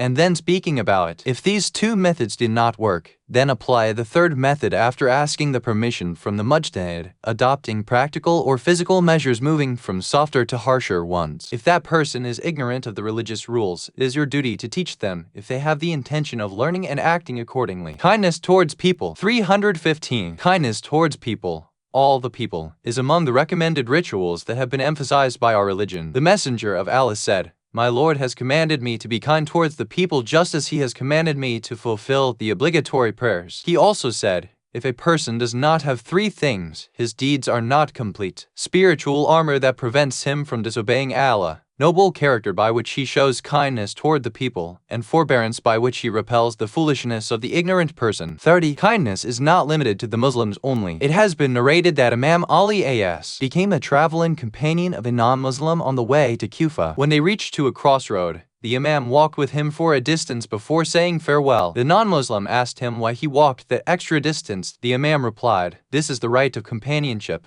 I see them through for a short distance when they separate. This is what our Prophet has ordered us to do." 31. That man accepted Islam because of this noble gesture. An interesting story was narrated by Ash-Shabi concerning the justice of Imam Ali with one of his non-Muslim subjects. He narrated that one day Ali bin Abi Talib went to the market and saw a Christian selling a coat of arms. Ali recognized that coat of arms and said to the seller, "This is my body armor. Let us go to the judge of the Muslims." The Muslim judge was Shurayh, and Ali himself had appointed him in that position. When they went to Shurayh, he said, "What is the matter, O Amiru al-Mu'minin?" Ali said, "This is my coat of arms which I have lost since a long time now." Then Shurayh asked the seller, "O Christian, what do you have to say?" The Christian seller said, "I am not accusing Amiru al-Mu'minin of lying, but the coat of arms is my property." So Shurayh turned to Ali and said, "I do not see any ground on which you can take it from his possession. Do you have a proof supporting your claim?" Since Ali had no proof, he said, "Shurayh is correct in his judgment." 32. On hearing the judgment, the Christian seller said, "I bear witness that these are the laws of the prophets. The leader of the believers comes to a judge appointed by himself, and the judge passes a judgment against him. By God, O Amiru al-Mu'minin, this coat of arms is yours. I followed you in the army, and the coat of arms slipped down from your camel, so I took it. I bear witness that there is no God but Allah, and that Muhammad is the messenger of Allah." Ali said, "Now that you have become a Muslim, it belongs to you." Then he carried it on a horse. Shabai said that he subsequently saw the man fighting the non-Muslims. This version of the hadith has been narrated from Abu Zakaria. 33. Similarly, we have heard from Amiru al-Mu'minin Ali what could be considered as a historical precedence of social security that is so commonly practiced at present in the Western world. Ali did not differentiate between a Muslim and a non-Muslim in the Islamic state. The narrator said that one day an old blind person passed by him begging. Imam Ali "What is this?" Those who were around him said, he is a Christian." Imam Ali answered, "You have used him until he became old and incapable, and now you are depriving him of the benefits. Provide for him from the public treasury." 34. It has also been narrated from Imam as-Sadiq "If a Jewish person comes to sit with you, make that a good meeting." 35. Making peace between people. 316. There is a great reward in making peace between people, reconciling their differences, making them friends of one another, and lessening the gulf of disagreement between them. More so when making peace is done in a non-Muslim land far away from the homeland, family, relations, and friends. Imam Ali had given certain advice to his sons, Al-Hassan and Al-Hussein, just before his death after the Kharijite Ibn Muljam al-Muradi had injured him. He said, "I advise you both, all my children and family members, and whosoever to whom this letter of mine reaches, to fear Allah, to organize your affairs, to establish peace, because I have heard your grandfather say, making peace is better than a whole year of praying and fasting." 36. Sincere advice for Muslim brethren. 317. Sincere advice, that is, to wish that the blessings of Allah may continue on the believing brethren, to dislike that evil may afflict them, and to exert efforts in guiding them towards what is good for them, is among the deeds loved by the Almighty Allah. 3.8. 318. There are countless ahadith on the importance of sincere counsel. For instance, the Prophet said, "The person with greatest status in the eyes of Allah on the Day of Judgment will be the person who worked most in his earth to give sincere counsel to his creatures." 37. Aman al-Bakir said, "The Messenger of Allah said, A person from among you should give sincere advice to his brother in faith as if he is advising himself. 38. Imam as-Sadiq as said, it is necessary for a believer to sincerely advise another believer in his presence as well as in his absence. 39. He also said, you should be careful about advising Allah's creatures sincerely for His sake, because you can never meet Allah with a deed better than that. Audit. Spying. 319. Spying, that is, snooping in order to gain information and embarrass people, is forbidden in Islamic laws. Almighty Allah has said in His book, O you who believe, refrain from most of suspicions, because some suspicions are sins, and do not spy. 49:12. Ashek bin Amr, a companion of Imam as-Sadiq as, said, I heard as-Sadiq as saying, the Messenger of Allah SAW said, O you who have accepted Islam with your tongue, i.e. with your verbal declarations of faith, and faith is yet to enter your hearts, do not disparage the Muslims nor disclose their frailties, because whosoever discloses their shortcomings, Allah shall disclose his, and he whose weaknesses are disclosed by Allah will indeed be disgraced, even if he is inside his house. 41. Backbiting. Namima. 320. Backbiting means speaking ill of a believer in their absence with a purpose of disparaging or not, and no matter whether the alleged shortcoming was related to his body, lineage, behavior, deeds, statements, religion, or life, and other defects which are usually concealed from the people. Similarly, it does not matter whether the description was done by words or by gesture. 42. Almighty Allah condemned backbiting in His noble book and has described it such that mind and body feel abhorrence towards it. He said, and some of you should not backbite the others. Would any one of you like to eat the flesh of his dead brother? No, you abhor it. 49:12. The Prophet SAW said, be careful of backbiting, because backbiting is worse than adultery, in that a person who commits adultery can repent and ask forgiveness from God, and Allah can forgive him, whereas Allah will not forgive the backbiter until the person who is at the receiving end forgives him. 43. It is not appropriate for a believer to listen to backbiting against his believing brother. Indeed, it appears from the sayings of the Prophet and the Imams, may Allah bless them all, that it is obligatory upon one who hears backbiting to support the person who is being disparaged, and that if he does not repel the backbiting against his believing brother, Allah will abandon him in this world as well as in the hereafter, and he shall be held accountable just like the one who did the backbiting. 321. When we talk about backbiting, another religious terminology also comes to the mind of the believer that has been equally forbidden by Islam for the sake of holding the society together. It is the term known as anamima, which means sowing dissension by statements like so and so was saying this and that about you, with the intention of damaging the relationship between the believers or increasing bitterness between them. The Messenger of Allah SAW has said, shall I not inform you of the worst person among you? People said,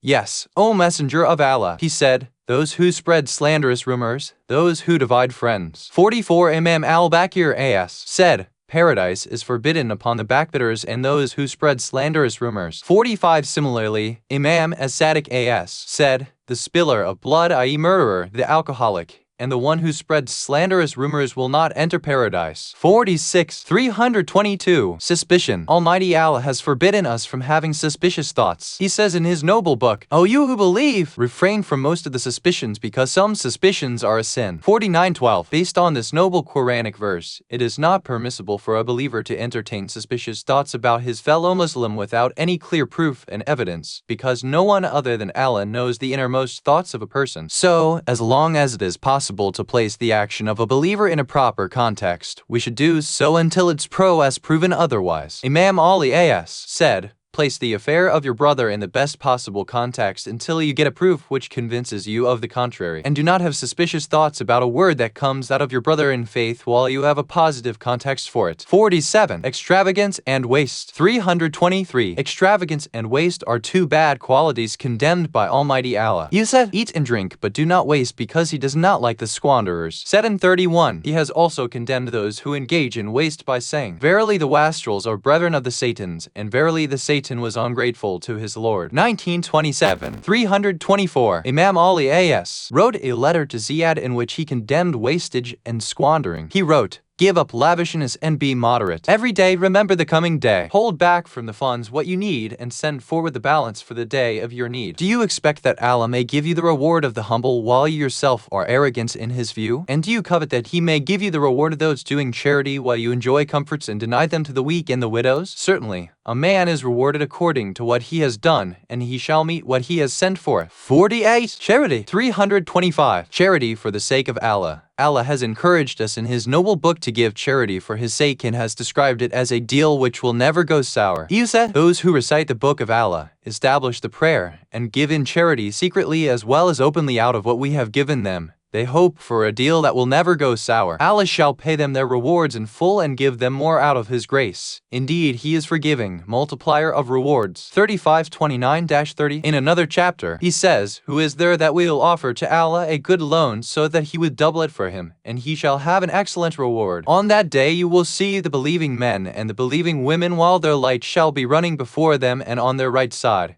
They will be told, 'Good news to you today. Gardens beneath which rivers flow, to abide therein.' That is the great achievement." 57:11-12. In a third verse, Allah reminds us to hasten to giving charity before death strikes. He said, "And give in charity out of what we have given you before death comes to one of you, so that he should say, 'My Lord, why did thou not respite me to a near term, so that I should have given alms and been of the doers of good deeds?' And Allah does not respite a soul when its appointed term has come, and Allah is aware of what you do." 63:10-11. Then Allah clarifies the end of those who hoard wealth and do not spend in charity for His sake. He said, "As for those who hoard up gold and silver and do not spend it in Allah's way, announce but them a painful chastisement on the day when it shall be heated in the fire of hell. Then their foreheads and their sides and their backs shall be branded with it. This is what you hoarded up for yourselves. Therefore, O taste what you hoarded." 9:34-35. Imam Ali A.S. was the living example and the embodiment of the great values of Islam. He gave in charity whatever his hands could hold, preferring frugality in this transitory world and avoiding its beauties and luxuries while he had the control of the entire public treasury of the Muslims. He describes himself in letter to his governor in Basra as follows: "If I wait good, I did away little order all the those I've if I would wait a hood, but if I be that my purpose, let me a rid the meals with, or maybe people would hit his dinner who over the editor who do not have a full meal. Shall I lie with a full belly while around me there may be hungry bellies and thirsty livers? Or shall I be as the poet has said, it is enough for you to have a disease that you lie with your belly full while around you people may be badly yearning for dried meat." 49. Various sayings have come from the Prophet Muhammad SAW and the Imams AS, describing clearly the benefits gained by the person who gives in charity, not only in this world, but also more than what he expects on the day when neither wealth shall benefit a person nor children. Sustenance is one reward that a generous person gets. The Prophet SAW said, "Let sustenance flow from God through charity."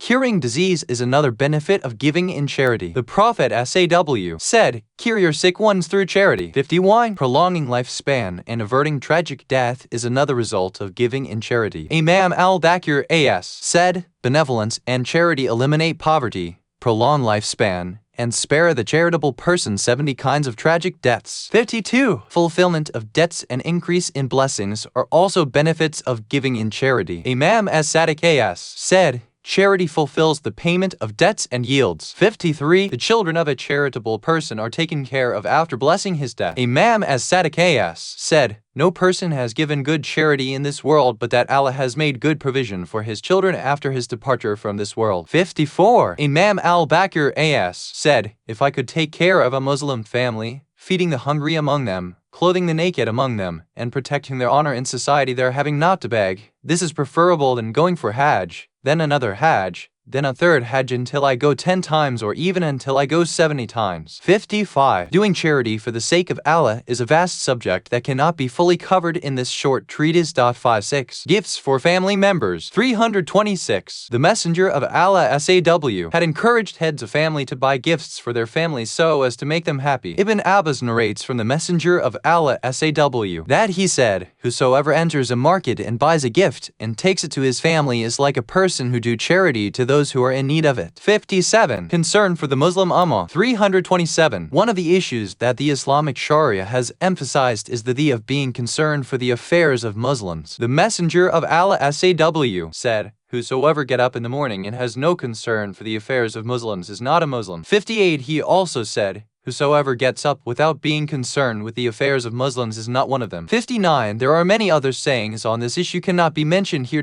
60. Questions and answers. 328. Question: Is it permissible to participate in the funeral ceremony of a non-Muslim if he was, for example, A neighbor? Answer: if the deceased and those organizing the funeral are not known to have hatred towards Islam and Muslims, there is no problem in participating in the funeral. However, it is better to walk behind the coffin and not in front of it. 329. Question: is it permissible to exchange greetings and gifts with a non-Muslim if he is a neighbor or a co-worker, etc.? Answer: if he does not express hatred towards Islam and Muslims in words or actions, there is no problem in doing what is required in friendship, like being good and charitable towards him. Almighty Allah has said, Allah does not forbid you in regard to those who have not made war against you on account of your religion, and have not driven you forth from your homes, that you show them kindness and deal with them justly. Surely Allah loves the doers of justice. 60:8. 330. Question: is it permissible for the people of Al-Kitab and other non-Muslims to enter the mosques, masjid, and other Islamic places of worship like Husseini or Imam Barga, which are not masjid? And is it necessarily for us to enforce the hijab on those non-Muslim women who do not observe hijab and allow them to enter the mosque or places of worship,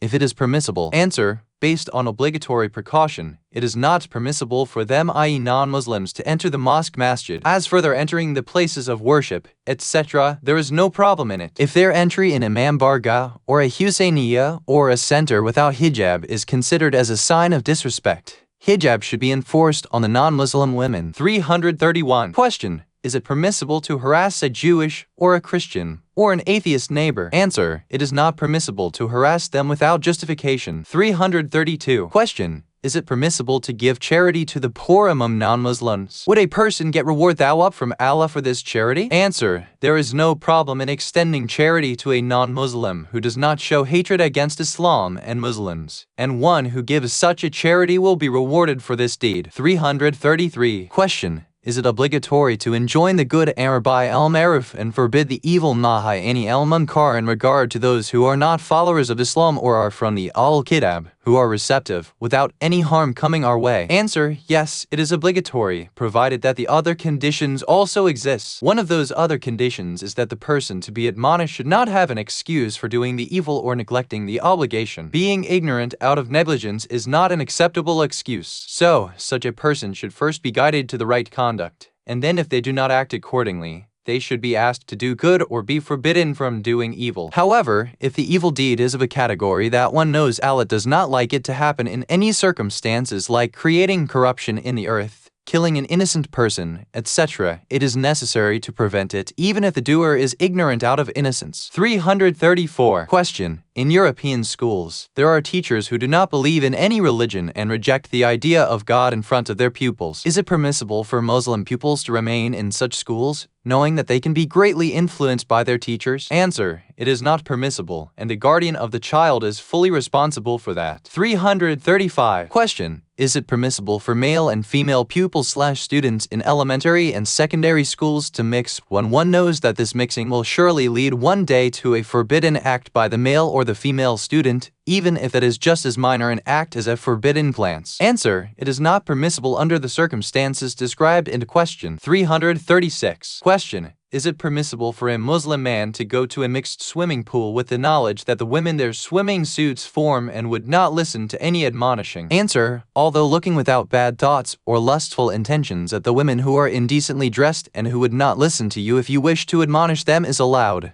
yet based on obligatory precaution, going to such places is absolutely forbidden. 337. Question: is it permissible for those who reside in the West to send their muhajaba daughters to co-ed schools irrespective of whether or not education is compulsory, while there exist non-co-ed schools which obviously are expensive, located far away, or of a low academic standard? Answer: it is not permissible, even if it just corrupts their character, let alone if it harms their beliefs and commitment to the faith, which is what normally happens. 338. Question: is it permissible for a Muslim youth to accompany the girls who study with him in foreign universities for walking together, in vacation tours, etc.? Answer: it is not permissible, except with surety that he will not commit a forbidden act. 339. Question: is it permissible to look at a passionate scene taking place on the street? Answer: it is not permissible to look at it with lustful intentions or with ill thoughts. Rather, based on obligatory precaution, one should refrain from watching it totally. 340. Question: is it permissible to go to a mixed, i.e. co-ed cinema and other haram places of entertainment without having any guarantee that one will not engage in a forbidden act? Answer: it is not permissible. 341. Question: is it permissible to swim in a mixed swimming pool without having any lustful intention? Answer: based on obligatory precaution, it is not permissible to go to the places of indecency at all. 342. Question: is it permissible to go to see beaches and public parks during sunny days for walking while one might come across scenes which are against the norm of decency? Answer: without a guarantee that one will not commit a forbidden act, it is not permissible. 343. Question: in European countries, public baths are built with certain considerations. Whether or not it is in the direction of Qibla is not one of their considerations, unlike the situation in Muslim countries. Is it permissible for us to use such facilities if we do not know where the direction of the Qibla is? And if we know the baths do face the direction of the Qibla, is it permissible for us to use them? If it is not permissible, what is the solution? Answer: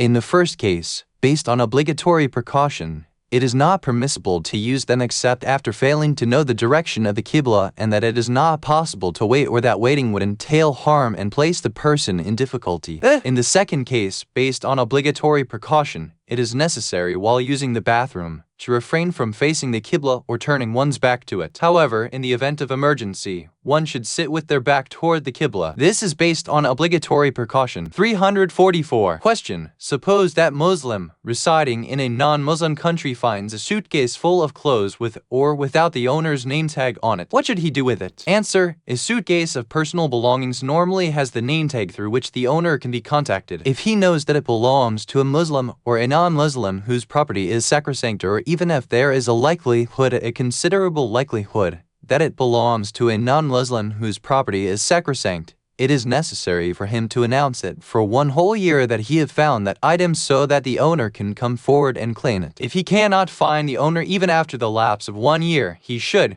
based on obligatory precaution, give it in charity. 345. However, if he knows that it belongs to a non, it is permissible for him to keep it, provided that he is not legally bound to announce what he finds in that country or to hand it over to the authorities, etc. 6.1. In the latter case, he is not allowed to take possession of it. Rather, it is compulsory on him to act in accordance with the legal undertaking. 346. Question: if I find an item in a European country without any distinctive sign on it identifying the owner, is it permissible for me to keep it?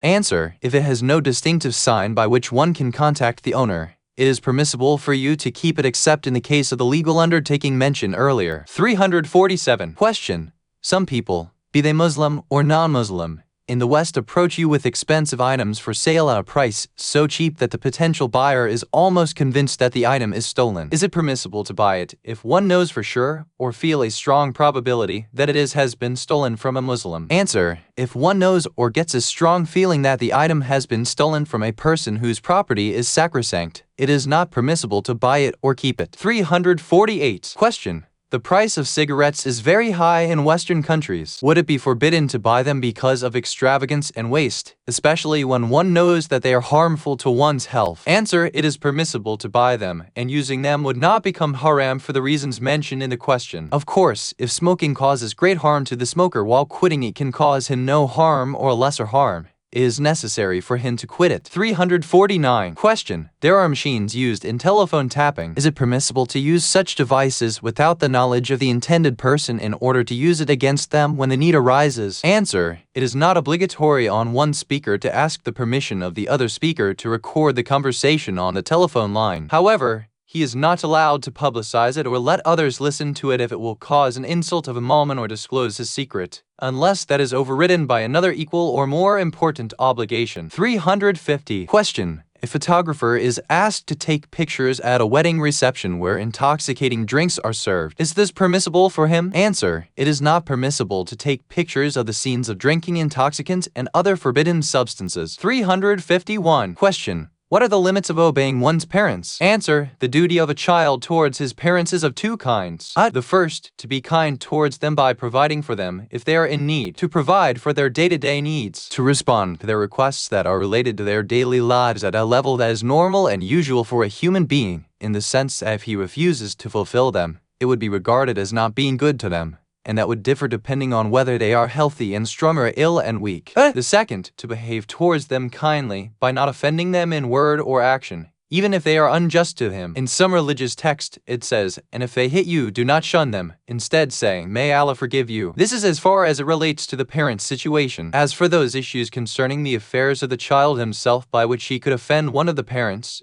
these are of two kinds. The first, if the parent's distress results from his concern for the child, it is forbidden for the child to do something that would distress his parent, irrespective of whether or not the parent has prevented him from it. The second, if the parent's distress results from of his own evil characteristics, for example, dislike for the good of this world or the hereafter for his child, this kind of distress has no bearing on the child. Thus, it is not obligatory on the child to submit to this kind of desires. It becomes clear from this that, on its own, obeying the parents in their personal commands is not obligatory, and Allah knows the best. 352. Question. Some parents fear for their concerning enjoining the good and forbidding the evil and, therefore, ask them not to embark on this road. So, is it obligatory to obey them in this matter, especially if the child knows that his advice will be effective and there is no danger to him in doing amr or nahi? Answer. When it becomes obligatory upon the child to do amr or nahi, with all the conditions present, no creature can be obeyed in exchange of disobeying the Creator. 353. Question. A son argues with his father or a daughter with her mother over a serious day-to-day issue in a heated manner that causes distress to the parents. Is this permissible for the children, and what is the limit when a child is not allowed to argue with the parent? Answer. A child is allowed to discuss with the parents in matters that he or she thinks are not right, but the child must observe politeness and respect in the discussion. He or she should not angrily look at them,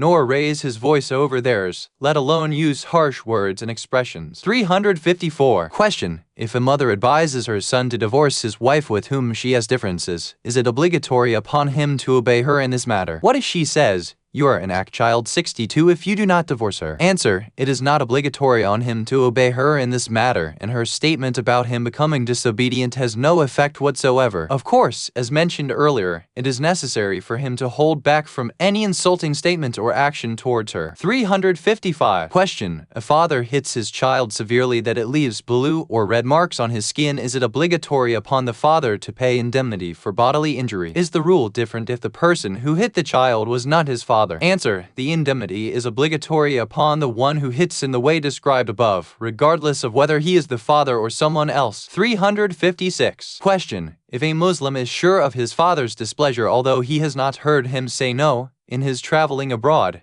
is it permissible for him to travel, should he know that the journey is good for him? Answer. If being kind toward the father in the context mentioned earlier in the answer to a previous question demands that the son should be close to him, or that the father will be in distress out of his concern for the son, he should not embark on traveling as long as he will not be in loss. Otherwise, it is not necessary for him to refrain from traveling. 357. Question. Is it part of righteousness for the wife to serve in-laws? Is it part of kindness for the husband to be considerate of his in-laws, especially in foreign countries? Answer. There is no doubt it is part of righteousness and an example of kindness toward the husband or the wife, but it is not obligatory. What? Al-Kilani, Al-Yuzulmina Al-Kafi, Vol. 2, p. 348. 2. Ibid. p. 347. 3. And Naraki, Jam US Sadat, Vol. 2. p. 260. 4. Al-Kilani, Al-Yuzulmina LK, 5 Vol. 2. p. 347. Also see as Saduk, Man La Yadhiru wa Al-Faki, Vol. 4. p. 267. Ha Ibid, Vol. 2. p. 152. Ikis Ibid, Vol. 2. p. 155. Dava Ibid, Vol. 2. p. 157. At Ibid, Vol. 2. p. 348. 9. Ibid, 10. Ibid, Vol. 2. p. 162. 11. Ibid, Vol. 2. p. 160. 12. And Naraki, Jam US Sadat, Vol. 2. p. 267. 13. As Saduk, Thawabu Elamal Wa, Akabu Elamal, p. 225. 14. Ibid, Verde, Al-Kilani, Al-Yuzulmina Al-Kafi, Vol. 2. p. 176. 16. Ibid. For more information, see the sections fulfilling the needs of believer, Vol. 2. p. 192. Striving for need of a believer, Vol. 2. p. 196. Relieving the suffering of a believer, Vol. 2. p. 199 of Al-Yuzul Mina LK 5 of Al-Kilani 17 and Yuri Mustadraku al-Wasail Kitabu al-Hajj section 72 18 and Iraqi Jamu as-Sadat vol 2 p. 267. Also see the section on rights of the neighbor in Al-Yuzul Mina el-Kafi vol 2 p. 666 19 Naju el-Balika ed sub-I as Sali p. 422 20 Mustadraku el-Wasail vol 1 section 72 21 and Naraki Jamu as-Sadat vol 2 p. 268 22 to know more about the noble character of the Prophet as. See at-Tabrasi Makharimu el-Akak p. 15 ff and the various books of history and hadith 23 and Naraki Jamu as-Sadat vol 1 p. 443 24 Ibid vol 2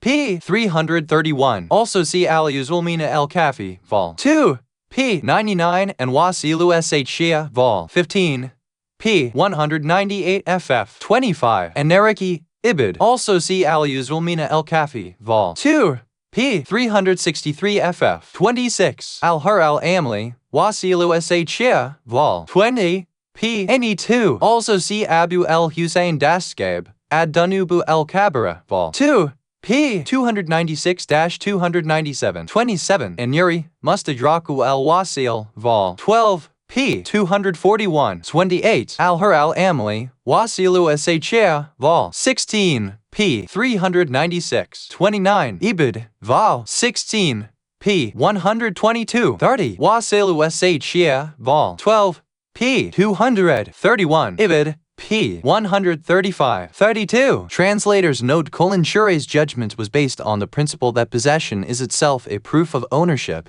and that the claimant has to provide the proof in support of his claim. 33 As Sayyid al-Malani in Kadatuna, quoting al-Bayhaqi as the Nanu al-Kubra, vol 4 p. 135 34 at-Tusi hat Tadib, vol 6 p. 292 35 Waselu sh Shia, vol 12 p. 201 36 Naju el-Balaga subhi as Salas edition p. 421 37 Al-Yuzul Mina el-Kafi vol 2 p. 208 38 Ibid. Also see Jamu as-Sadat vol 2 p. 213 39 Ibid 40 Ibid vol 2 p. 164. For more information see the relevant sections in Wasailu sh Shia vol 16 p. 381-384 41 Ibid vol 12 p. 275 42 as Sayyid as-Sistani Minhaju as-Salihin vol 1 p. 17 43 and Naraki Jamu as-Sadat vol 2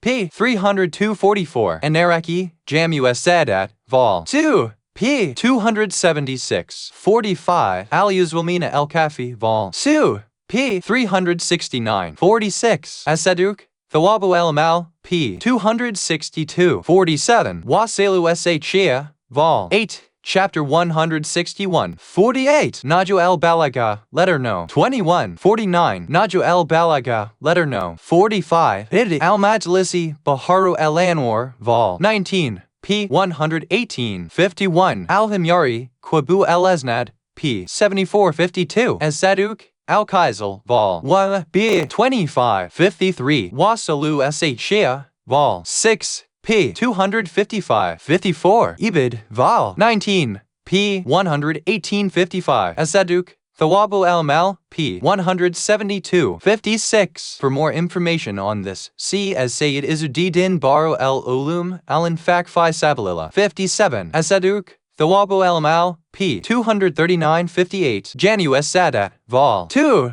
b. 229 59 Ibid 60 See Al-Yuzul Mina el-Kafi section on being concerned for affairs of the Muslims. 61 Translators note: agreement in the above context means the immigration agreement made between the host country and the immigrant. 62 Ak means a child who is disobedient to his parents. Medical issues. Introduction. Because of the scientific and technological advancements in the West, the Muslims traveling to these countries seeking treatment are increasing.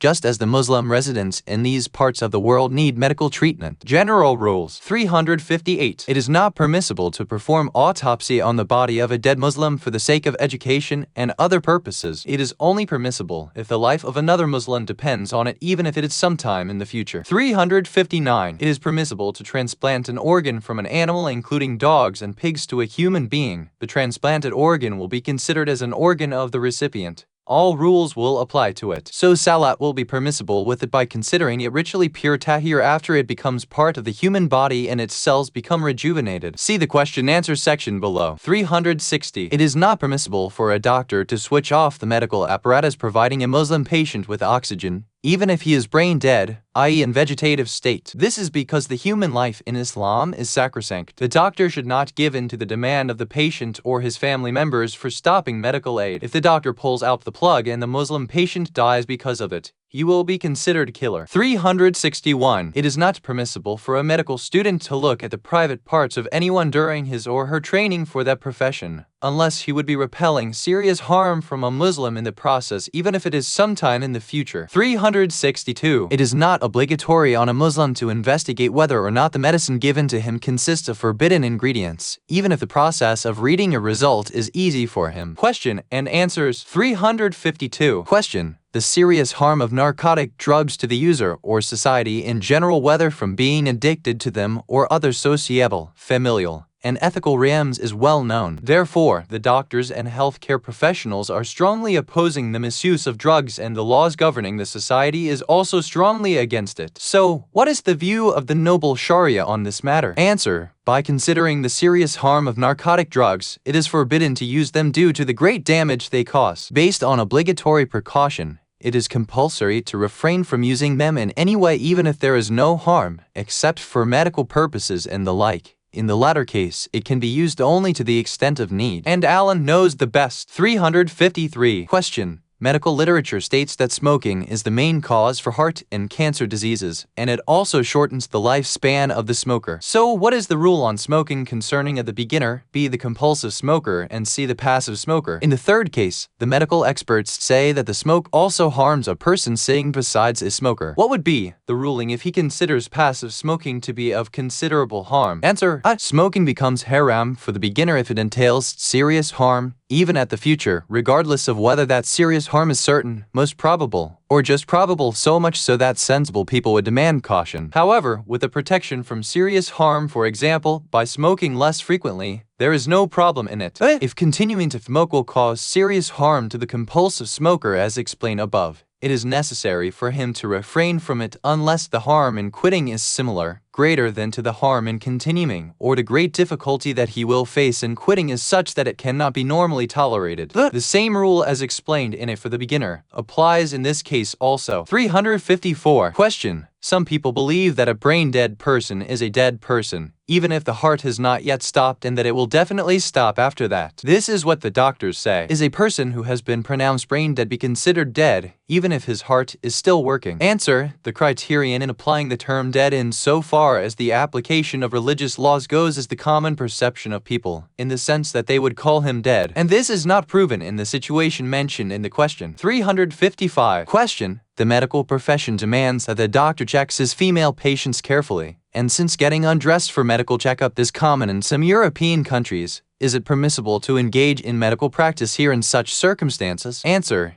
It is permissible, if one refrains from forbidden looking and touching, except where the checkup of the patient requires them. 356. Question. Sometimes the practicing physician feels that he has to uncover certain parts, other than the private parts, of the female patient for examination. Is it permissible for him to uncover her body in the following circumstances? When a female physician is available, yet costly. When the patient is not in danger, although she is sick regardless. What is the rule if the part that the physician has to examine is a private part? Answer. If visiting a female physician is possible, it is not permissible for a female patient to uncover her body for a male physician, unless the cost is so much that it will hurt her financial situation. It is permissible, if not visiting that male physician will harm her health-wise or put her in a serious inconvenience that is not normally tolerated. The rule is the same as explained above. and in both the cases he must only uncover the parts that need examining, and if it is possible to treat the case without looking directly at the parts that are haram to look at, for example, if he can see through a monitor or a mirror, that should be the course of action, based on precaution. 357. Question.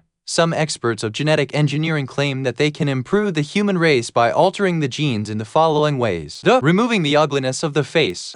Replacing it with beautiful characteristics. By both of the above. Is it permissible for the scientists to engage in these kinds of activities? Is it permissible for a Muslim to allow the doctors to alter his genes? Answer. If there are no side effects, then, in principle, there is no problem in it. 358. Question. Pharmaceutical companies in the West run tests on the drugs they manufacture before selling them in the market. Is it permissible for a doctor to use a drug on his patient without the knowledge of the patient before its testing period is over, thinking that that particular drug would cure the disease? Answer. It is necessary to inform the patient about the situation and seek his consent on using the drug on him, except when he is sure that the drug would not cause side effects and that the doubt is only about its benefit or otherwise. 359. Question. In certain cases, some governmental agencies demand that autopsy be performed on the body of the deceased to establish the cause of death. When is it permissible to agree to their demand and when is it not? Answer. No heir of a deceased Muslim is allowed to give consent for autopsy to be carried out on the body of the deceased for the purpose mentioned above and other similar purposes, and it is necessary for him to prevent the autopsy if possible. Of course, if another important factor comes into play that is of equal or more importance than this basic rule, it is permissible. 360. Question. Is donating an organ by a living person to another living person, for example, a kidney, or by a dead person, by virtue of his will, to a living person permissible? Would the ruling be different if it were from a Muslim to a non-Muslim, or vice versa? Is the ruling confinable to certain organs to the exclusion of others? Answer. As far as donating an organ by a living person to another person is concerned, there is no problem in it if it does not entail a serious harm to the donor. For example, donating one kidney by a person who has another healthy kidney. As far as removing an organ from a deceased as directed in his will for the purpose of transplanting it into a living person is concerned, there is no problem in it so long as the deceased was not a Muslim or someone who is considered a Muslim,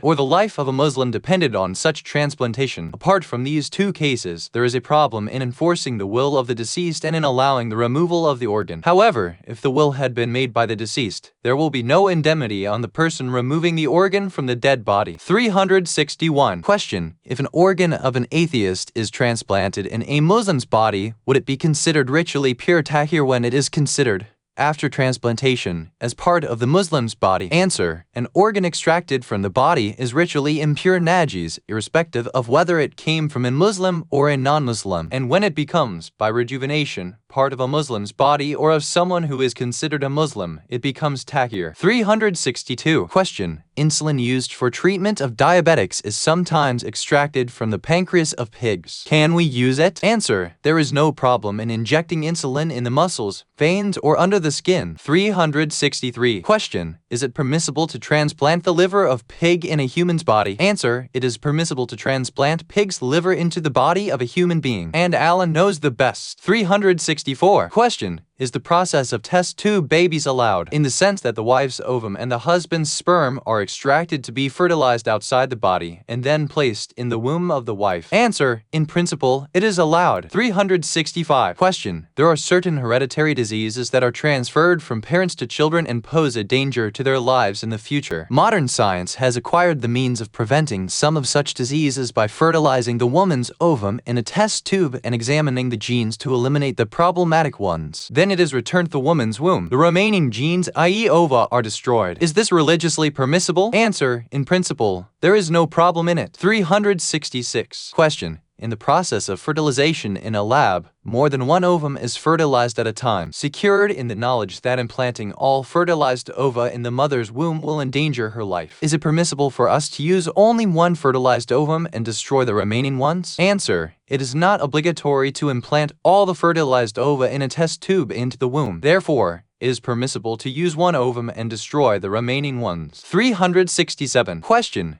Is it permissible to engage in embellishing the face and the body of another person? Answer. It is permissible, provided that one refrains from looking and touching what is haram to look at or touch. AIDS or acquired immune deficiency syndrome is a disease that has afflicted, based on 1996 data, 8 million people worldwide, and there are about 22 million who carry the AIDS virus. The latest data show that 1.5 million people have died of AIDS in the year 1996 only, bringing the total number of those who died of the disease to 6 million. This was announced by World Health Organization on International AIDS Day on 1 December 1996. Doctors have identified the following ways in which AIDS is transmitted. Sexual intercourse between members of the same sex or the opposite sex in which one member is already afflicted. This represents the most dangerous and widespread method of the spread of AIDS. The chance of transmission through this method is 80%. But through blood vessels, by transfusion, by injection, especially in the case of drug addicts, by open wounds, and organ transplantation, and even through surgery if the instruments are not properly sterilized. The fetus can be afflicted while in the womb or at the time of birth if the mother is already afflicted with AIDS. The data indicate that this disease has affected all countries and that no nation is immune against it, and that the majority of the victims are male. Diseases that had been eradicated have again started reappearing because of the AIDS epidemic, for example, pulmonary tuberculosis. Against this background, we presented the following questions to His Eminence, Ayatollah Sistani. 368. Question: what is the rule concerning isolating an AIDS patient? Is it obligatory on him to isolate himself? Is it obligatory on his family to isolate him from the public? Answer: it is not obligatory on him to isolate himself, just as it is not obligatory on others to do so. Indeed, it is not permissible to prevent him from frequenting public places like masjid, etc., as long as there is no danger of infecting the others with the virus. It is, however, obligatory for him as well as others to be careful in situations where there exists certainty or probability of infecting others. 369. Question: what is the rule on intentionally infecting others with the AIDS virus? Answer: this is not allowed if it leads, even after the passage of time, to the death of the person who has been infected. Then the heirs of the deceased have the right of retribution from the person responsible for causing to demand the infecting, provided that the latter was aware that that infection could lead to death. But if he was ignorant of that effect, or unaware of it, at that time, only indemnity, blood money, and penalty would apply. 370. Question: is it permissible for a person infected with AIDS to marry a person who is free from it? Answer: yes, but it is not permissible for him or her to mislead the other party by deliberately presenting himself or herself as free from AIDS at the time of proposing while they are not. Similarly, it is not permissible for him or her to become intimate in a way that would infect the other partner. However, if there is only a probability of infection and no certainty, then it is not obligatory for him or her to refrain from intimacy, provided that there is agreement on it. 371. Question: what is the ruling on marriage between two people who are carriers of the AIDS virus? Answer: there is no problem in it. However, if sexual relation between them is bound to worsen the disease to a serious level, it is necessary for them to refrain from it. 372. Question: what is the ruling on the sexual relations of an AIDS patient? Is it permissible for a non-infected person to refuse sexual relation with their spouse because sexual intercourse is one of the main ways of transmitting the virus? Answer: it is permissible for a non-infected wife not to make herself available to her infected husband for intimacy that could lead to infection by the virus. It is indeed obligatory on her to prevent him from such intimacy. If it is possible to lessen the chances of infection to a level that is insignificant, for example 2%, by using condom, etc., it is permissible for her to be intimate with her husband. In such a case, it is, based on precaution, not permissible for her to refuse intimate relations with her husband. This clarifies also the case of a husband who is not a carrier of the virus and wife who is. It is not permissible for him to have sexual relations with her in accordance with what sensible people perceive as considerable risk of being infected by the virus. In such a case, the wife's right to have sexual relations at least once every 4 months is suspended, except when it becomes possible to adopt methods that would properly prevent infection with the virus. 373. Question: what is the ruling concerning the right of the non-infected spouse in seeking separation? Answer: if deception was involved in the marriage, in the sense that the husband or the wife concealed the fact that they had AIDS at the time of proposing engagement, so much that the Marriage Contract Act was recited based on that understanding, the deceived party has the right of annulment. However, if the wife or her representative did not say anything about the issue of the disease and the husband assumed that she is free from it, the silence does not count as deception and, it therefore, does not yield the right of annulment. If there was no deception or the disease flared up after the marriage, the non-infected husband has the right to divorcing his infected wife. Does the non-infected wife have the right to ask for divorce from her infected husband on the grounds that she is being deprived of her conjugal rights? There are two views on this. Precaution should not be ruled out in this case. Of course, if her husband abandons her completely and she becomes like a suspended woman, neither married nor unmarried,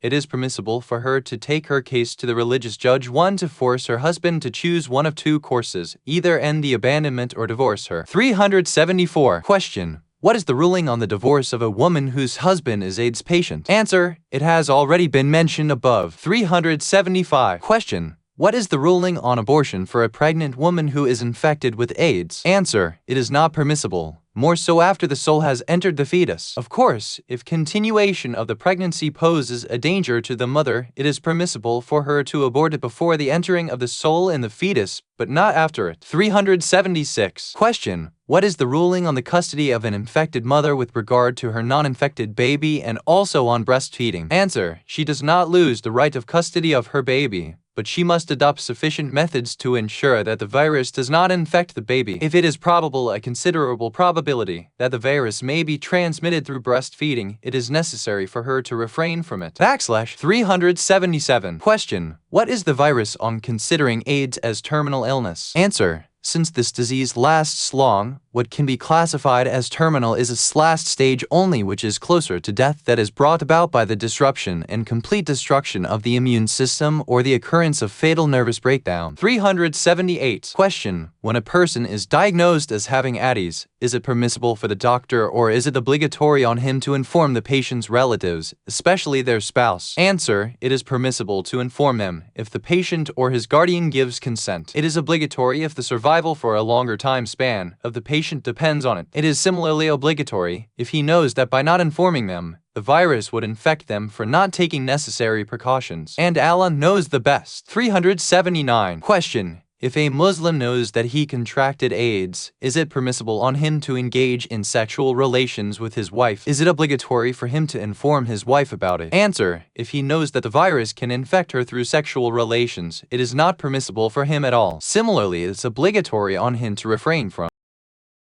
sex if there exists a considerable level of likelihood of infection, except in the case where the wife knows about it and agrees to it. What? Translators note: religious judge means the mujtahid or someone authorized by him in judicial matters. Married. Introduction. The Islamic legal system regulates the relationship between members of the opposite sex, covering its various important aspects and expanding on its details. That is because it is an important need of the human race, and many issues relating to the individual and society are based on it. There are many rules concerning the relationship between man and woman, yet I shall confine myself only to the ones that are relevant to Muslims residing in non-Muslim countries. General rules. 380. Marriage is among the highly recommended deeds. The Prophet has said, whosoever marries, he has protected half of his religion. One, he also said, whoever likes to follow my tradition, then he should know that marriage is of my tradition. Two, in another hadith, he said, no Muslim man hath gained a benefit besides Islam better than a Muslim wife who is a source of his pleasure whenever he looks at her, who obeys him when he commands her, and remains faithful to him when he is away. 381. Man should give importance to the qualities of the woman he would like to marry. He should not marry except a woman who is chaste, honorable, of good lineage, and righteous. She should be a source of help to him in the affairs of this world and the hereafter. 382. And should not confine his choice to the woman's physical beauty and wealth. It has been narrated from the Prophet SAW that he said, O people, beware of the green grass growing in a waste site. Someone asked, O Messenger of Allah, and what is the green grass in a waste site? He replied,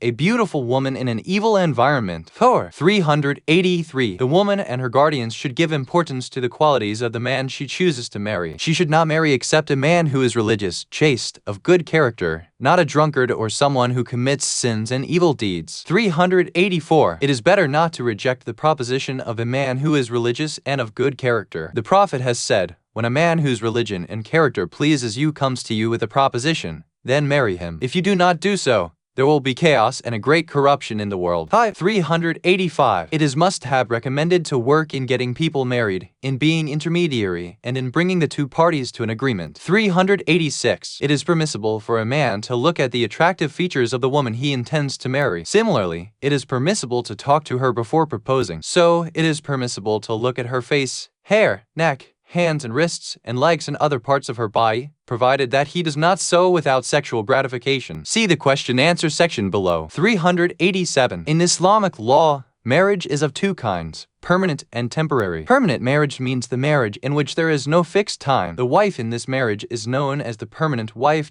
6. Temporary marriage means the marriage in which the time limit is fixed to a year or more or less. The wife in this marriage is known as the temporary wife. 7. 388. The formula for solemnizing the permanent marriage is as follows. The woman says to the man, Zawajtuka nafsi by Marn Kadruhu X. I give myself to you in marriage for the marriage gift which is X. In place of X mention the agreed marriage dowry mar. The man immediately says Kabalta Tazwij. I accept the marriage. The formula for solemnizing the temporary marriage is as follows. The woman says to the man, Zawajtuka nafsi by Marn Kadruhu X Limadati X. I give myself to you in marriage for the dowry of X for the time period X. In place of first X mention the agreed mar, and in place of the second X mention the agreed time. The man immediately says, Kabalta Tazwij, I accept the marriage. 389. It is permissible for the couple to recite the formula of marriage agreement by themselves or by appointing representatives who will recite it on their behalf. There is no condition for the presence of witnesses during the solemnization of the marriage, just as the presence of a cleric is not a condition for the validity of the marriage. 390. For a person who cannot recite the formula of marriage in Arabic, it is permissible to say it in a language that would convey the meaning of marriage, even if he can appoint someone to say it in Arabic. 391. A Muslim man is allowed to marry a Christian or a Jewish woman in temporary marriage. Based on precaution, it is obligatory to refrain from marrying a non-Muslim woman in permanent marriage. A Muslim man is not allowed to marry, neither permanently nor temporarily, a non-Muslim woman who is not among al-Kitab. Based on obligatory precaution, a Muslim man must refrain from marrying a Zoroastrian woman,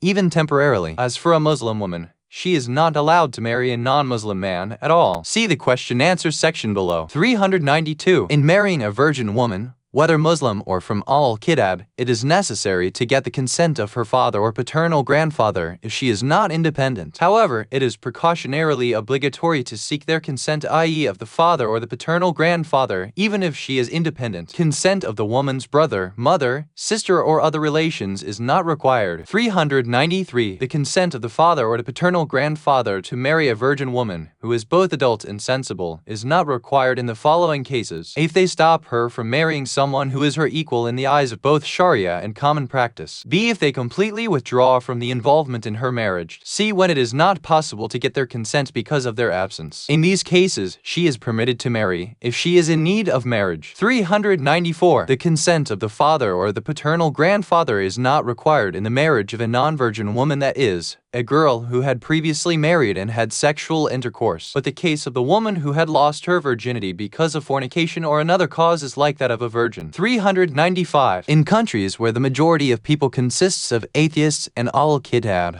i.e. non-Muslims, it is necessary for a Muslim to ask the woman whom he wants to marry about her religion so that he may ensure that she is not an atheist and thus the marriage be valid. Her answer about her faith and religion is to be accepted. 396. A Muslim man who is married to a Muslim woman is not allowed, in his concurrent second marriage, to marry an al-Kitab woman, i.e. a Jew or a Christian, without asking the consent of his Muslim wife. Based on obligatory precaution, the man should refrain from marrying her, even if it is temporary and his Muslim wife consents to it. Whether or not the Muslim wife lives with him is irrelevant. See the question-answer section below. 397. It is not permissible to engage in sexual relations with an al-Kitab woman without a marriage contract, even if the government of her country is in a state of war with Muslims. See the question-answer section below. 398. Based on obligatory precaution, one should refrain from marrying a woman who's notorious for adultery, unless she has repented. Similarly, based on obligatory precaution,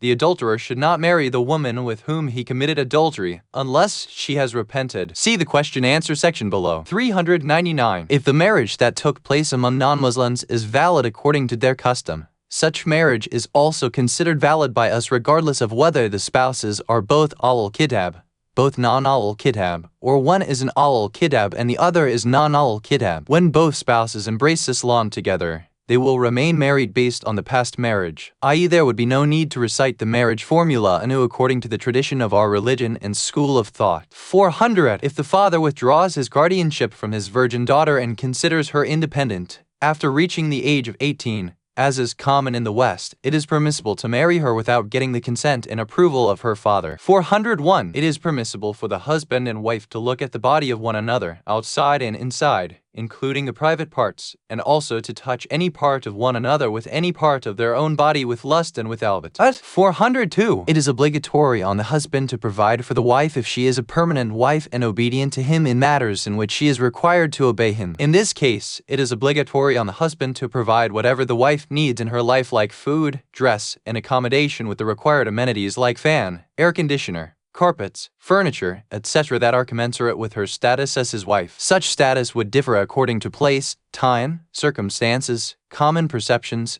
customs, standard of living, etc. See the question-answer section below. 403. It is obligatory on the husband to pay for his wife when he asks her to accompany him in his travels. It is similarly obligatory on him to meet her traveling expenses when she goes on a journey that is necessarily connected to the affairs of her life. For example, if she is sick and her treatment depends on traveling to a specialist, it is obligatory on the husband to pay for the expenses, her ticket as well as medical charges. 404. It is not permissible to neglect sexual relations with a young wife for more than 4 months, unless there is an excuse like unbearable difficulty or harm in fulfillment of that duty, or unless she agrees to it, that is, forgoes her conjugal rights, or if it was part of their agreement at the time of marriage. Based on obligatory precaution, this rule is not limited to the permanent wife, i.e. it includes the temporary wife also. Similarly, based on obligatory precaution, it is not restricted to the husband who is present. It also includes the husband who is traveling. Therefore, it would not be permissible for him to prolong his journey without valid reason, if it entails depriving the wife of her right, more so when the journey is not regarded as essential in the people's eyes, i.e. a vacation or pleasure. 405. It is not permissible for a Muslim woman to marry a non-Muslim man in permanent or temporary marriage. 406. If the husband harasses his wife and is spiteful toward her without any valid reason, it is permissible for her to present her case to the religious judge, who will force him to live with her in an amicable manner if that is possible, or censure him as he seems fit. If that also does not work, she can demand divorce from her husband. If he refuses to divorce her and it is not possible to force him to divorce her, the religious judge will pronounce her divorced. 407. It is permissible to artificially inseminate the wife with her husband's sperm, provided that the process of insemination does not involve a haram act, like looking at the body parts that are forbidden and other haram acts. See the question-answer section below. 408. It is permissible for a woman to use contraceptives, the pill, to prevent pregnancy, provided that it does not damage her health in a serious manner, irrespective of whether or not the husband has agreed to it. 409. It is permissible for a woman to use intrauterine devices, IUD, and other birth control devices, provided that they do not pose serious harm to the woman's health and that the insertion of the device does not involve a haram act, such as the male tattoo looking at the private parts of the woman's body that are forbidden for him to look at. Similarly, it should not involve the female looking at and touching without gloves the private parts that are haram to touch or look at. Moreover, the IUD should not cause the abortion of the fertilized ovum after its implantation in the womb. 410. It is not permissible for a woman to abort the fetus after the soul has entered into it, irrespective of the reason for abortion. It is permissible to abort the fetus before the soul enters it if there is an unbearable harm to the mother in continuing the pregnancy, or it becomes extremely difficult for her. See the question-answer section below. 411. If the mother aborts the fetus by herself, she is liable for the indemnity. Similarly, if the father or a third person, like a doctor, caused the abortion, the indemnity is payable by that person. See the question-answer section below. There are other details and rules regarding the issue of abortion in the manuals of Islamic laws and other books of Islamic jurisprudence. 12. Questions and answers. 412. Question: is it permissible for us to give the imam's portion of comes for the marriage of a believer Muslim in the West, knowing that the amount of money that is given here for this one marriage can be used for marriages of more than one believer in the Muslim countries, and there are many needy believers in Muslim countries? Is it not necessary that most possible numbers of deserving people should be helped from Sami Imam? Answer: although providing for the marriage of needy believers is among the avenues covered by the portion of the Imam as. One is not permitted to utilize it for this or its other purposes without the permission of the marja or his representative. It is not necessary to use the Sami Imam to serve the interests of the most possible number of deserving people. What is important is to prioritize the important causes. This prioritization varies according to circumstances. 413. Question: is it sufficient for a non-Arab to pronounce the marriage formula in Arabic without understanding the meaning of the words, even though we know that the purpose for uttering those words is to solemnize the marriage in the right way? Supposing that just the utterance is sufficient, is it necessary to say it in Arabic without having the need to say the marriage formula in another language? Answer: it would be sufficient, provided that the person has some understanding, even roughly, of the meaning of the Arabic words based on obligatory precaution. It would not be sufficient to pronounce it in another language. 414. Question: is it valid to pronounce the marriage formula through a telephone? Answer: it is valid. 415. Question: is it possible for a witness to give evidence using the telephone or fax or letter? Answer: the rules and consequences that apply to the bearing of witness in presence of a judge cannot materialize without the physical presence of the witness. As for the testimony that just deals with describing the incident the way it occurred, the methods mentioned above, and other methods similar to them, are sufficient, provided that they are secured from fraud and error. 416. Question: is it permissible to look carefully at the body with exception of the private parts of the woman one intends to marry with sexual motivation or without it? Answer: it is permissible to look at the woman's features like the face, the hair, and the hands but without lustful intention, and it is permissible, even if one knows that lustful thoughts will naturally occur by looking at her. When a person has come to know about her features by the first look, it is not permissible to look again. 417. Question: some Western governments allow the daughter to be independent of her parents after she has passed the age of 16. If she seeks her parents' advice, it is only for seeking their opinion or out of respect for them. Is such a virgin girl allowed to marry, be it permanent or a temporary marriage, without the consent of her father? Answer: if this means that the father has allowed her to marry whomsoever she wants or that he has withdrawn from interfering in the matter of her marriage, it is permissible for her to do so. Otherwise, based on obligatory precaution, it is not permissible. 418. Question: if a woman is over 30 years of age and still virgin, is it necessary for her to seek the permission of her guardian for marriage? Answer: if she is not independent, it is obligatory on her to seek his consent. Rather, even if she is independent, she must seek his consent as a matter of compulsory precaution. 419. Question: is it permissible for a virgin girl to use the light beauty powder in order to draw attention to herself in lady-only gatherings? What if she does so with the purpose of seeking marriage? Wouldn't it be counted as concealing physical defects, if there were any? Answer: it is permissible for her to do that, and it would not be regarded as concealing the physical defects. Even if it were, it would not be haram unless she was intent on deceiving the person who wants to marry her. 420. Question: when is it permissible for a wife to ask for divorce through the religious judge? Is it permissible for a wife whose husband constantly treats her badly, or a wife who is sexually not satisfied by her husband to an extent that she fears committing that which is haram, to ask for divorce and be divorced? Answer: it is permissible for her to ask for divorce through the religious judge if her husband refuses to fulfill her marital rights and also refuses to divorce her after the religious judge has ordered him to do one of the two. In such a case, the judge would pronounce the divorce the wife. The circumstances in which this could happen are the following.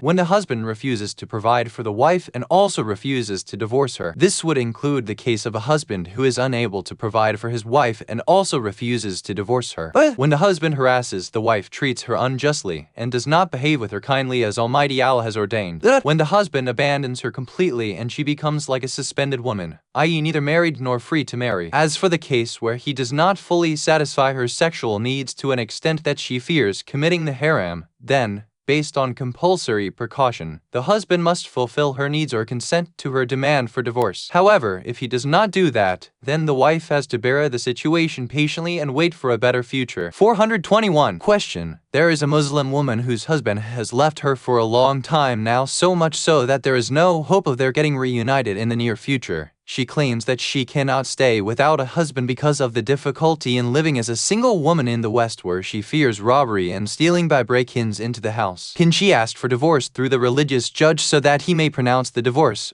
whereby she can, Remarry whosoever she wants. Answer: if the husband has abandoned her, she can take her case to the religious judge, who will then force the husband to choose one of two courses: either end the abandonment or release her by divorce so that she can marry someone else. If he refuses to do any of the two, and it is not possible to force him to adopt one of the two alternatives, the religious judge has the right to pronounce the divorce at her request. But if the wife is the one who has left her husband without any valid justification, there is no way for the religious judge to pronounce her divorced. 422. Question: a Muslim couple got separated for a long time. Is it permissible for him to marry, temporarily or permanently, a woman from Al-Kitab without the knowledge of his Muslim wife? Is it permissible for him to marry with the permission of his Muslim wife? Answer: for a Muslim man to marry a woman from Al-Kitab permanently is against the compulsory precaution in any circumstance, and his temporary marriage to a Jewish or a Christian woman is allowed only if he is not already married to a Muslim wife. If he has a Muslim wife, temporary marriage with an Al-Kitab woman is not permissible without her consent. Nay, even with her consent, it is not permissible, based on compulsory precaution. 423. Question: a Muslim man who is married to a Muslim woman migrated from his country. After a lengthy stay in the West country,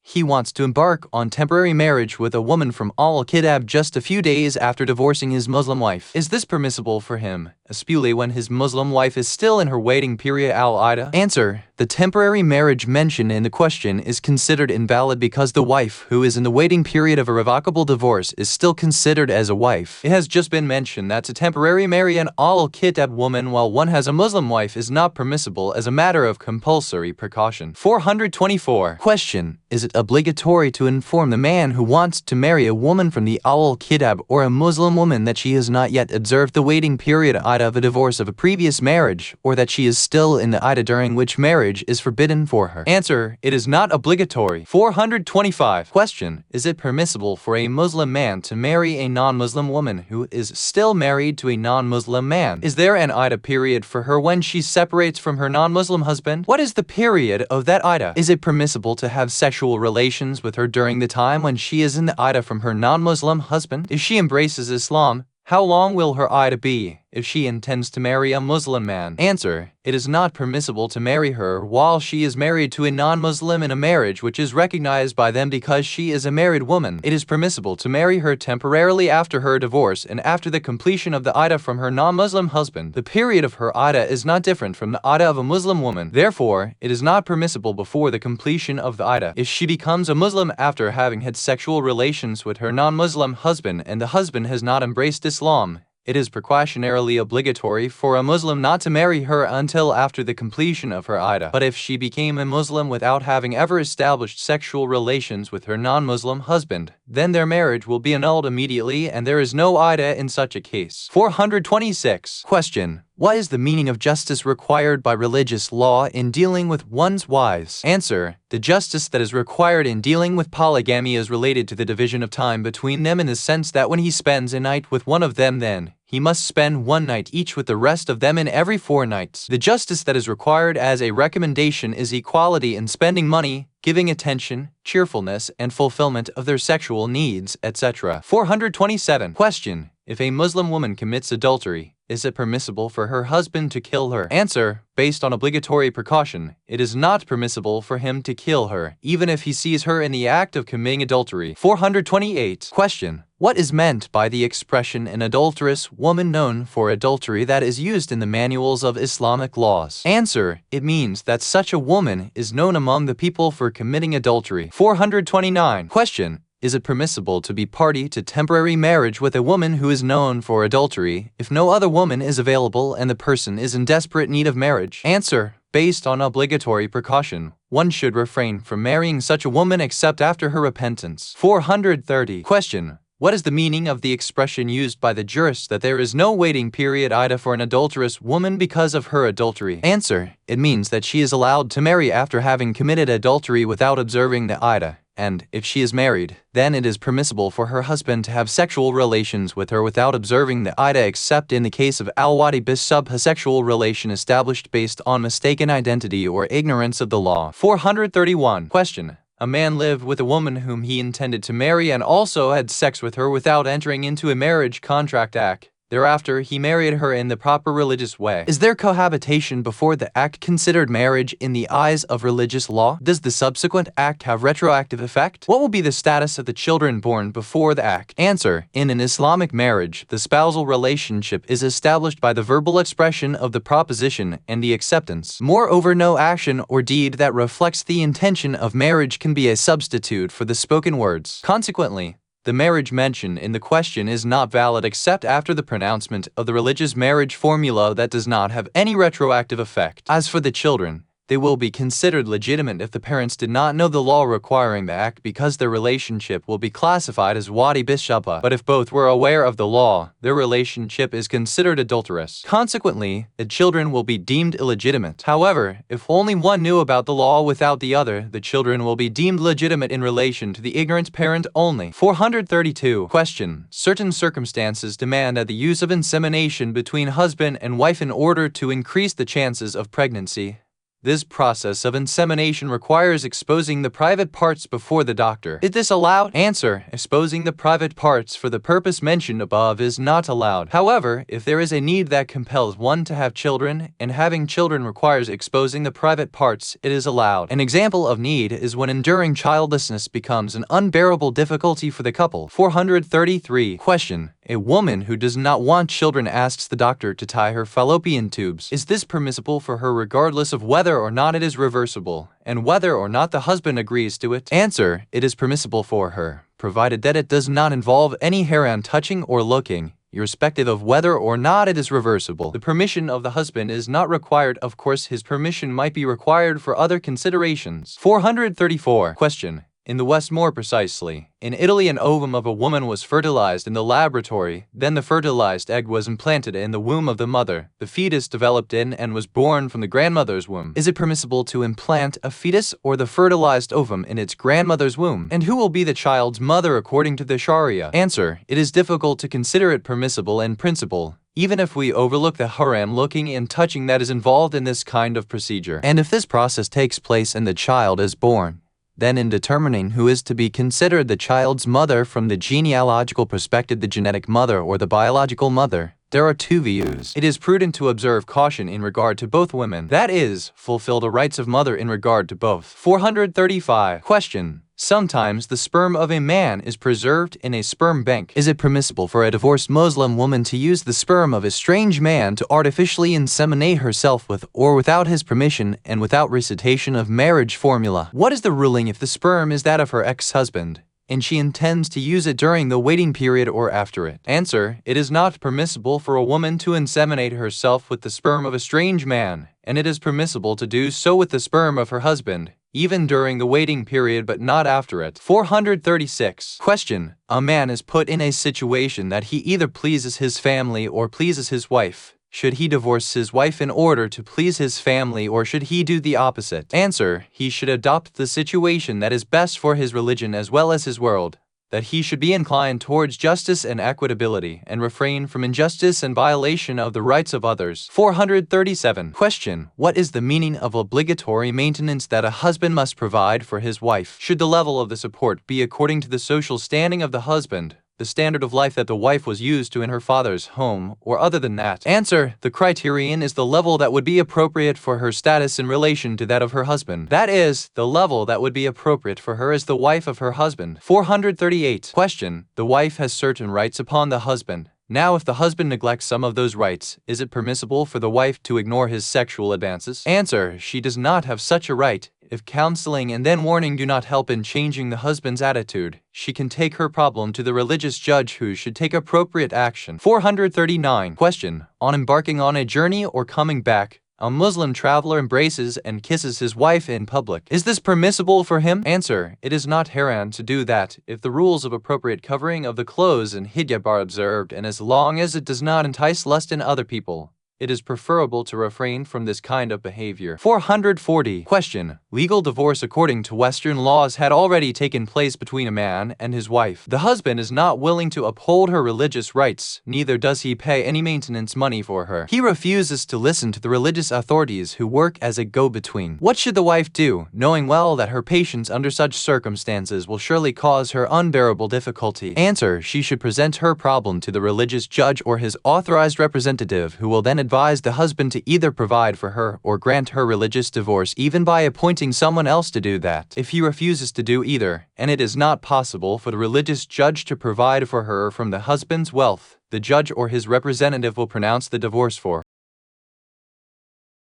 her. 441. Question. Is it permissible to have sex with a non-Muslim woman from Al-Kitab or others, without doing the religious marriage on the basis that her country is in a state of war, directly or indirectly, with the Muslims? Answer. This is not allowed. 442. Question. A wife neither obeys her husband nor fulfills her marital duties. She also goes out without his permission to stay with her own family for 7 months. Then instead of having recourse to Islamic laws, she goes to a non-Islamic court in order to get spousal maintenance, custody of the children, and divorce from her husband. Does such a wife have the right in getting anything from her husband? In such a situation, when she goes to non-Islamic court, it will apply non-Islamic laws to grant her divorce and her rights spousal support and custody of children. Does she deserve her full spousal rights? Answer. The wife mentioned above does not deserve the spousal maintenance from a Sharia point of view, but her mahr dowry and her right of custody of children under the age of 2 should not be suspended because of her disobedience. 443. Question. A young lady had gone through an operation in which her womb was removed, and consequently she had stopped having her menses for more than 15 years. Then she married a man in temporary marriage for a length of time that has now ended. Is it necessary for her to observe the waiting period Ida? And if yes, what would be the time length of her Ida? Answer. If she still is in the age of women who usually see their menses, then her Ida in the temporary marriage would be 4 to 5 days. 444. Question. Sometimes a non-Muslim woman would verbally bear witness of belief in Islam for the sake of marriage, which does attract plausible credence for others that she has really believed in Islam. Can the others who have doubt about her belief still treat her as they would treat Muslims? Answer. Yes, the Islamic treatment would be applied to her as long as she does not say or do something that would contradict her declaration of the faith. 445. Question. Sometimes the fertilized ovum of a woman is transplanted in the womb of another woman. Is this allowed? If pregnancy occurs, whose child will this fetus be considered? Answer. There is no problem as long as the haram touching and looking is not involved, and whether the genealogical mother of the child will be the genetic mother who provided the ovum or the biological mother who carried the fetus in her womb. There are 2 views. Based on obligatory precaution, caution should be exercised in regard to both of them. 446. Question. The fetus swims in the liquid that is in the mother's womb. This liquid comes out at the time of birth or just before it, sometimes with blood, at others without blood. Is this water considered ritually pure if it comes out without blood? Answer. Yes, it is ritually pure tahir in this case. 447. Question. When is it permissible to abort a fetus? Does the age of the fetus have anything to do with it? Answer. Abortion is not allowed after the implantation of the fertilized ovum on the lining of the womb, except if the mother's life is in danger or the continuation of pregnancy will cause difficulty for her that is not normally bearable and there is no other solution but abortion. In this case, it would be permissible to abort the fetus as long as the soul has not entered into it. After the entering of the soul, it is not permissible at all. 448. Question.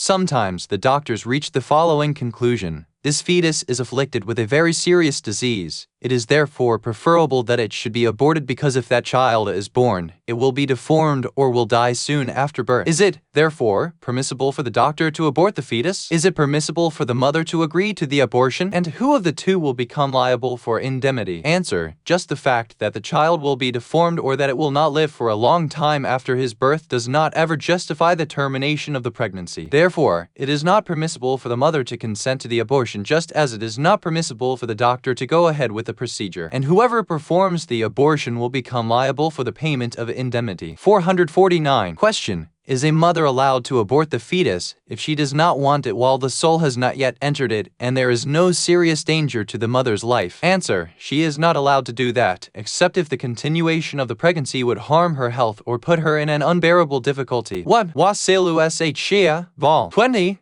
p. 17. Idad, p. 18-3. As Sistani, Minhaju Salihin Vol. 2. p. 4. Wasailu Shia, Vol. 20.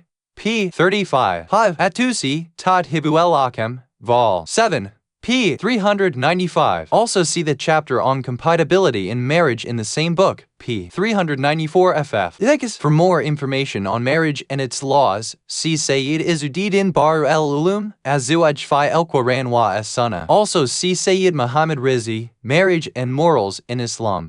For more information on temporary marriage and its laws, see Sayyid Muhammad Taqi al-Hakim, Azwaj al-Muwakat wa Doruhu fi hali mushkalati el-Jins. Irid, p. 11. 9. As Sayyid Sistani, Minhaju as-Salihin Vol. 2. p. 10-11. Also see the last reference. Ibid, p. 67. 11. Translators note: the medical experts do not exactly know how IUD works. Presently there are two opinions. One says that the IUD prevents fertilization, and the other says that it prevents the fertilized ovum from implantation onto the uterus. Since the Shari pregnancy begins at implantation, there is no problem in using the IUD as a birth control device irrespective of the above differences among professionals. Marriage and Morals in Islam, Toronto, Eek, Revised Edition, 1994 p. 121. 12. See as Sistani, Minhaju as-Salihin Vol. 2. p. 136-137, as well as his Al-Masilu el-Muntakaba,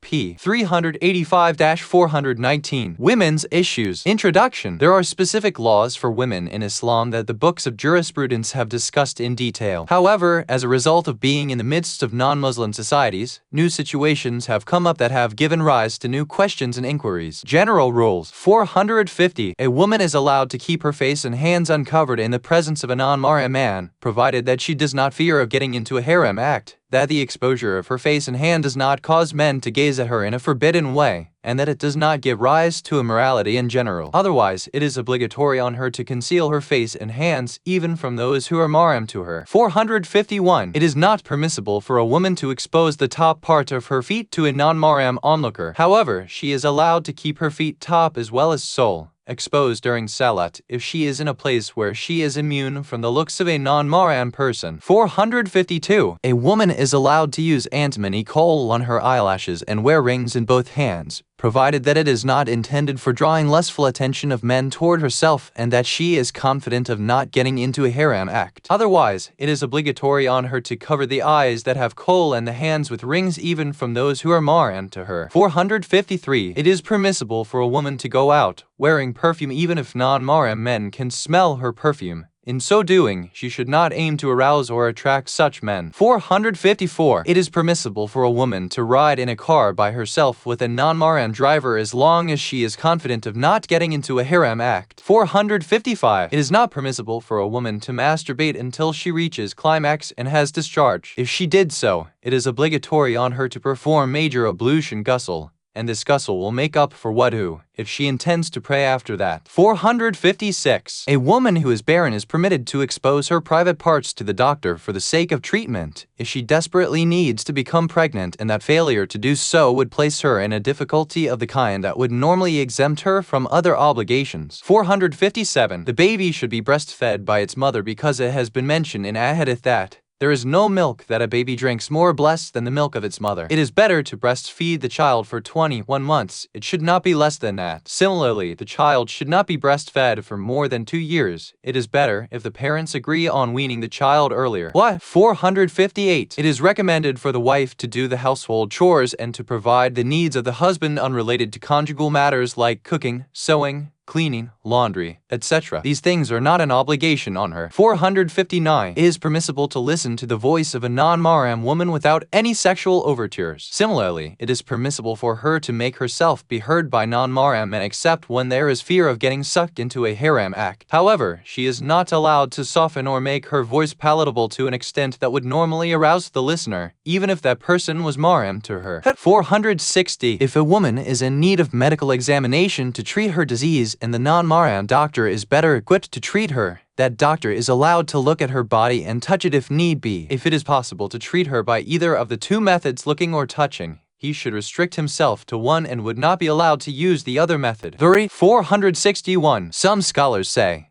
in order to confine all kinds of sexual activity to wedlock and for the benefit of the husband, the wife, and the entire family. Islam has imposed hijab on the woman when she meets the men who are not mahram to her. 462. Alfred Hitchcock, the famous movie producer, said, "The Eastern woman was very attractive by herself, and this attraction gave her tremendous power. But by taking great steps in bringing herself on a par with her Western sister, the Eastern woman has gradually abandoned the hijab, and this had gradually decreased her attractiveness and hence her power." 463. Will Durant, while discussing the sexual behavior of women, said, "The woman knows that indecency leads to lower self-esteem and degradation. Therefore, she taught that to her daughter." 6. In other words, by nature she is inclined towards decency and chastity, and that covering her body increases her honor and position in the eyes of men. Questions and answers. 464. Question: what is the ruling in the matter of a woman embracing another woman passionately, kissing, and flirting with her with sexual desire? What if they go even further and enter the domain of deviant sexual behavior? Answer: all of this is haram with varying degrees of prohibition. 465. Question: very often women ask specific questions related to women's issues from inseminations. Is it permissible for them to ask explicitly, even though some questions might be of a private nature? Is it permissible for the students to answer them in the same explicit manner? Answer: it is permissible for both parties for the sake of learning and teaching religious laws, but they both must have sincerity of intention, observe decency and decorum in their speech, and refrain from explicitness in matters that are not appropriate to be expressed explicitly. 466. Question: during foreplay, a sticky substance is discharged in a woman's vagina, and when the foreplay continues, she sometimes has orgasm. Is it obligatory on her to perform major ablution ghusl when she reaches the first stage of discharge, or only when she reaches the climax? And will this ghusl make up for wudu? Answer: ghusl does not become wajib for the woman until she reaches the level of sexual excitement. Once she reaches that level and the liquid is discharged, it becomes obligatory on her to perform ghusl of janabat, which should compensate for wudu. 467. Question: during the pilgrimage season, women use some pills to delay the onset of their monthly period. When the period sets in, it comes with frequent intervals. Would the laws of menses apply on that discharge? Answer: if it comes with interruption and does not continue even inside the private part after the first initial discharge, for 3 days, the laws of menstruation should not apply. 468. Question: a vast majority of Muslim women who observe hijab are used to keeping their chins and a small part of the under chin exposed, but they cover the neck. Is this permissible for them? And how big an area of the face women can expose? And are the ears included in that? Answer: the ears are not part of the face, therefore it's obligatory to cover them. As for the part of the chin and the under chin that are seen when putting on the common head scarf, it is to be considered as part of the face. 469. Question: is it permissible to shake hands with a non-mahram woman who is advanced in age kawed and do not have high hopes of getting married? What is the approximate age for kawed? Answer: it is not permissible to touch the body of a non-mahram woman at all, except when necessary. There is no specific age for the kawed because it varies from one woman to another. The criterion of defining the kawed is what has been mentioned in the Quranic verse: she should be advanced in age and do not aspire for marriage. 24-60. 470. Question: if putting on the face veil and niqab in a country like England or America sometimes arouses astonishment and inquiries, is it obligatory to take off such veil since it would become part of the libasu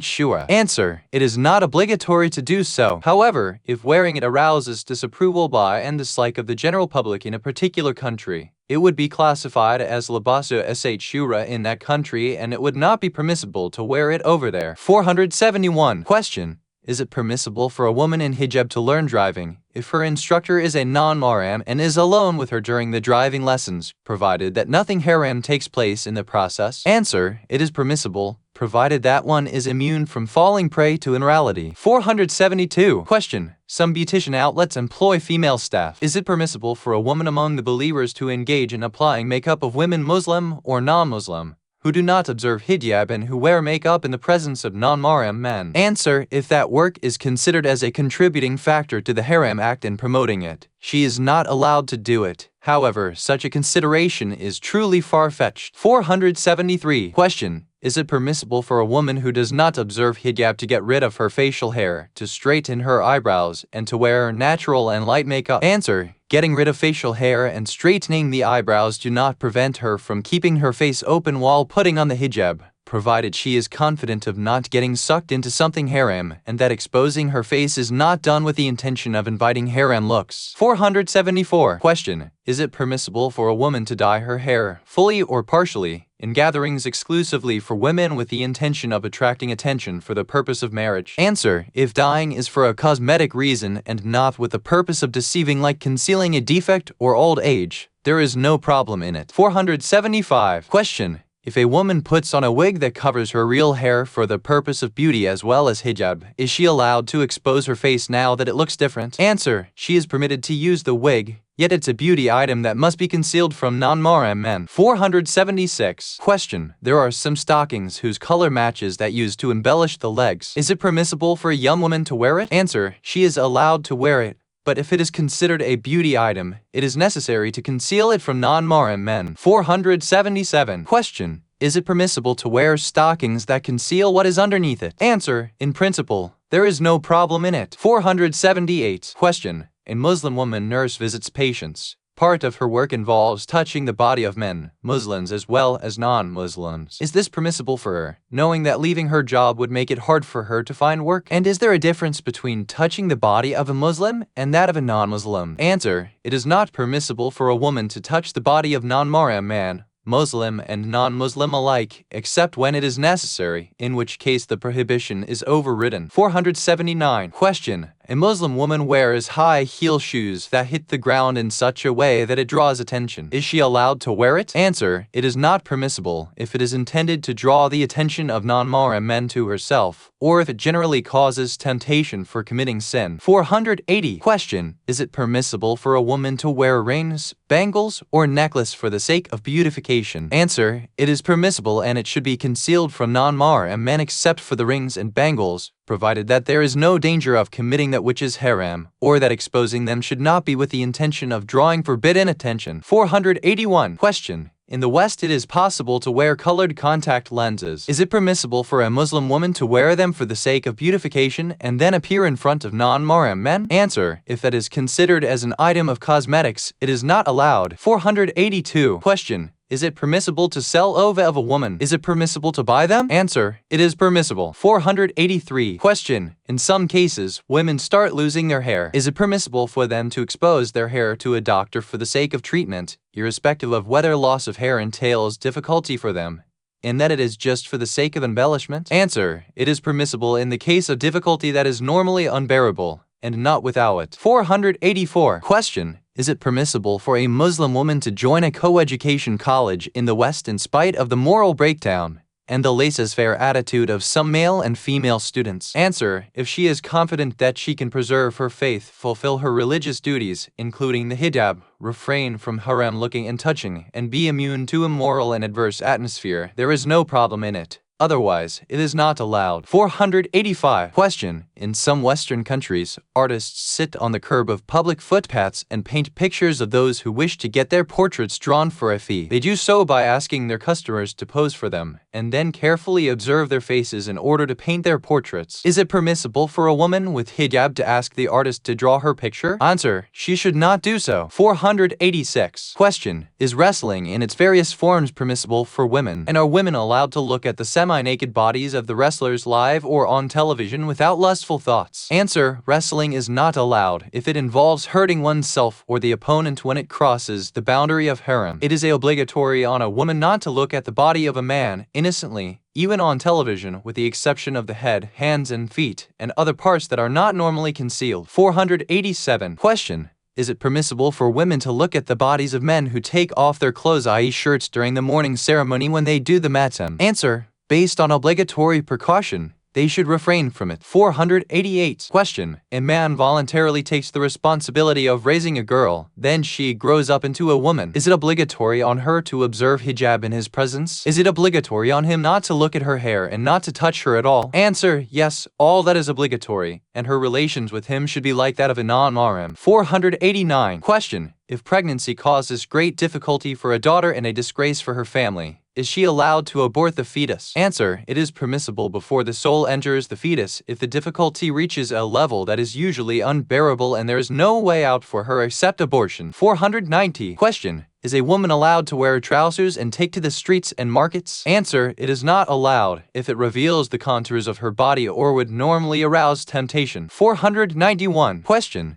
is it permissible to wear a wig with the purpose of drawing attention and embellishing oneself in gatherings that are exclusively for women? Is this counted as concealing the shortcomings? Answer: there is no problem in it if it is done only for beautification and not for deceiving and concealing physical drawback in the case of would-be marriage. 492. Question: is it permissible for a woman in menses to recite more than 7 verses from the Holy Quran other than the verses that require obligatory prostration? If it is permissible, is it disliked makruh? And does that mean that she will be rewarded for reciting, albeit less than normal? 493. Answer: she is allowed to recite other than the verses that require obligatory prostration, and when it is said it is disliked to recite more than 7 verses, this means that the reward of such recitation will be less. What? Sayyid as Sistani, Minhaju as Salihin, Vol. 3, p. 120. Irid, p. 50. Irid, p. 13.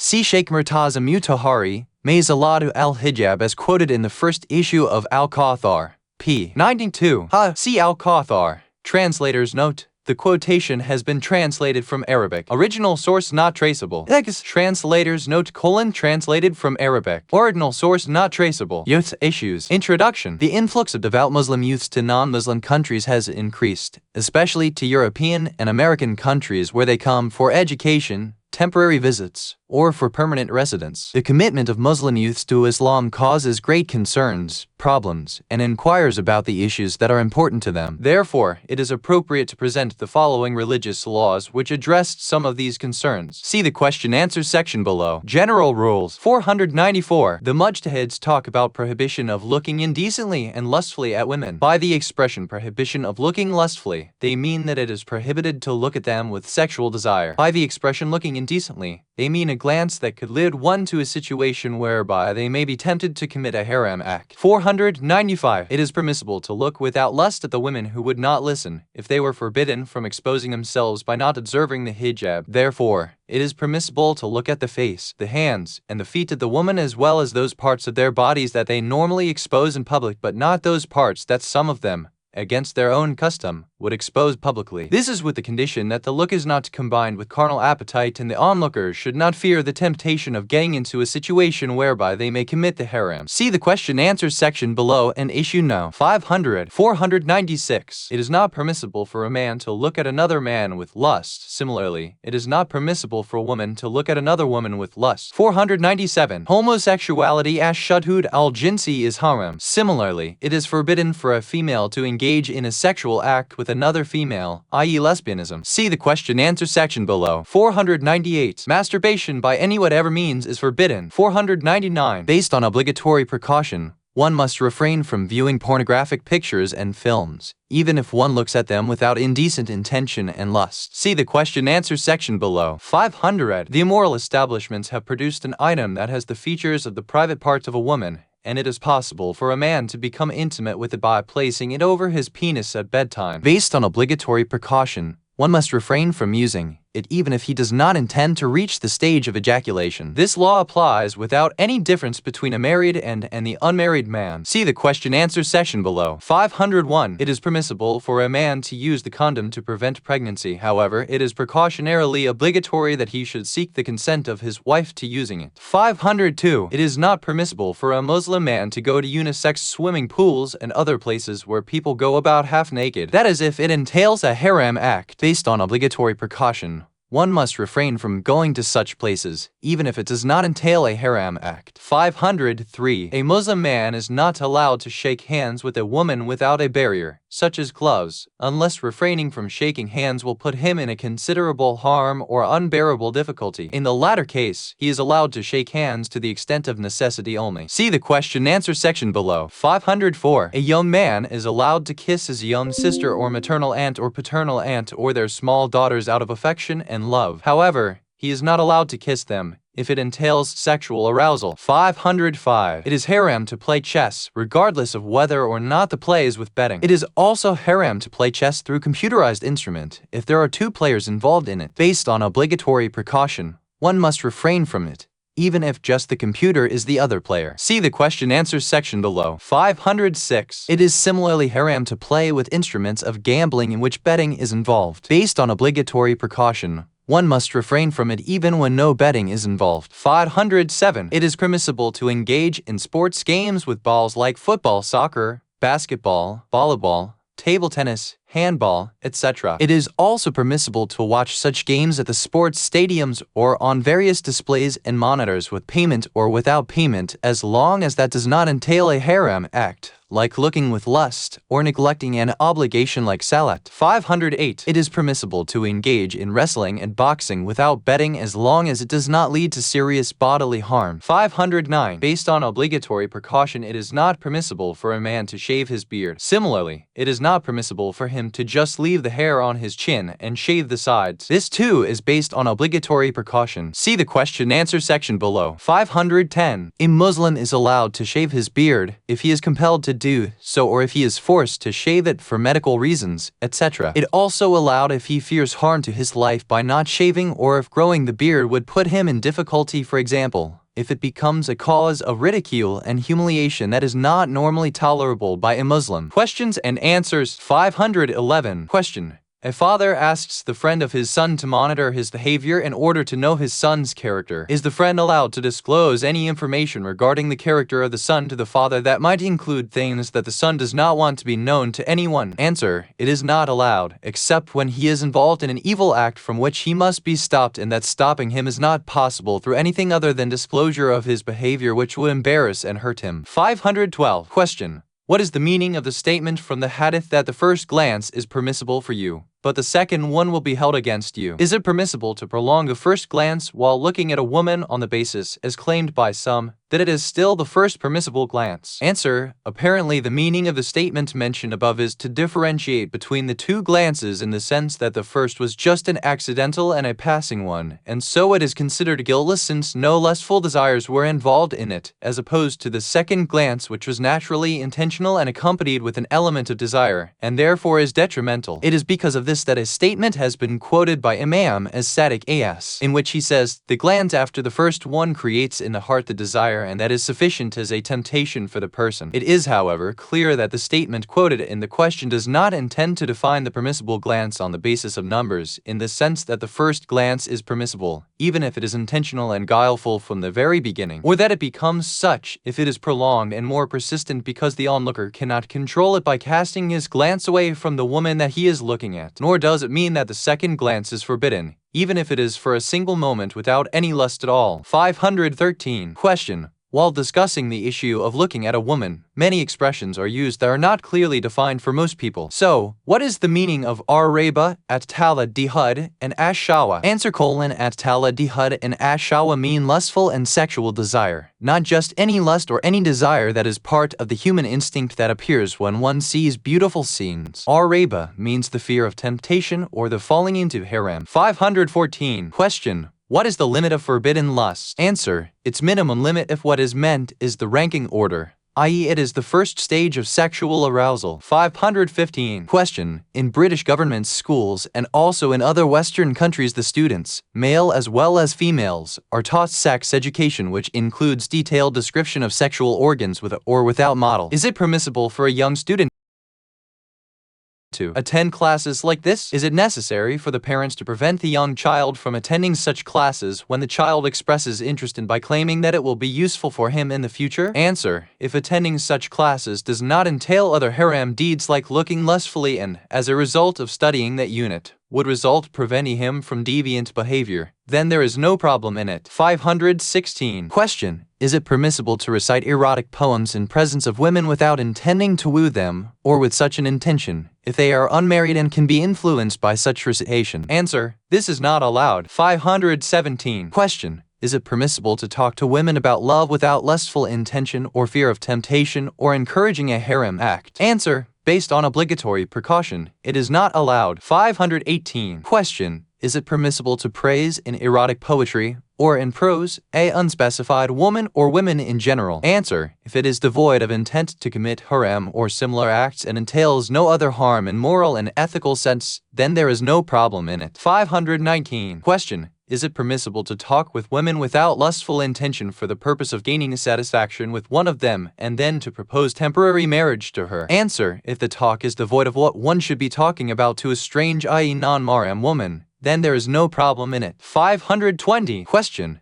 a new craze has spread in Europe in which men wear ladies' earrings in one or both ears. Is this allowed for them? Answer: it is not permissible if it is made of gold. Rather, not at all, based on obligatory precaution. 521. Question: if a person commits haram by shaving his beard by razor blade on day 1, is it permissible for him to do the same on the 2nd, the 3rd, the 4th day, and so on? Answer: it is precautionarily compulsory to refrain from it. 522. Question: at times the big companies in Europe discriminate among those who come to them seeking jobs, between those who shave their beards and those who don't shave them. If this is true, then is it permissible to be clean-shaven in order to get the job? Answer: shaving the beard whose prohibition is based on obligatory precaution would not become permissible just by the desire to get a job with these companies. 523. Question: is it permissible to shave the two sides of the face and leave the hair on the chin? Answer: shaving the beard is haram based on obligatory precaution, and this includes the hair that grows on the sides of the face. However, there is no problem in shaving the hair that grows on the cheeks. 524. Question: is it permissible to play games of chance of all kinds on electronic machines, computers without betting or with betting? Answer: it is not permissible, and it is treated the same as normal non-electronic gambling instruments. 525. Question: some permissible games use dice in them, so is it allowed to play with it? Answer: if the dice is not from the tools that are exclusively for gambling, then there is no problem in using it in non-gambling games. 526. Question: is it permissible to look at what the non-Muslim women normally expose of their body during the summer season? Answer: if the glance does not entail lustful desire or temptation to commit sins, then there is no problem in it. 527. Question: is it permissible to look at the picture of a well-known muhajjaba woman who appears without hijab in that picture? Muhajjaba means a lady who observes hijab. Answer: based on obligatory precaution, one must refrain from looking at other than the face and the hands of that woman.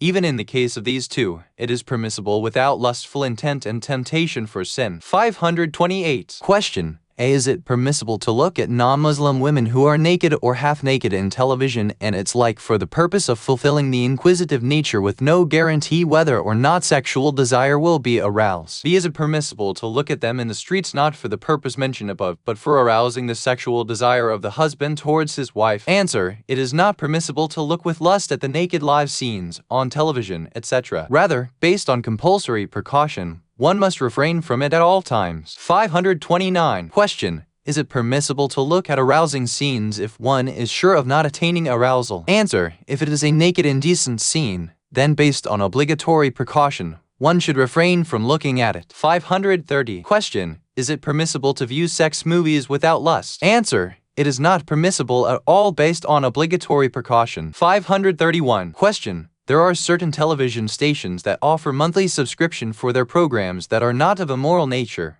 but after midnight, it relays sexual movies. Is it permissible to subscribe in such programs? Answer: it is not allowed, unless one is confident about himself and others in the house that they would not view the sexually explicit material. 532. Question: in some countries it is customary that the person who arrives at a meeting or an office will shake hands with all who are present, including women, of course, without lustful intention, and if he refuses to shake hands with the women, it would be considered abnormal, and more often than not it would be considered an act of contempt and insult toward the woman. All this would reflect negatively on their view concerning the person. Is it, therefore, permissible to shake hands with women? Answer: it is not permissible, and the problem should be tackled by not shaking the hands of anyone or by wearing gloves, for example. If this is not possible for the person and he thinks that refusing to shake hands would cause great and unbearable difficulty for him, then it is permissible at that time. All this is based on the assumption that it is necessary for him to attend such a gathering. Otherwise, if it is not possible for him to refrain from haram,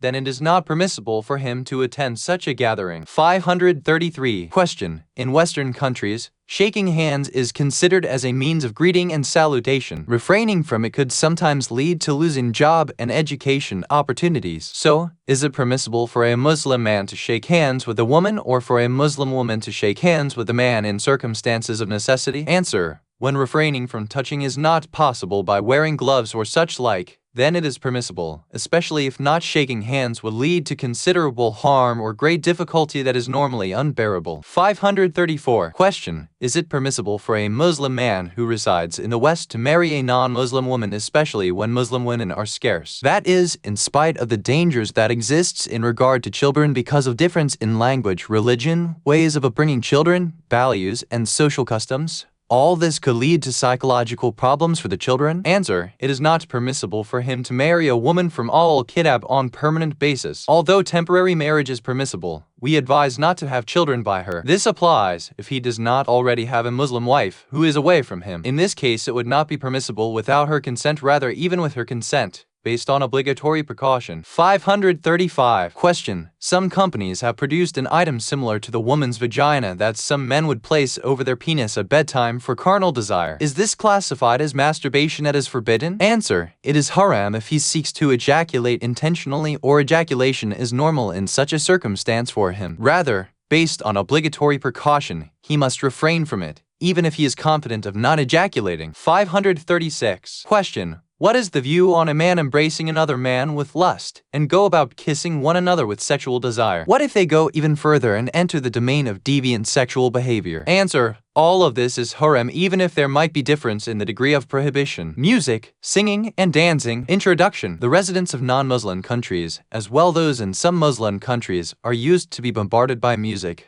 songs, and rhythms of dancers, be they indoors or outdoors. A question arises in their minds. Is it permissible for us to listen to this tune or that song? Is it permissible for us to dance? I shall answer these two questions and others like them in the following rules. General rules. 537. Music is an art that has spread far and wide during these days. Some varieties of this art are permissible while others are forbidden. Therefore, it is permissible to listen to the first while it is forbidden to listen to the latter. 538. Music that is permissible is the music that does not entail entertainment in gatherings held for that purpose. Forbidden music is the music that is suitable for entertainment and amusement gatherings. 539. The expression the music or the song that is suitable for entertainment and amusement gatherings does not mean that the music or the song's tune amuses the heart or changes the mental state, because there is nothing wrong in it. The expression actually means that the person listening to the music or the song's tune, especially if he is an expert in these matters, can distinguish that this tune is used in the entertainment and amusement gatherings or that it is similar to the tunes used therein. See the question-answer section below. 540. It is permissible to visit places where halal music is being played,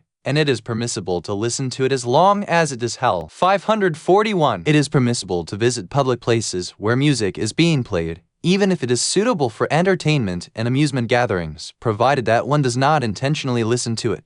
For example, passengers on course, waiting areas for visitors, public parks, restaurants and cafes, etc. Even if the music played there is suitable for entertainment and amusement gatherings, because there is no problem in hearing forbidden tunes without intending to listen to it. 542. It is permissible for adults as well as children to learn the art of halal music in music schools or other places as long as their visits to such places do not have any negative effect on their proper upbringing. 543. Singing al-Ghina is haram. Doing it, listening to it, or living of it. By singing al-Ghina, I mean an amusing statement expressed in the tunes that are suitable for those who provide entertainment and amusement. 544. It is not permissible to recite the Holy Quran, supplications, du'as, and words of praise in tunes that are commensurate to entertainment and amusement gatherings. Based on obligatory precaution, one must refrain from reciting other non-amusing statements in poetry or prose in that tune. See the question-answer section below. 545. The prohibition of intentionally listening and giving ear to haram songs and music has been mentioned in the holy tradition. The Messenger of Allah SAW said, "And the person with the sin of singing al-Ghina will be raised on the day of resurrection blind, deaf and dumb. The person with the sin of adultery, of woodwind, and of drum will also be raised in the same way." He also said,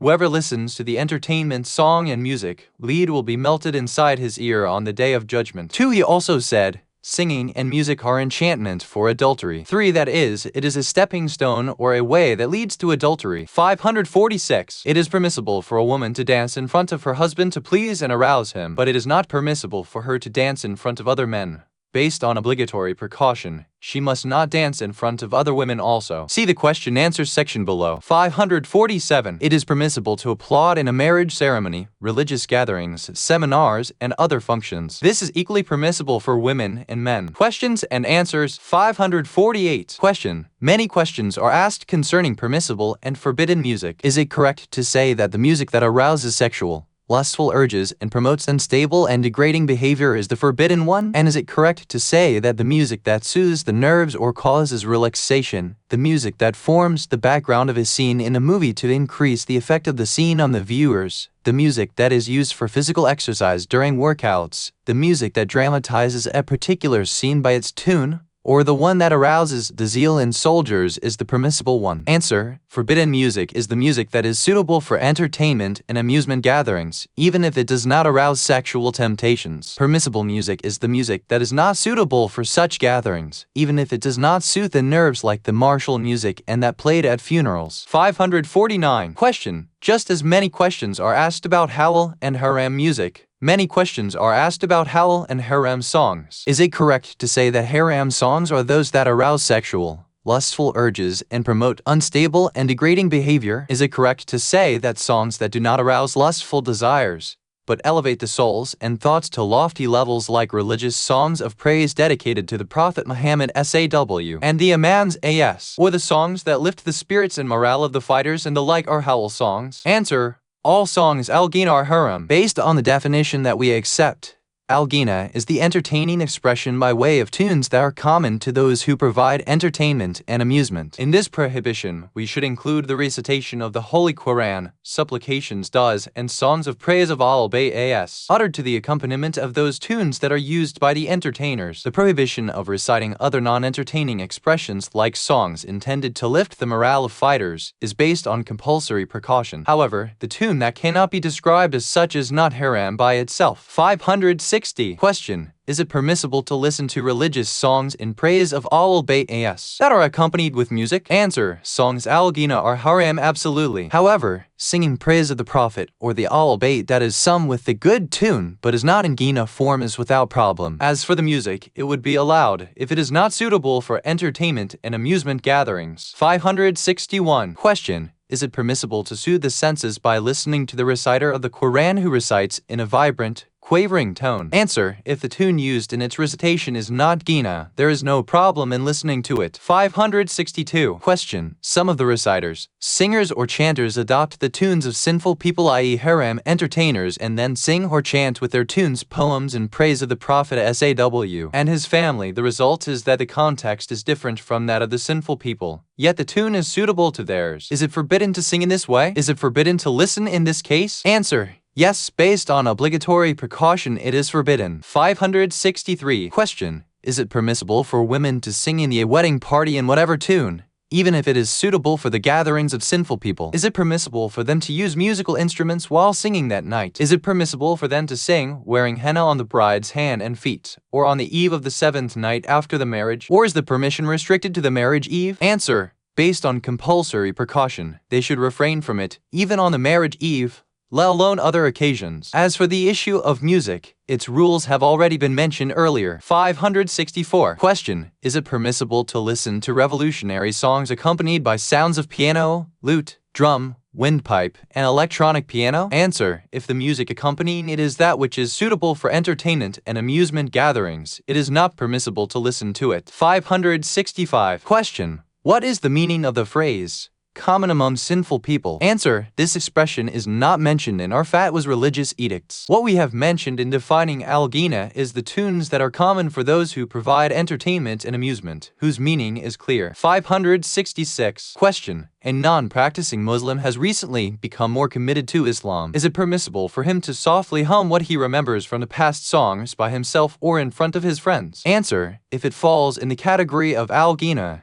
then it is not allowed. 567. Question. There are certain songs in foreign languages that the teachers of linguistics recommend listening to in order to expedite the learning process of that language. Is it permissible to listen to such songs for that purpose? Answer. If it falls within the category of al-ghina as explained earlier, it is not allowed. 567. Question. Musical instruments are of different kinds. Sometimes they are used in musical gatherings and sometimes for soothing the soul. Is it then permissible to buy these instruments, manufacture them, deal in them, or play them to soothe the soul or listen to the sounds when someone else is playing them? Answer. It is not permissible to deal in the instruments of haram entertainment, neither selling nor buying, just as it is not permissible to manufacture them and accept remuneration for making them. An instrument of haram entertainment means that its physical shape that gives its value and eventually the purpose for acquiring it is not suitable except for use in haram entertainment. 568. Question. Is it permissible to manufacture, sell,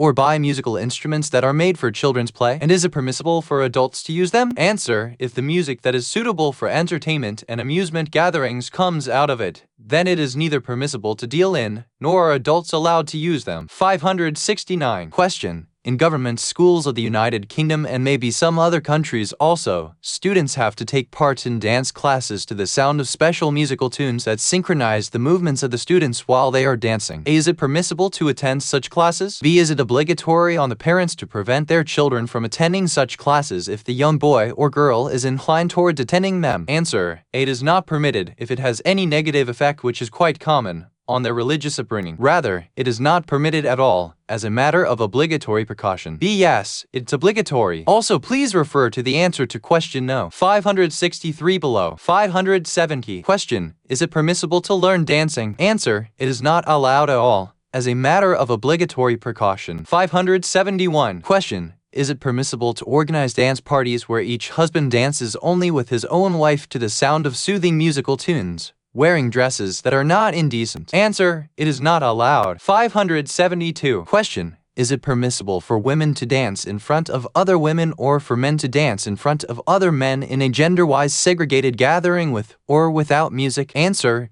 Dancing of women in front of women or dancing of men in front of men is problematic. As a matter of obligatory precaution, one must refrain from it. The rules governing music have already been discussed earlier. 573. Question. Is it permissible for a wife to dance for her husband with music or without music? Answer. It is allowed as long as dancing is not accompanied with haram music. 574. Question. Some schools in the West make it obligatory that their male and female students learn dancing. This dancing is neither accompanied by the common song, nor is it for entertainment. It is part of the educational curriculum. So, is it haram for the parents to allow their sons and daughters to attend such classes? Answer. Yes, if it contravenes the religious upbringing. Rather, it is, based on obligatory precaution, forbidden absolutely if the student has reached the age of maturity, except if he has a valid reason for approving of it. For example, if he follows a mujtahid who allows it. In the latter case, nothing prevents him from allowing his child to take part in such activity. What? As Sayyid al-Kai, al-Masilu as Say Sharia, Vol. 2,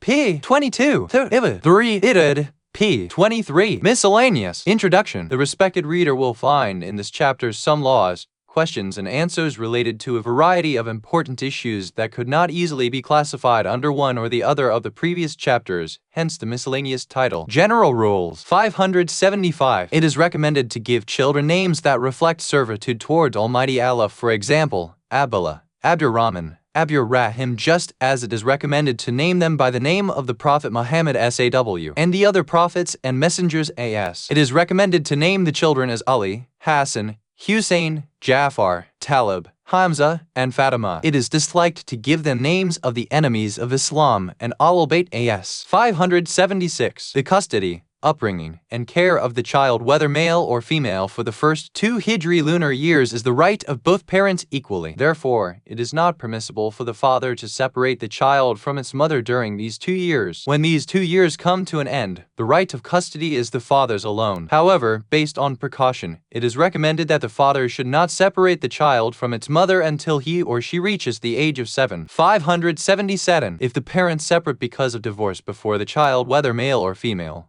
reaches the age of 2 by Hijri account, the mother does not lose the right of custody of the child as long as she does not marry another man. Therefore, it is necessary for both parents to agree on exercising their common right in custody by alternating the right or by any other method on which both agree. 578. If the mother marries after separating from the father, she forfeits her right of custody, and the custody will be the exclusive right of the father. 579. The term of custody ends when the child reaches the age of mental maturity. When the child reaches mental maturity, no one has the right of custody over him or her, not even the parents, let alone others. The child then becomes independent in his affairs, and so he can choose to join either of the two parents or anyone besides them. However, if his separation from both of them causes distress to them out of their concern for him or her, it is not permissible for the child to disobey them in that matter. If the father and the mother differ in the case of distress, the priority is given to the mother. 580. When the father dies, the mother has greater right of custody than anyone else until the child reaches the age of maturity. 581. When the mother dies during the term of her custody, the father gets the exclusive custody. 582. Just as custody is a right of the father and the mother, it is also the right of the child,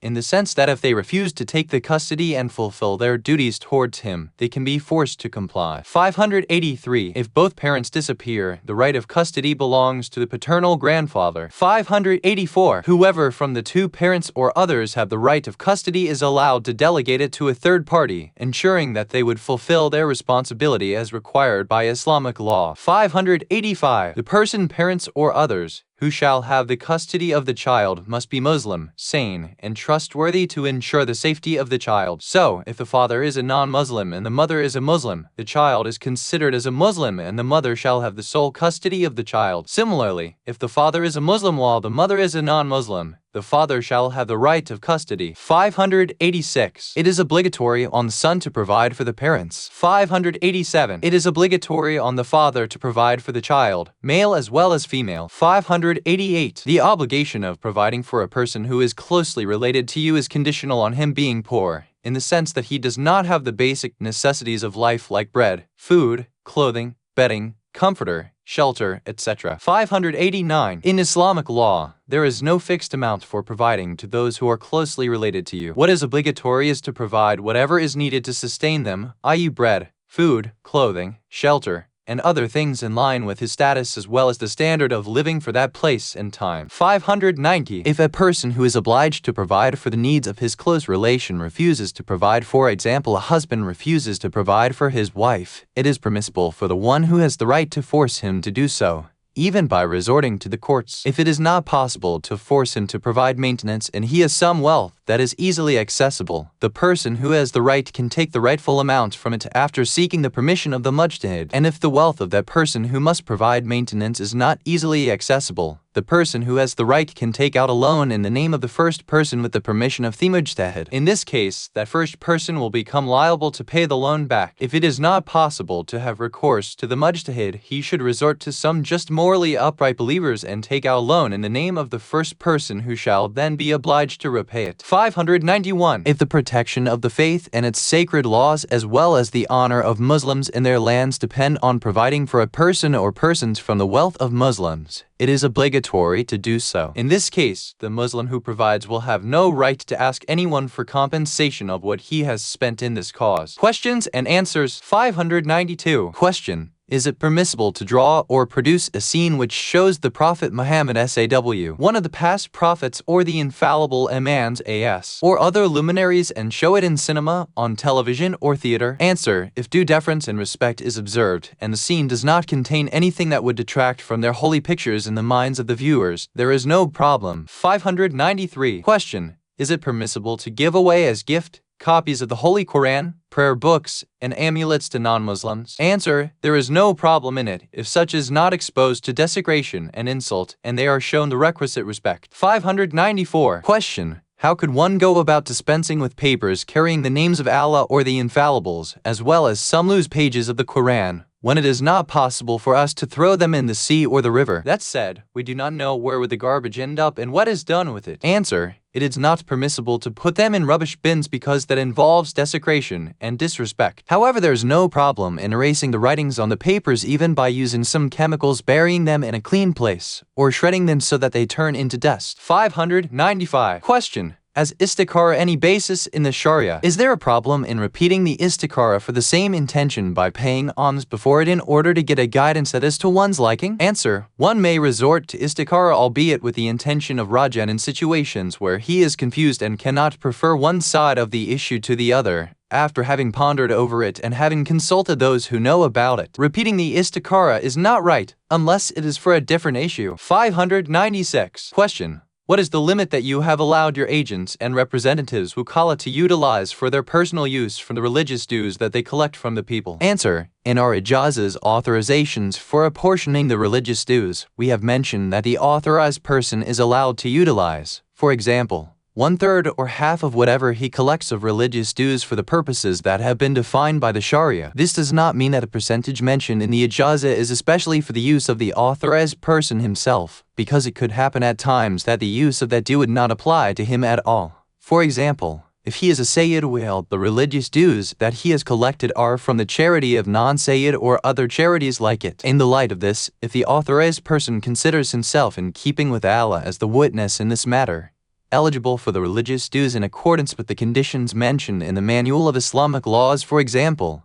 if he is needy in the religious definition and is among those who deserve the right of zakat or simi sadat or rad madhalan, etc., he is allowed to take from it according to his need and proportionate to his status and not more than that. Similarly, if he is providing general religious services and strives for upholding the word of Islam, he deserves the simi imam as according to the level of his work and the service that he does for Islam. But if he is not spending the religious due that he has collected, he must utilize the percentage mentioned in the ijaza and its appropriate causes as defined by the Sharia. 597. Question. If a person has doubts about the integrity of a representative of the marja as a result of alleged misappropriation of religious dues, is he allowed to talk about it to other people, even if he is not certain about the truth of the allegations leveled against the representative? What if he is certain about them? B. Is he allowed to still pay his religious dues to that representative as long as he is uncertain about his not being trustworthy? Answer. It is not permissible for him to talk to the others about it in both situations. In the second case of certainty, he can inform the marja directly in complete confidence about the real situation so that the marja may take whatever action he deems appropriate. B. He should rather pay his religious dues to a representative who is known for his integrity and honesty in acting according to his ijaza, i.e. in using some portion of what he has collected of it in their appropriate causes as mentioned earlier and sending the rest to the marja. 598. Question. Is it permissible to use the simi imam as without seeking the permission of the marja if a person can ascertain the need of any kind for its use with which the imam as would be pleased? Answer. It is not permissible, and one cannot attain the approval of the imam as by using his portion of the khums without seeking the permission of the most learned marja, in that it is possible that the marja's permission is part of the approval of the imam as. 599. Question. Is it permissible to use the simi imam as in charitable projects while there are tens of thousands of believers who are in need of bread, cloths, etc.? Answer. In using the simi imam as, it is important to consider the principle of priorities. It is a matter of obligatory precaution. The determination of most important vis-a-vis the more important should be left to the discretion of the most learned jurist who is well informed about the general situation. 600. Question. At times while washing the dishes, rice grains go down the drain. Is this allowed? Is it necessary to prevent the rice from going down the drain, regardless of the quantity, knowing that it is difficult to prevent it? Answer. It is not permissible to let it go into the drain if its quantity is big enough to be used in feeding the animals. But if it is small or dirty, then it can be put in a dustbin in a way that is not considered and disrespectful, in the eyes of the people, to the blessings of Almighty Allah. 601. Question. Is it permissible for a poet to organize a gathering where poetry is recited, and where he knows that women without hijab and indecent dress would also attend? Answer. By itself, there is no problem in it, but he must fulfill the duty of enjoining the good and forbidding the evil, if the conditions exist. 602. Question. Students are asked to draw a human being or an animal. The requirement is such that it is difficult for the student to refuse the assignment. Are they allowed to do the drawing? What is the ruling if they are asked to do a sculpture work instead of the drawing? Answer. Drawing a non-sculptured figure is allowed, based on obligatory precaution. it is necessary to refrain from drawing a sculptured picture of a living being, and to say that it is a compulsory part of the school work does not justify violating the obligatory precaution. This prohibition is relaxed only in the event of necessity. For example, if not carrying out such an assignment would lead to the student expulsion from the school, and that would put him in difficulty of a kind that is normally intolerable. 603. Question: is it permissible to buy a carving or statue of a totally naked human being, male or female? Is it permissible to buy a carving or statue of an animal and hang it for decoration? Answer: there is no problem in the second case of the animal. As for the first case, if it is considered a way of promoting indecency, it is not allowed. 604. Question: fortune tellers and palmists claim to foretell a person's future. Is it permissible for the palmist to do so if the customer is going to plan his life according to his predictions? Answer: since the information given by the palmist has no value, it is, therefore, not permissible for him to give information with certainty, just as it is not permissible for the customer to plan according to it, except on legal or reasonable grounds. 605. Question: is hypnotism permissible? Is invocation of spirits permissible? Answer: if it puts a person in harm's way, it is haram and therefore forbidden. 606. Question: is invocation of the jinn with a view to solving the problems of the faithful permissible? Answer: the same rule mentioned earlier is applicable here. 607. Question: is cockfighting and bullfighting with permission of their owners allowed? Answer: it is permissible but disliked as long as it does not cause loss of property. 608. Question: what is the minimum limit of the difficulty al-haraj that lifts the prohibition? Is exorbitant price for a halal item that could still be bought with financial strain or by getting a loan a valid example that would make a haram but cheap alternative item permissible religiously? Answer: the circumstances are different in this case, and the criterion is the extreme hardship that is not normally tolerable. 609. Question: what is the present-day equivalent in mythical or grams of the weight in gold known as al-himsa? Answer: al-himsa is 1/24 of the mythical as serafi, and the latter is 4.64 grams, so the weight of al-himsa will be 0.193 grams. At the law, it is important for me to stress at the end of this book that my first attempt in writing Islamic laws for Muslims in non-Muslim countries is in need of evaluation. This being so to establish a body of laws for Muslims in those countries that deal with various aspects of their lives, and so that those issues could be governed by noble principles of the Islamic Sharia. The number of Muslims,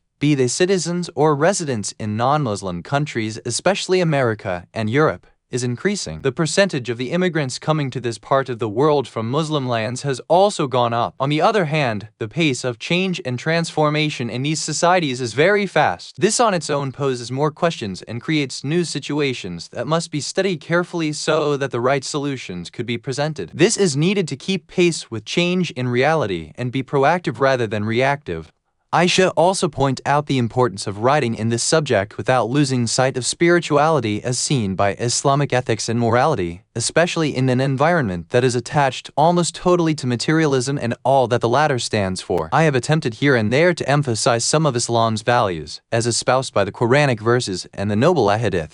This was done in a bid to blend the codes of ethics with jurisprudence, just as I have previously done in my book, Al-Fats Awal al-Maisara Jurisprudence May Easy, since I have detected the active link between the theoretical and the practical planes of life. Also because I can see the need that these teachings should find their way to materialization in the day-to-day conduct of Muslims, especially those who reside in the midst of non-Muslim societies. It is sufficient for me that I have tried. I seek the help of Allah, hope for His aid, and pray for His acceptance, since He is the most merciful of the mercifuls. All praise be to Allah, the Lord of the universe, and may Allah be pleased with our Master Muhammad and his pure and infallible progeny. Utter appendices, specimen of the answers of His Eminence Ayatollah as Sistani to some of the questions in this book. In the name of Allah, the Beneficent, the Merciful, His Eminence, the Grand Ayatollah as Sayyid Ali al-Husseini as Sistani Dama Dila. Assalamu alaikum wa rahmatullahi wa barakatuh. I request your kindness in answering the following questions with the hope that the answers would be in simple form that can be understood easily by the readers who are not specialists in this science of Islamic jurisprudence, and you shall have an abundance of reward from the Almighty. List of main haram ingredients used in the manufacturing of food. Islamic law has forbidden Muslims from consuming a number of ingredients. Since non-Muslim manufacturers of food are naturally not required to refrain from using those ingredients in their products, Muslims are required to be vigilant and careful within the limits outlined by the Sharia in using those products. 1. We give below some information that was available for us regarding haram ingredients in food products. We have decided not to go into details in order to avoid within the bounds of the Sharia, complicating the life of a Muslim who is being tested by living in non-Muslims countries. The Islamic Sharia, in spite of its meticulous and rigorous nature, is still a simple and lenient code of practice. It is, therefore, useful to point out two things right at the outset. Firstly, some raw ingredients used in manufacturing food and drink go through definite chemical transformations that radically change its original properties in the sense that it becomes, in perception of the common man, a new and different matter. Such a transformation would remove it from the list of forbidden items, and this is known in the manuals of Islamic laws as al-istihala, which is one of the purifying agents according to the Sharia. For example, when an item derived from a haram animal source changes into a different item through chemical transformation, then the latter product would become permissible. Secondly, there are ingredients used in manufacturing food products that could have possibly come from a number of different sources, some of which are halal and some are haram. In such cases, with no certain knowledge about the origin of such an item, it is not necessary to investigate and it is permissible to eat that doubtful item. Of course, this principle does not apply to meat when there is doubt whether or not it is from an animal slaughtered according to the laws of Islam. So, if you see in the list of ingredients monoatiglycerides which can originate from animal fat or vegetable oil, and the label does not specify that it comes from animal source, it is not incumbent on the person to investigate about it, and therefore it should be considered halal. Now we shall provide some information about haram ingredients mentioning both their English as well as French names. What oil and shortening and fat matières grasses in French is normally extracted from animal fat. Sometimes vegetable oil is added to it, whereas the word lard saindoux in French is used for the fat of swine. In American food products, you will find the expression vegetable shortening, which is not a totally factual statement because American laws permit manufacturers to describe their product as having vegetable shortening as long as 80% to 90% of the shortening is vegetable-based. The phrases that entail satisfaction for us are pure vegetable ghee, or pure vegetable shortening, or pure vegetable oil. Butter beurre in French is made from milk, and therefore there's no problem in using it. Cheese. Contrary to the belief of some people, lard is not used in cheese. However, in the process of manufacturing cheese, an enzyme is used that is extracted from the stomach of animals cow, calf, or pig. This enzyme is called rennet, renin, and pepsin precursor in French. Since pepsin is the enzyme extracted from pigs, it is haram. However, the enzyme from cow or calf, i.e. rennet, renin that was not slaughtered Islamically is by itself considered ritually pure tahir and it is permissible to use, but the stomach becomes impure by coming into wet contact with other parts of the animal. So, if one is unsure whether or not the najis container of enzyme was used in the process of making the cheese, it is permissible to eat it. One should also be aware of other ingredients used in making cheese. Some are vegetable-based while others are chemically produced like microbic enzymes. There is no doubt in the purity as well as permissibility of using these. If there is doubt in the enzymes used in making cheese whether they were from natural sources or chemically produced, then you can consider it halal. As for jello, it is used in manufacturing the gelatin. Mostly it is a jello-like substance extracted from animal source. However, you can also obtain the jello that is made from vegetable source and seaweeds. As for non-alcoholic carbohydrate drinks like Coke, Pepsi, 7-Up, and Canada Dry, they do not contain anything from animal or alcoholic sources. Note, in preparing the information in this appendix, we have primarily relied on the write-up of Dr. Ahmed Hassan Sakhr of Chicago, USA, which is originally taken from the following sources. Al-Mazuz fi Ulum al-Tabia, Edward Chalub, Beirut 1965-66. The Guide Mare about de la Pech en Mer Mitchell Van Haver 1982 France. Les Poissons d'Audaus Giri Sihar 1976. France. Guide des Poissons d'Audaus et Pech Bent J. Moves et Pruben da Histram 1981. Suez.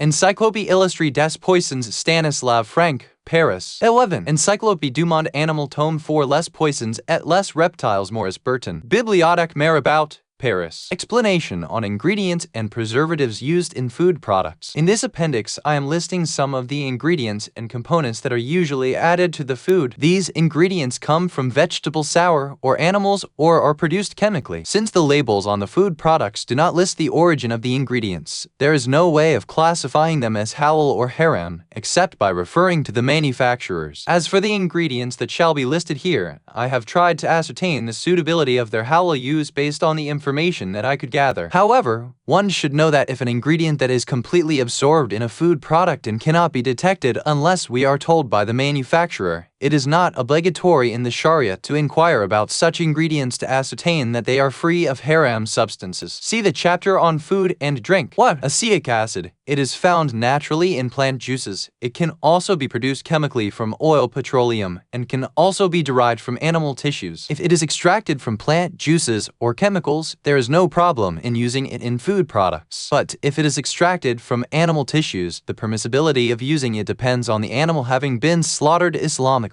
If the origin is unknown, one can still use it. Adipic acid. It is from vegetable origin. It can also be produced from chemicals. Therefore, there's no problem in using it in food products. 3. Agar. It comes from seaweed. It is used as a substitute for gelatin. Since it comes from vegetable origin, it is halal. 4. Apocarotinol C30E 160E. It comes from orange. Sometimes it is used to melt gelatin or lard in water. If gelatin comes from an animal source other than fish, it is not possible to use in food products. Carmine-sash cochineal E120. It comes from insects and is used in coloring food items. It is halal. Casein. Its source is milk. It is used in manufacturing cheese. It is precipitated by acid or by vegetable or animal enzymes. If vegetable enzymes were used in the precipitation, it is halal. But if animal enzymes were used, then it cannot be considered halal unless the animal was slaughtered Islamically or the process brought about a chemical transformation in casein. Chocolate liquor. This is a sweet liquid made from chocolate and used for its aroma. It is not the intoxicating or alcoholic drink known as liquor, and, therefore, there is no problem in using it. Dextrose corn syrup. Its source is starch and is used as sweetener and coloring agent in food products. Since it comes from vegetable source, there is no problem in using it. Carbon black E153. It is used for black coloring in confectionery and is extracted from bones, meat, wood, and plants. Since it can also be extracted from vegetable source, it is, in most cases, halal. If it is extracted from an animal source, one cannot consider it halal unless he can ascertain that the animal was slaughtered Islamically or that it went through a process of chemical change. Lecithin E322. It is made from egg yolk, but on a commercial basis it is made from soybeans and is therefore halal. 11. Glycerine E422-glycerol. Used as a solvent or humectant, maintains the desired level of moisture. It comes from beef fat or petroleum or vegetable. If it comes from chemical or vegetable source, it is halal. But if it comes from animal source, it cannot be halal unless the animal was slaughtered Islamically or it went through the process of chemical transformation istihala. 12. Mono and diglycerides. It comes from animal or vegetable source. If it comes from vegetable source, then it is halal.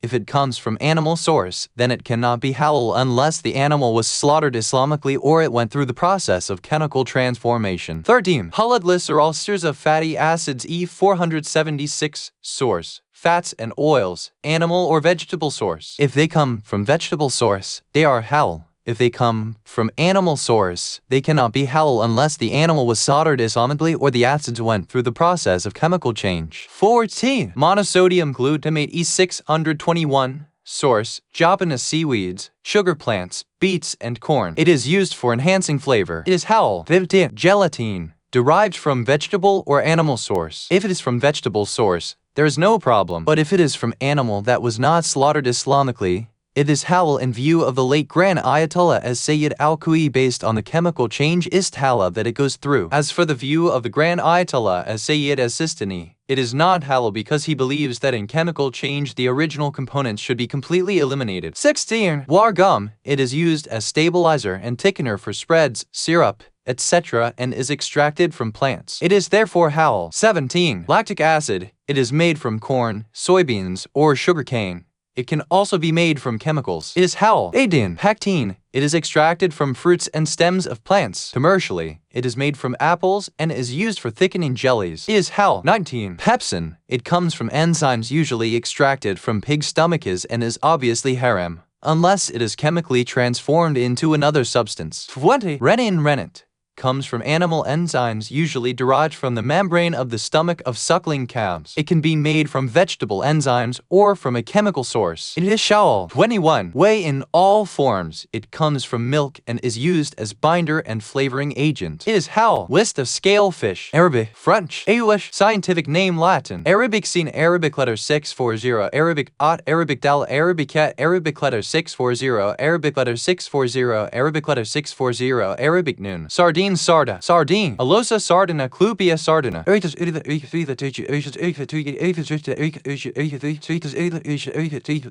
Pilchard salan. Pilchard. Arabic noon. Arabic calif. Arabic scene. Arabic quam. Arabic cat. Holland lu noir. Cold fish. Arabic sheen. Arabic letter 640. Arabic bat. Arabic letter 640. Arabic shada. Arabic letter 640. Arabic wall. Arabic ta. Har. Cyprinus. Carpio.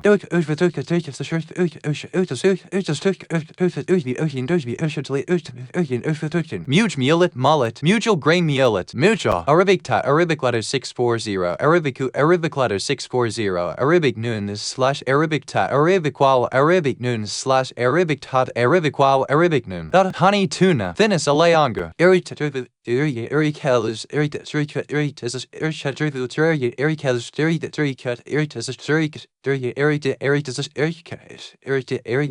Thon blanc German. White tunny fish. Thinua alayanga. Arabic seed Arabic bean. Arabic cut. Arabic seed Arabic lam. Arabic of Arabic Arabic elf. Arabic nuns. Arabic seed Arabic quad. Arabic bean. Arabic quava. Arabic nu. Tama. Salma sayar. Arabic ta. Arabic was 640. Arabic cut. Arabic was 640. Arabic cut. Arabic oil. Arabic ta. Arabic but slash Arabic elf. Arabic who. Arabic cut. Arabic cut. Arabic oil. Arabic cut. Arabic scene. Arabic bean. Arabic kaf. Arabic mean. Arabic wal. Arabic seed. Arabic calific. Surah. Arabic ot. Arabic noon. Arabic letter 640. Arabic kaf. Arabic letter 640. Arabic letter 640. Arabic tetma buddha. Harry. Arabic scene. Arabic meme. Arabic kaf. Arabic caliph. Arabic lam. Arabic letter 640. Arabic fat. Arabic letter 640. Arabic ot. Arabic bat. Orchat. Perco fluvatilis. Arabic kid. Arabic caliph. Arabic dal. Arabic ku. Arabic scene slash Arabic kid. Arabic what is 640. Arabic ku. Arabic letter 640. Arabic dal. Arabic scene slash Arabic kid. Arabic cat. Arabic cat. Arabic dal. Arabic scene slash Arabic meme. Arabic whale. Arabic ot. Arabic tet ma butha. Moruji. Codfish. That's Arabic. Arabic caliph. Arabic dal. Arabic ku. Arabic seed. Arabic comes a tatalif. Arabic seed. Arabic beam. Arabic quat. Have a wad. Had. Arabic ot. Arabic caliph. Arabic quaf. Arabic wall. Arabic dal. Flat safe sale. Flat ice phallus. Arabic caliph. Arabic Arabic seed. Arabic or loop. Luvine laubine. Say base. Moron. Labrax. Arabic lamb. Arabic letter 640. Arabic ku. Arabic letter 640. Arabic get slash Arabic calf. Arabic letter 640. Arabic cat. Arabic letter 640. Arabic bat. Arabic cat. Arabic ta. Watch the tang. Pond loach. Tabides fossilies. Arabic sata. Arabic letter 640. Arabic cat. Arabic letter 640. Arabic letter 640. Arabic noon. Arabic letter 640. Arabic sekun. Arabic letter 640. Arabic dal. Arabic sounder. Pike perch. Lucioperca. Arabic sita. Arabic alf. Arabic climate. Arabic but Arabic noon, Arabic for Arabic, seed Arabic for Ebroa, Smelt, Osmerus, Eprelenus, Arabic day and Arabic letter 640, Arabic cat, Arabic letter 640, Arabic letter 640, Arabic ta, Arabic wall, Arabic mean, Odver, Rayleigh, Thimalus, Arabic she and Arabic letter 640, Arabic elf, Arabic ba, Arabic letter 640, Arabic lamb, Alos, Alice, Shad, Aloza, Arabic cut, Arabic letter 640, Arabic letter 640, Arabic sit, Arabic skun, Arabic letter 640, Arabic Hot, Arabic meme, flash, Arabic cut, Arabic quo 640, Arabic cove, Arabic letters 640, Arabic meme, Arabic hot, Arabic quo, Arabic cost, flash, Arabic cant to live, Arabic by Arabic quo, Arabic da, Arabic cut, Arabic nin, Priya Cantho, Catalufa Bigi, Priya Canthus, Arabic cat, Arabic letter 640, Arabic meme, Arabic letter 640, Arabic hat, Arabic letter 640, Arabic tetma Buddha, tat, ting to tink, Arabic bat, Arabic letter 640, Arabic ku, Arabic letter 640, Arabic noon, Arabic shout, Arabic letter 640, Arabic cat slash Arabic bat, Arabic letter 640, Arabic cat, Arabic letter 640, Arabic ot, Arabic dot, Arabic cat, Arabic scene, Barbo commune barba, Marbo barbus, Marbus barbus, Arabic bat, Arabic letter 640, Arabic hot, Arabic dan, Arabic letter 640, Arabic caliph, Arabic nin, Arabic hamza tat, alif, Arabic hat, Arabic letter 640, Arabic mean, Arabic letter 640, Arabic roving vo, Bri, Scardinius, Hof Damas, Arabic daf, Arabic letter 640, Arabic noon, Arabic letter 640, Arabic wow, Arabic meme, Arabic letter 640, Arabic tetma Buddha, Bouvier, Bitterlane, Rhodius Amaris block, Arabic C, Arabic beam, Arabic cuff, Arabic tet, Arabic but Arabic yes, Arabic Arabic caliph, Arabic guanza, able to Steinfail, rain bleak, Lus espius delineatus, Arabic C, Arabic Arabic yes, Arabic else, Arabic and Arabic new, Arabic with Arabic tea, Arabic else, Arabic new, able Riviera Sperlin, stream bleak, Albernoids by Pontetes, Arabic C, Arabic yes, Arabic else, Arabic noon, Arabic with Arabic tea, Arabic dot, able, oi, Albernus, Arabic, ots, Arabic did, Arabic letter 640, Arabic caliph, Arabic noon, Arabic tell, Arabic caliph, Arabic noon, Arabic whale, Arabic da, Arabic ya, Garden gallant, Danube roach, Rutalis pagus, Razoir, saber carp, Helicus cultratus, Abramis ballers, Arabic ot, Arabic bat, Arabic letter 640, Arabic hot, Arabic letter 640, Arabic caliph, Arabic calf, Jore, Yelt head, Chrysopheres, Arabic scene, Arabic meme, Arabic calf, Arabic caliph, Arabic lamb, Arabic tot, Arabic letter 640, Arabic shot, Arabic letter 640, Arabic letter 640, Arabic bot, Arabic seeing, flounder, platich these flesses, Arabic seed, Arabic view, Arabic cut, Arabic caliph, Arabic what, Arabic bot, Arabic car, Arabic what, Arabic view, Arabic what, Barbu, Arabic, Arabic cut, Arabic shot, Arabic, Arabic, my best left, Arabic, Arabic secund, Arabic bell, Aspius, Arabic fat, Arabic hot, Arabic cut, Arabic queen, Arabic wow, Arabic meme, Arabic cat, Gramal, Ref Puff, Agerina, Cerno, Nes Commune, Common Mouse, Chondrostoma Manus, Arabic fat, Arabic letter 640, Arabic hot, Arabic fat, Arabic Kanzatat, Alif, Arabic scene, Arabic wow, Arabic dow, Black base, Microterrace Salmoidea, Arabic fuad, Arabic alif, Arabic noon, Arabic dol, Arabic woa, Arabic alif, Arabic sue, Arabic tats mumad, Buta, Van Dice, Squalius, Luciscus, Arabic thaf, Arabic letter 640, Arabic ku, Arabic letter 640, Arabic Jim, Arabic Aleph, Arabic Jim, Hadra, Hordi, Hagras, Arabic Bat, Arabic Ots, Arabic Dane, Arabic Aleph, Arabic Noon, Garden Commune, Rutulus, Arabic letter 640, Arabic letter 640, Arabic letter 640, Abranis Vimba, Arabic Seed, Arabic Meal, Arabic of, Arabic of, Arabic what, Arabic of, Arabic what,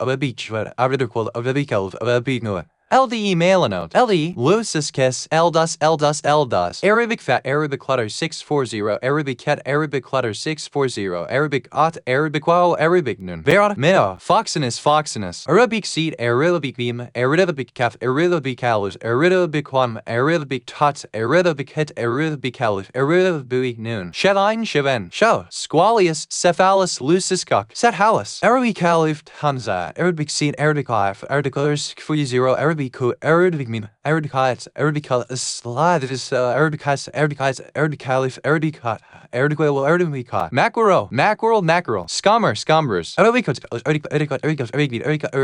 scene slide, Arabic scene, Rain Brummer, Abrami's Brahma, Arabic fat, Arabic hot, Arabic shad, Arabic cat, Arabic goal, Arabic cat, Pagel, Braze, Red Porgy, Pageles, Arabic scene, Arabic hot, Arabic on Arabic wow, Arabic scene, Sargus, what? Quoted from Dalalu El Muslim 5 by Ladi El Gerba, p. 111 ff with modifications. Topic Tags. Fiqh Jurisprudence 7. Islamic Law Sharia 9. Author S. Sayyid Ali Husseini Sistani 1. Translator S. Sayyid Muhammad Rizi 6. Publisher S. Imam Ali Foundation 2. Source URL https://www.alislam.org code practice Muslims West Sayyid Ali Husseini Sistani comment 0.